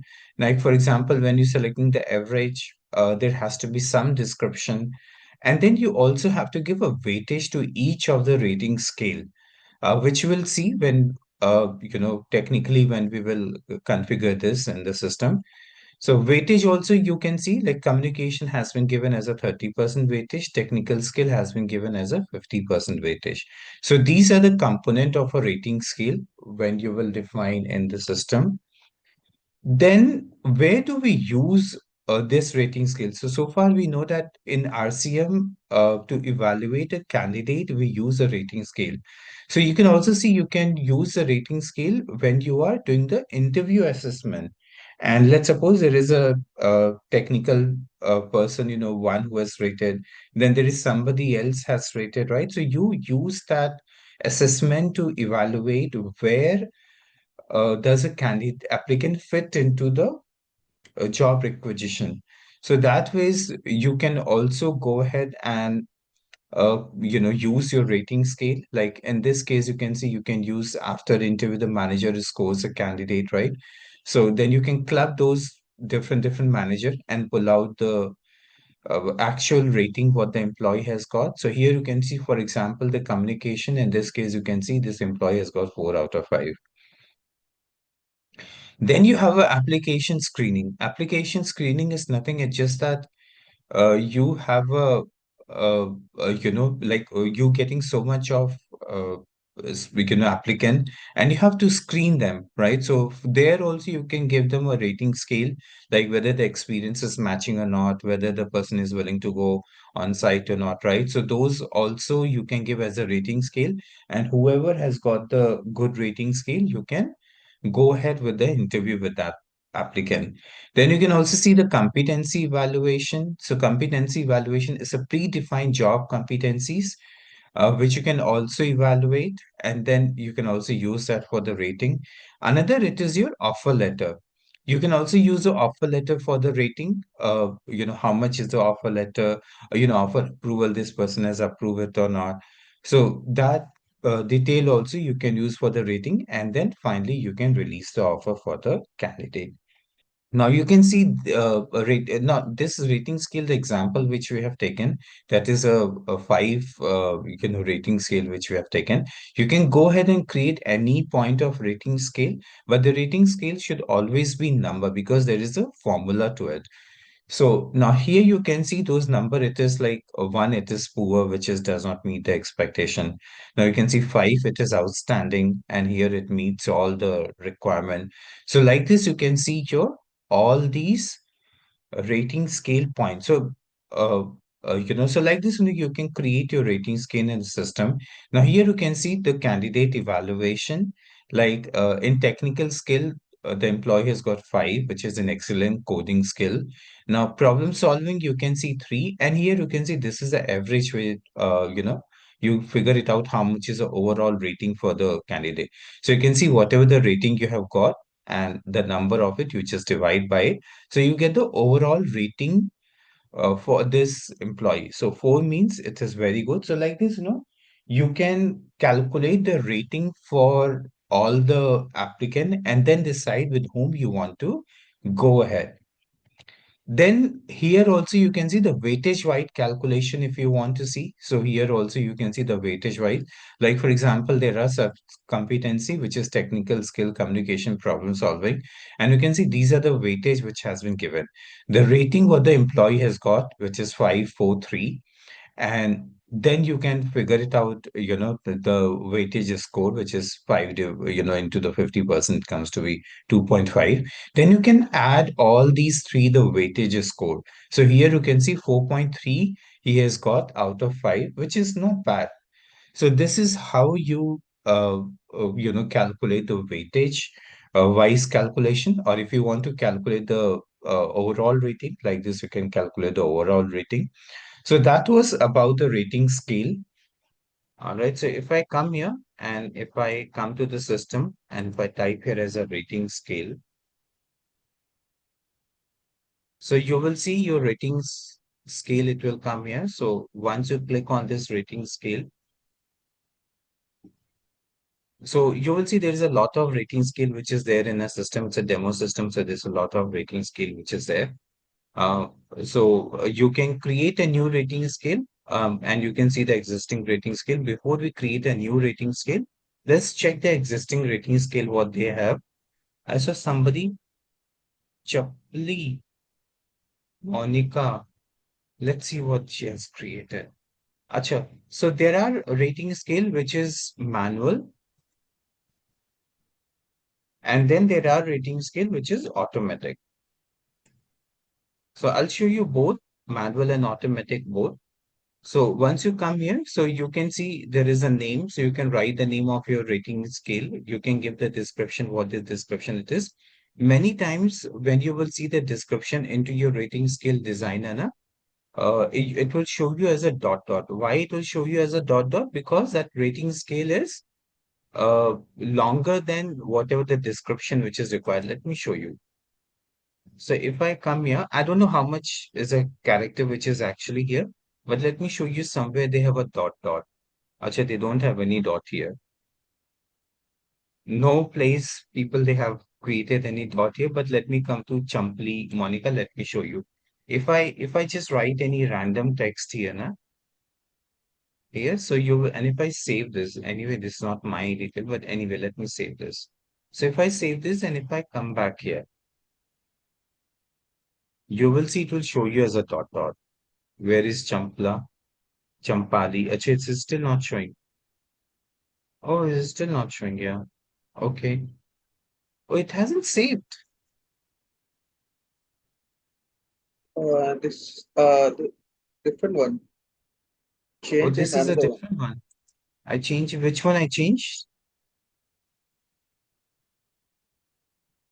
I changed what this Chapali Pavitra only, right?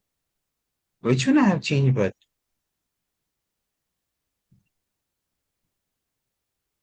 Yeah, here last it one. is. Monica. Monica, Chapali Monica. So here you can see this dot, dot, dot, right? That means the text is more here. Now, obviously, I have just given this way just to show you that. So again, let me open that. Let me remove this, whoever has created this. I don't want to trouble that person and save this again. Now, there on the left hand side, you can see rating scale can be of 1 to 3, 1 to 5, and 1 to 7. And build your own. This is the manual way of creating your rating scale, which means if I click on 1 to 3, now here you can see I don't have a click option because it's already created. So here you can see like it has a 1 to 3. 1 to 3, it means like it will have a 1 to 3 score. It will not have fourth one and the fifth one also here. Then by default, it will also have a label and it will also have a description. Then if I click on 1 to 5, you will see that 1 to 5 score, label, and the description it will show. And then if I click on the 1 to 7, it will have a 1 to 7 is score, label, and the description. So automatically system will pick up all these details and it will show to us. Then you have a build your own. Build your own, it's a manual way of creating this, which means it will not show any score, label, and the description. So that is what your manual auto do. Acha, whenever you save your rating scale, whether it is automatic or manual, you will all after saving this you will see that if you want to add some more score you can go ahead and add some more score here. Maybe after fifth I want to add something sixth here, so I can create this sixth option here. So that is what your rating scale it is. Now here again, if I come back here to the rating scale designer, so this was some existing rating scale which I showed you. Let me show, we're going to create our own. So here you can see create a new rating scale. If I click on this option, you can see it has opened. Now, the one which I told you that this is automatic. So you can see by default 1 to 5, it has been selected, right? So you can see score, label, and the description also by default, it is showing up here. So here you can see by default, it is showing up here. Then you also have a 1 to 7. So what will happen if I click on 1 to 7? You will see this rating scale will change to 1 to 7, even the label and the description. If I click on 1 to 3, you will see it will have a 1 to 3 rating scale, which is a label and description. And if I click on the manual one, which is like build your own, you will see here it will not show me anything. So you can create your all these sections, but by any by any chance, team, when you are at the client location, always remember this is not what you want. This is what you always have to follow what the client is saying. So your client would have already shared with you that what rating scale they have in the company. So the same rating scale, you can go ahead and configure this. Now your client can have a 1 to 5, 1 to 3. So you can just have a 1 to 3 rating scale. You may have a 1 to 5 rating scale, whatever the client may have. Or you may have a rating scale which is like 1. Then you have a leaving after 2, it will show you as a 3. After leaving 2, it will show you as 5. And after 5, it will show you as 7. And then it will show you as a 9, right? So this is after leaving, or if you want to, you can make it as after 3 only. But let me show you how you can create that. So lower it is, like I want to start with the 1. Highest one, I want to make it till 10. And the increment, I want to increase by 2. If I generate this, you will see it will ask you that all scale value will be deleted. Are you sure? Yes. So you can see by default, all these score it has already automatically created, right? Now you can copy and paste the label and the description, whatever the client has given to you. So that is the manual way of creating it. Normally, what I generally follow, I select it as a 1 to 5th one. and then I save this, and then whatever the client they ask me to change here. So whatever their text and label it is, I go ahead and I make these changes. I'll follow the 1 to 5 one only. And what is my company name thing? Which company we are doing this? Deloitte. Deloitte. So I'll create here as a Deloitte rating scale. So I'll come here. I'll give this Deloitte rating scale. So I'll just copy this one and I'll put that into my Excel sheet also so that we know that this is what we have created. So you can see Deloitte rating scale and we have followed this 1 to 5 here. Now, if I select here as a automatically, you can see there is no add new option it is coming. But the moment I'll save this, you will see that add new option it will start coming. So let me save this. Once I save this here, can you see this? Add new score has started coming, right? So you have an option here to add new score. You also get an option to delete also now. Now, if I come back to the rating scale designer, in your rating scale designer, you will see the one which you have created with the Deloitte. I don't think so it is coming in ascending or descending order. Here it is showing you as a Deloitte. This is the one which we have created. And then here you can see the description we have created today. And what is this showing up here? Acha, I think this is a username. User. Emos, whoever it is, right? So it is so this is how you can create your rating scale. By default, you can see you also have a delete option, but if you want to make it certain thing inactive, just remove this tick mark here. It will become as a inactive section. So that is how you create your rating scale. Now That will be let's defined by move. the client. Anuja, everything it will be defined by your client. You don't have That is in to, the workbook. it will be there in the workbook. Acha, workbook is another thing which we have to discuss it. So let me write down here workbook so that we can discuss here as a workbook here. Acha, maybe I think let me show you workbook because even the route map also it will take lots of time. So this is again something pending here, which I'll cover it on Friday. But let's just discuss about the workbook. What is workbook? It can say entirely details from the client what as per their what they are desired in the system as per their Were process. they? Uh, Whatever they as per their process, they define everything how they want a system. Whether who is No, going to no, they have approve no, and no, no, Anuja. They have not defined anything. How if they have already defined how they want, then why they going ahead with the implementation? No, they we just see. keep everything we are mapping in the system as a workbook in the Excel. The workbook is a requirement which you have to take it from the client about their processes, and you're going to map it as per their requirement in the system. Now, when you're talking about in SuccessFactor, you have a workbook. And when you're talking about your premise-based platform for the SuccessFactor, there you're talking about Blueprint.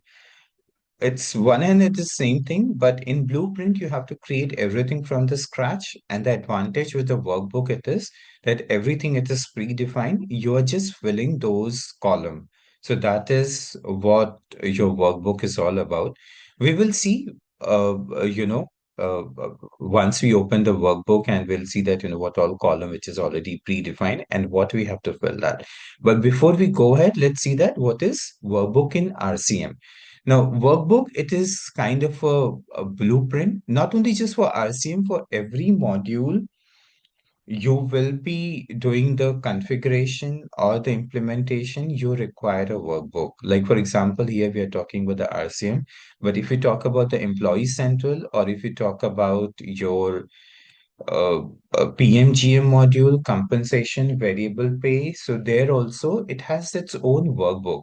So workbook, you can see it serves as a purpose of a blueprint where you can step down all the configurations like the workflow field which is required.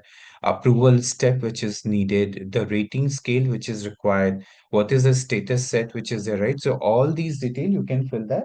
Now, what is the purpose of filling all these information? The purpose of filling all this information, it is that when you're doing the configuration, you don't have to search for anything. You know that the in the workbook you have already specified, and you just go ahead and create as per your workbook, because this workbook, it's not only just for creation, it's also it has been approved by it. It has to be approved by your consultant, the one who's going to do the implementation, and it also has to be approved by the client side also. So that is the reason it serves as a master record, where when you're going to do the configuration, so these are the detail which you have to use it.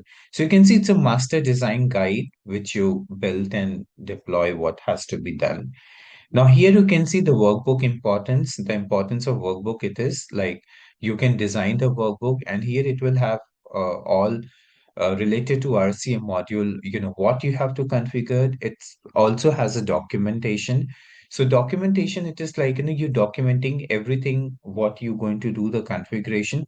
See, various time when you don't document what you have to configure, in that case, and if it is not approved by the client, so in many times, what happens, client, they go back and they say that they have never said this. So that is the reason it is very important to document all these record. So here you can see all these documentation, it is coming. Then you have a consistency. So this is also important that it ensures that all the consistency which is there. So from the consultant to the client, they understand, a consultant knows that what he's going to do the configuration, and the client will also understand that what they will be getting. So that is way also it is it solves as a consistency detail. Then you also have a change control. Like for example, let's suppose client has said that at this point of time they want this. After testing, if they feel that they have a different requirement altogether, so in that case you can also control the change record. This is what it was promised, and this is what it is, the change which has come.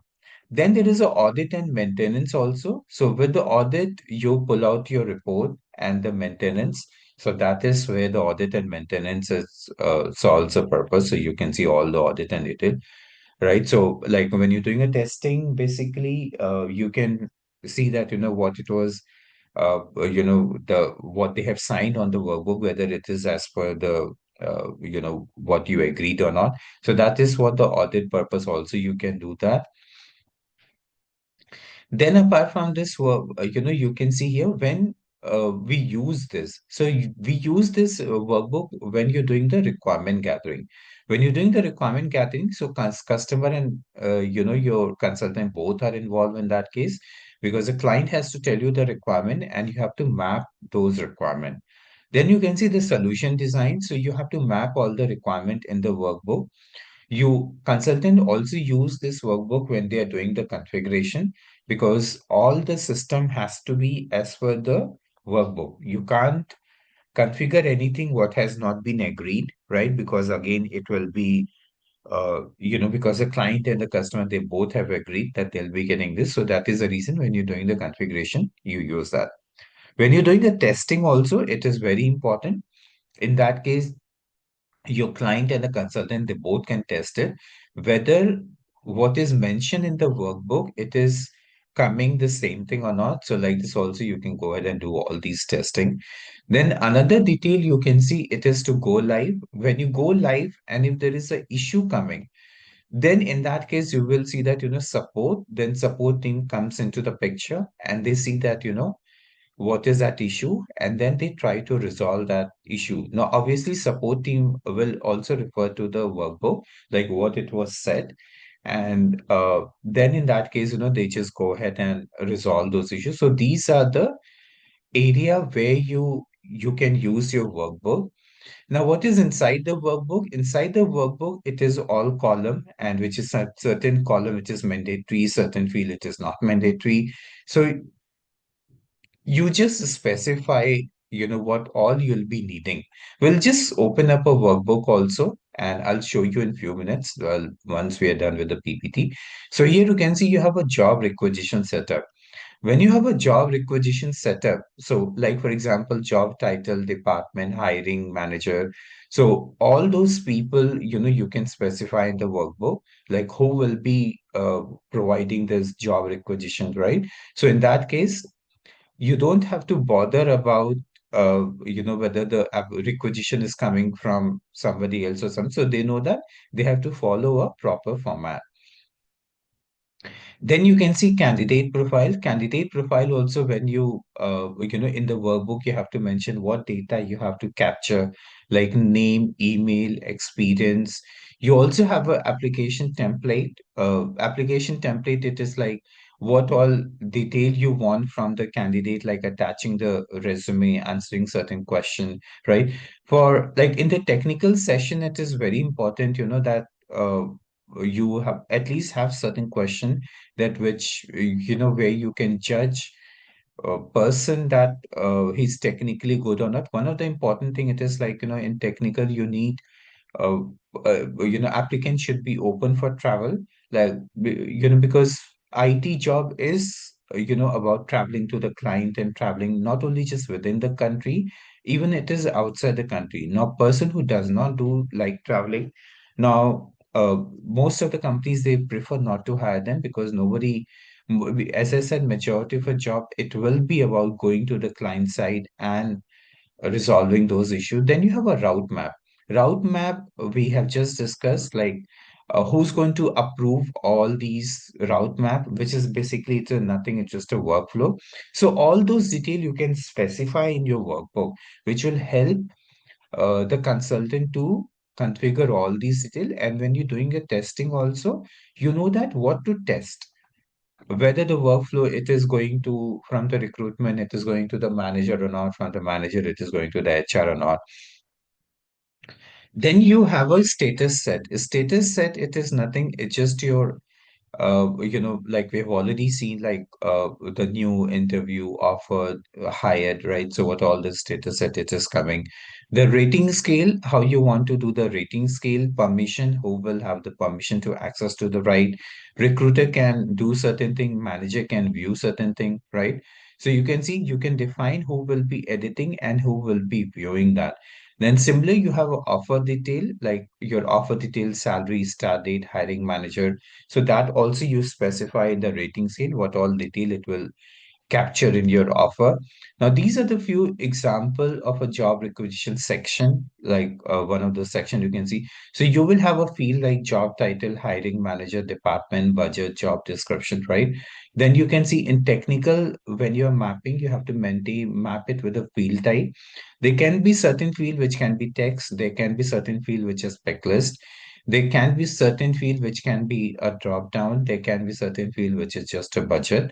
Numeric, like date, you will see the numeric, and then there is a job description, which is a kind of a text area. So you have to specify those text area which you want to put it into your job description. So like this, you can go ahead and do that. You can also specify whether it's a mandatory, not mandatory, optional. It is visible to whom, who can edit, who can view. So all these detail you can specify in your workbook. Now, the role of a workbook, it is like requirement gathering, design and mapping, configuration, testing, go live, right? So these are the role, and these are the places where you phases actually where you will be using your workbook. Then each workbook, there is a version control. You know that what version it is and who has made these changes. So like this also you can keep the version control, because it will help you the latest one, to follow what is all these version control and everything. Now, this is your example. You can see here. Now, there is a ABC company, and they want to automate their hiring process using the SuccessFactors RCM. So, in how you're going to utilize this workbook, in your workbook, you can capture all their requirement, like job requisition field, approval route map, candidate status, rating scale, and then you can see the step two. It is like who will you can design the workbook, configure it, And then you can do the UAT testing with the help of a workbook. Then once everything is fine, you can sign off and go live, right? And after sign off, the support start. So these are the places actually where you use your all these workbook. And now let's technically see, let me open a workbook and show you how it looks like. But whenever you do the implementation, always download the latest workbook. So there is not major change it will come, but there would be slight change which you will find. I don't know how old this workbook is. So you'll find some slight change from your workbook to the latest, but it will not be completely a major change. So you can see the cover sheet. Cover sheet, it will always have success factor recruiting, right? This is also known as a recruitment marketing. And so sometimes they will write here as a recruitment marketing so you can see here which company it is, and this is a configuration. Actually, what is the difference between configuration and your customization?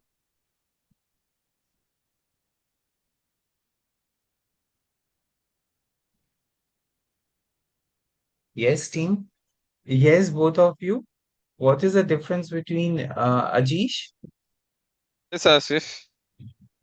What is the difference? You're sitting very quietly, huh?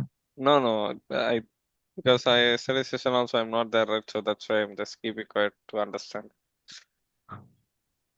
Okay. What is the difference between configuration and customization? Configuration is already pre-configured from the SF or SAP side. Customization, it can be it is an enhanced option for us to do enhancement. Yeah, enhancement, that's what you're saying. No, enhancement is a different thing, Ajish. Uh, okay. Um, what is configuration work? Configuration, it is to do a set of process. Like if there is a job requisition has to be done, that has to be pre-configured from the system, right? So the step by step process to be configured, to whom it has to be trigger the flow of process. Okay, I'll take it. The configuration is basically the configuration it is the standard thing is already provided in the system and you just have to configure it. Yes. So that is the configuration. Customization, it is when you don't have that particular thing defined in the system at all, and you have to do that everything from the scratch. All right, in simple terms, like for example, let's suppose it's asking you the first name and it's asking you the last name. Now, obviously, in SuccessFactors Employee Center, you will have the first name and the last name. So you already have your these two detail. Yes, sir. And so let's suppose these two detail it is not there. So in that case, what you'll be doing, you'll be customizing it. You'll be customizing as per the client requirement. Okay. Now let's suppose the client want the middle name also. So in this case, what you're doing? You're doing the enhancement. So that is enhancement. So there is a difference. Acha, in your cloud system, customization is not possible. Only the configuration it is possible. Okay. Why customization it is not possible? Because see, like you have a hosting of your server at a one particular SuccessFactors server, right? And that server would be accessible by various clients, which means if they make a changes to one particular client, that changes will reflect to everybody, whoever is there in that particular server. So that is the reason, uh, customization, it is not possible, but configuration is the only thing which is possible in the cloud-based system.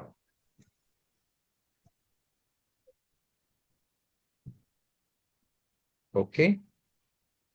Yes, sir. So that is the difference between.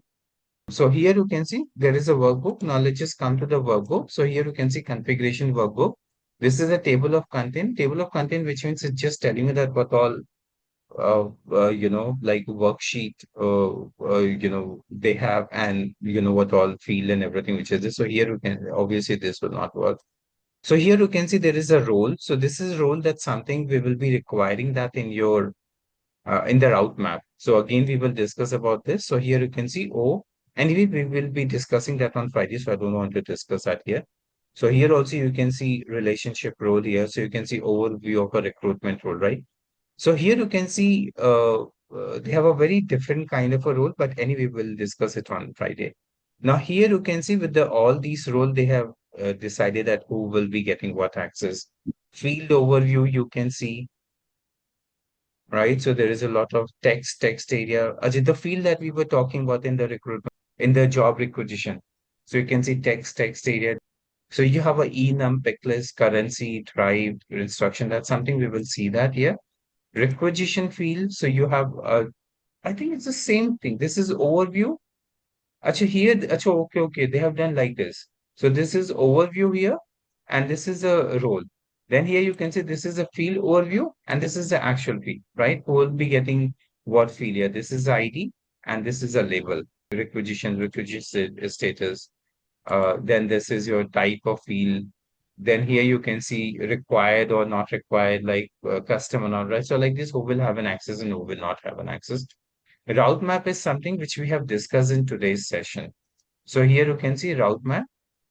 So you have this route map where they have here as a name, which is like create requisition. After the name completion name, they have a requisition created. Then type of role, which is there for W, exit button sent to the recruiter. Anyway, this route map is also it's a different thing which we haven't done it. So whoever, like here you can see requisition button. Requisition button, it is like, who can see certain time when the requisition it is closed. Who can close the requisition? In this case, you can see recruiter, shared IT services center, they can do that. Sourcer can do that. Recruitment lead team can do that. Recruitment admin, and the rest of the people they cannot do that. Who can reopen a? Let's suppose you have already hired somebody, but that person has is not joining, and he has informed you that he is not joining the company. So in such case, who can reopen a requisition? So you can see these are the people who can reopen this requisition, right? So like this, you can see candidate profile setting. That's again something which we will see what all candidate profile will be required and will not be required, right? So that is a candidate profile. After candidate profile, candidate header and something you can see what all detail which is there for the header, candidate profile again here, first name, last name, what all text and everything it will have. So in your profile, you will see what all profile which then you can see applicant button. So here you have all these save, cancel, forward. So you have this candidate application, which are the field and everything it is showing up here. So here you can see this permission. You have lots of permission here. The candidate's status.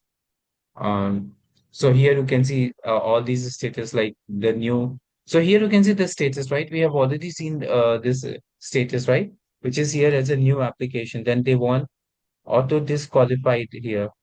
Then they also want the requisition close. Then they want here as a hired on the other requisition. So like this, you can see in progress, they want the pre-screen, recruiter review, hiring manager review, proceed, decline, schedule interview, then second interview, additional. Okay, so like this, you can see. Then you also have a status if a person is getting declined, so you can see for what reason a person is getting declined. They have so many here withdrawn, no email, and whatever it is, right? So you can see there's a lot of candidate status what they have here. So we have already created candidate status, right? So like this, you can see what client requirement is and how you're going to create this candidate status. Candidate status translation. Translation in a different language. Do not worry, there'll not be your workbook will not be so complicated. I think which version it is, I'm really not sure about this. So you can see they have filled for almost all the country specific details. So that is the reason it looks so complex, but it is normally not that complex. Application feature permission. So who will have all these like feature permission system access not applicable? You can see not applicable. So these are all these feature application detail it is showing up here. Then you have a career site launch. Career site, which means it's a internal career site which you have. So you can see, actually, this is for external candidate site search. So you can see external candidate site also, they can search for all these details. They will have a requisition number, department, division, location. We'll see that team in the coming session. But I don't think so. In the next week also we'll be able to see that. I think next to next week only we'll be able to see. So like this, you will see all these detail. You will have all these career site. Then you have an offer detail here, right? So whatever the offer text you want, the label and the field. So here you can see these are the field they want in the offer letter, right? Department, division, cost center. So all these section here you can see. And here also you can see if you get confused, right, with every worksheet, they will have this detail. They will show you that where this section it is actually coming here. Then you have a career site. Career site is an IJP. This one, I think it is for the external candidate. So here this is for the external and this, no, hold on. Career site, this one for the external candidate and this is for the internal candidate. Career site. Then employee referral, if there is any employee who has referred. So you can see all these employee referral, it will show you here and how this is coming here. Candidate status ERP. So here you can see candidate status also. Agency, what agency will be able to see, what they will not. Agency detail, name, address, phone number. Form template settings. So form template setting also. This is very similar to your, if you have done your PMGM, this is a very similar to your those form settings. So we will see all these form setting in a system, that how we can set up all these detail. Automated email, you have a various automated email also. So those mail triggers automatically here, right? But as I told you, team, by default, SuccessFactor does not provide any standard email notification from their side. Why they don't provide? Because recruitment is a branding for every organization. So they like to create their own text and everything. So like this, you will have to create your own everything, but you don't have to do that. You can just take all these requirements from the client side and you can map it into the system. So you can see email trigger for agency, what candidate for what email it should be there. For offer for what email should be there. For requisition, what email should be there. So like this, you can see all your this section. Then ad hoc email, which is triggering to multiple people at the same time. Recruitment setting, right? So you have all these recruiting settings like contact information, email address, candidate search settings. So you can see all these settings, which you'll have to go ahead and do that. Then you have a pick list. What is pick listing? Drop down fields. So Huh? the fields then drop down items. Like when Right. we used to have a Kind of a drop down. drop. Yes. It's a kind of a drop down. So you have a pick list. I don't see, acha, for the requisition, we're going to create some pick list also. I'll show you where that pick list is and how we can do that. Then you also have an offer letter template. So you can have your all these offer letter template and everything. You also have a question library. Question library is something which I think I've already shown you yesterday, right? Like, are you authorized to work? Are you willing Yes. to relocate on? So these are the certain question here. Then rating scale, which we have just discussed in today's session, like zero not applicable, one it is unsatisfactory, two it is below expectation, three it is meet expectation, four it is exceed expectation, outsourcing, right? So like this, you can create it. So here you can see it's already given, right? So you just have to copy and paste that into your configuration. That's it. Header and footer, but this is basically it is required for the offer letter, or if you're sending any kind of an email trigger or something, if there is some header or footer that you want, right? Because normally when you send any client email, there has to be a proper address for an employee. It should not happen that it is going as a blank. You have to properly use the company logo in a footer, full name, write your designation, write your phone number, right? So it should be as a footer, it should be there. So that when a candidate applicant receive your email, they should be able to identify that, yes, from this organization and this person is working at this level. Then this is an integration transfer template, which is like when you're transferring those details. So that's something here you can see all these fields are required for those. So this is about your all these. You have your workbook. So you will have to. So client sometimes they don't understand this workbook. So either what you will have to do, you will have to fill one or two row for each of these sheet which is coming and share it with the client. And also when you fill this, whichever is a mandatory one, mark that with a different color so that you tell to your client that these are the when they share the sheet with you, they know that all the mandatory field it is already filled. Because taking out the data team, it is a very tedious job from the client, and they take lots of time to provide data. The bigger the company, the bigger the data problem it is. They take their own sweet time to provide you data. So it's very important that the first day only when you start doing it, you download all these the workbook and the data template and everything and send it to your client. And especially easy when you're doing this configuration. So download all the workbook and send to your client, marking with the important one, so that after 2 months also when the client is giving you this data, so at least the data is maintained properly. So like this, you will see all your those section which is there for the workbook here. So similarly, you will also have the workbook for onboarding and for the recruitment marketing also. So like this, you will see all these section here. Any question, team, on this? No, sir. Yeah, just would like to understand this regarding this workbook. So I understood this will be of only RCM, and for RMK there would be different They will be workbook, right? different, right? Yes. RMK and onboarding, there will be a different workbook altogether. Okay. Okay. All right. The next topic, it is route map. What is a route map? A route map is nothing, it's just a notification. It's actually a workflow. And workflow is nothing, it's just a notification which gets triggered. And based on that, manager decides whether they want to approve or they want to reject a particular application. So that is a route map it is. Now, route map can be used for various things. Like in this one, you can see, with an example here, it is coming. Somebody has created a route map, and the first step you can see it has gone for the approval, and manager reviews it, and if they find everything it is fine, then they go ahead and they approve it. So this is how basically it's a route map.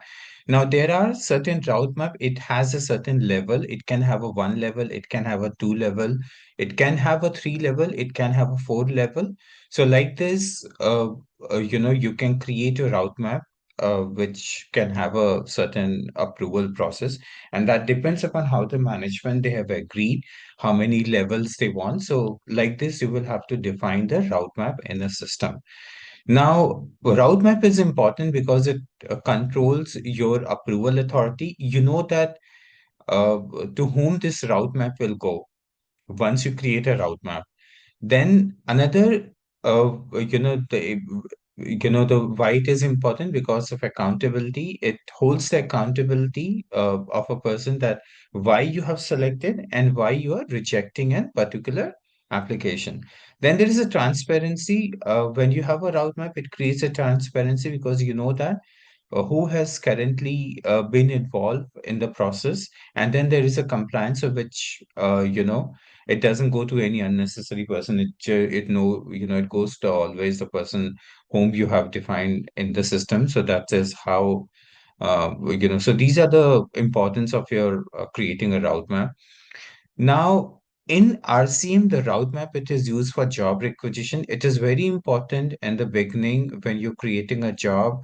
There has to be a proper approval process that should be there because recruitment by default, it is one of the most expensive activity in the organization. And when your job requisition is not approved and you're working on a job requisition, and after certain time, when you start scheduling interview, then you realize that there is no opening as such. So that is a complete wastage of time. So it's better that in the starting only the correct person should approve the job requisition so that you can start working on it. Then in RCM, you also require a route map that is for offer approval. Offer approval in the RCM, before you, see, once you generate the offer letter, after that, you have to take an approval before you send this offer letter to the employer applicant. So once you send for an approval, it goes to the following person, to whom you have mentioned in the route map. It goes to that person, and that person has to approve. Once it is approved from them, then only you can send to the applicant. So that is also very important. I mean, if there is anything which they want to hold, or if they can check the salary designation before giving the final approval.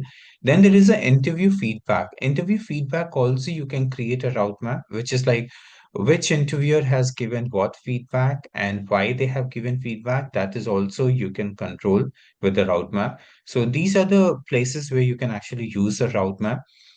Now here, let's see what is a component of a route map. So you can see there are certain steps. In this step, you can use your recruiter once they're creating the requisition. Then you can see the hiring manager has to approve it. Then HR has to approve. Then there is director approval. Not necessary that the same approval process will be for all. Depends upon how what step organization wants again each of a route map. Maybe let's suppose if a person applying for a leave application, there it will be a completely different route map. When a person applying for a job requisition, there will be a completely different route map. So it all depends upon how they want the approval process to be there. Now you can see in your this step type, you have a single step, collaborative step, and iterative step. Single step, it is like when you're creating as per the one person approval process, and majority of the time you will have to go ahead with the single step only.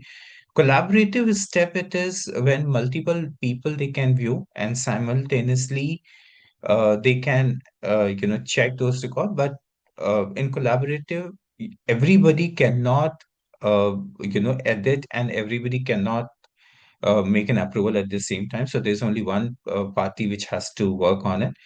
So then another, it is iterative. Iterative, it is like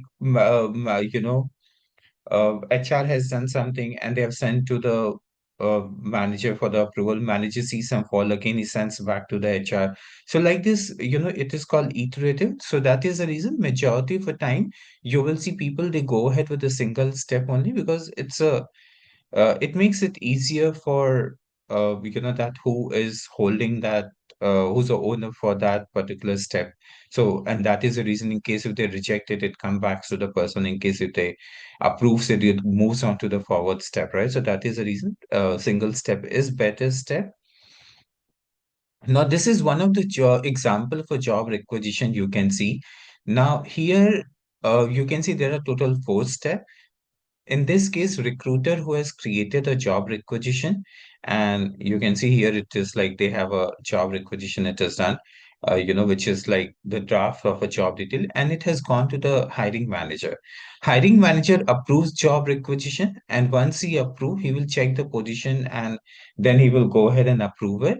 Then it goes to the third step. You can see it is your HR partner.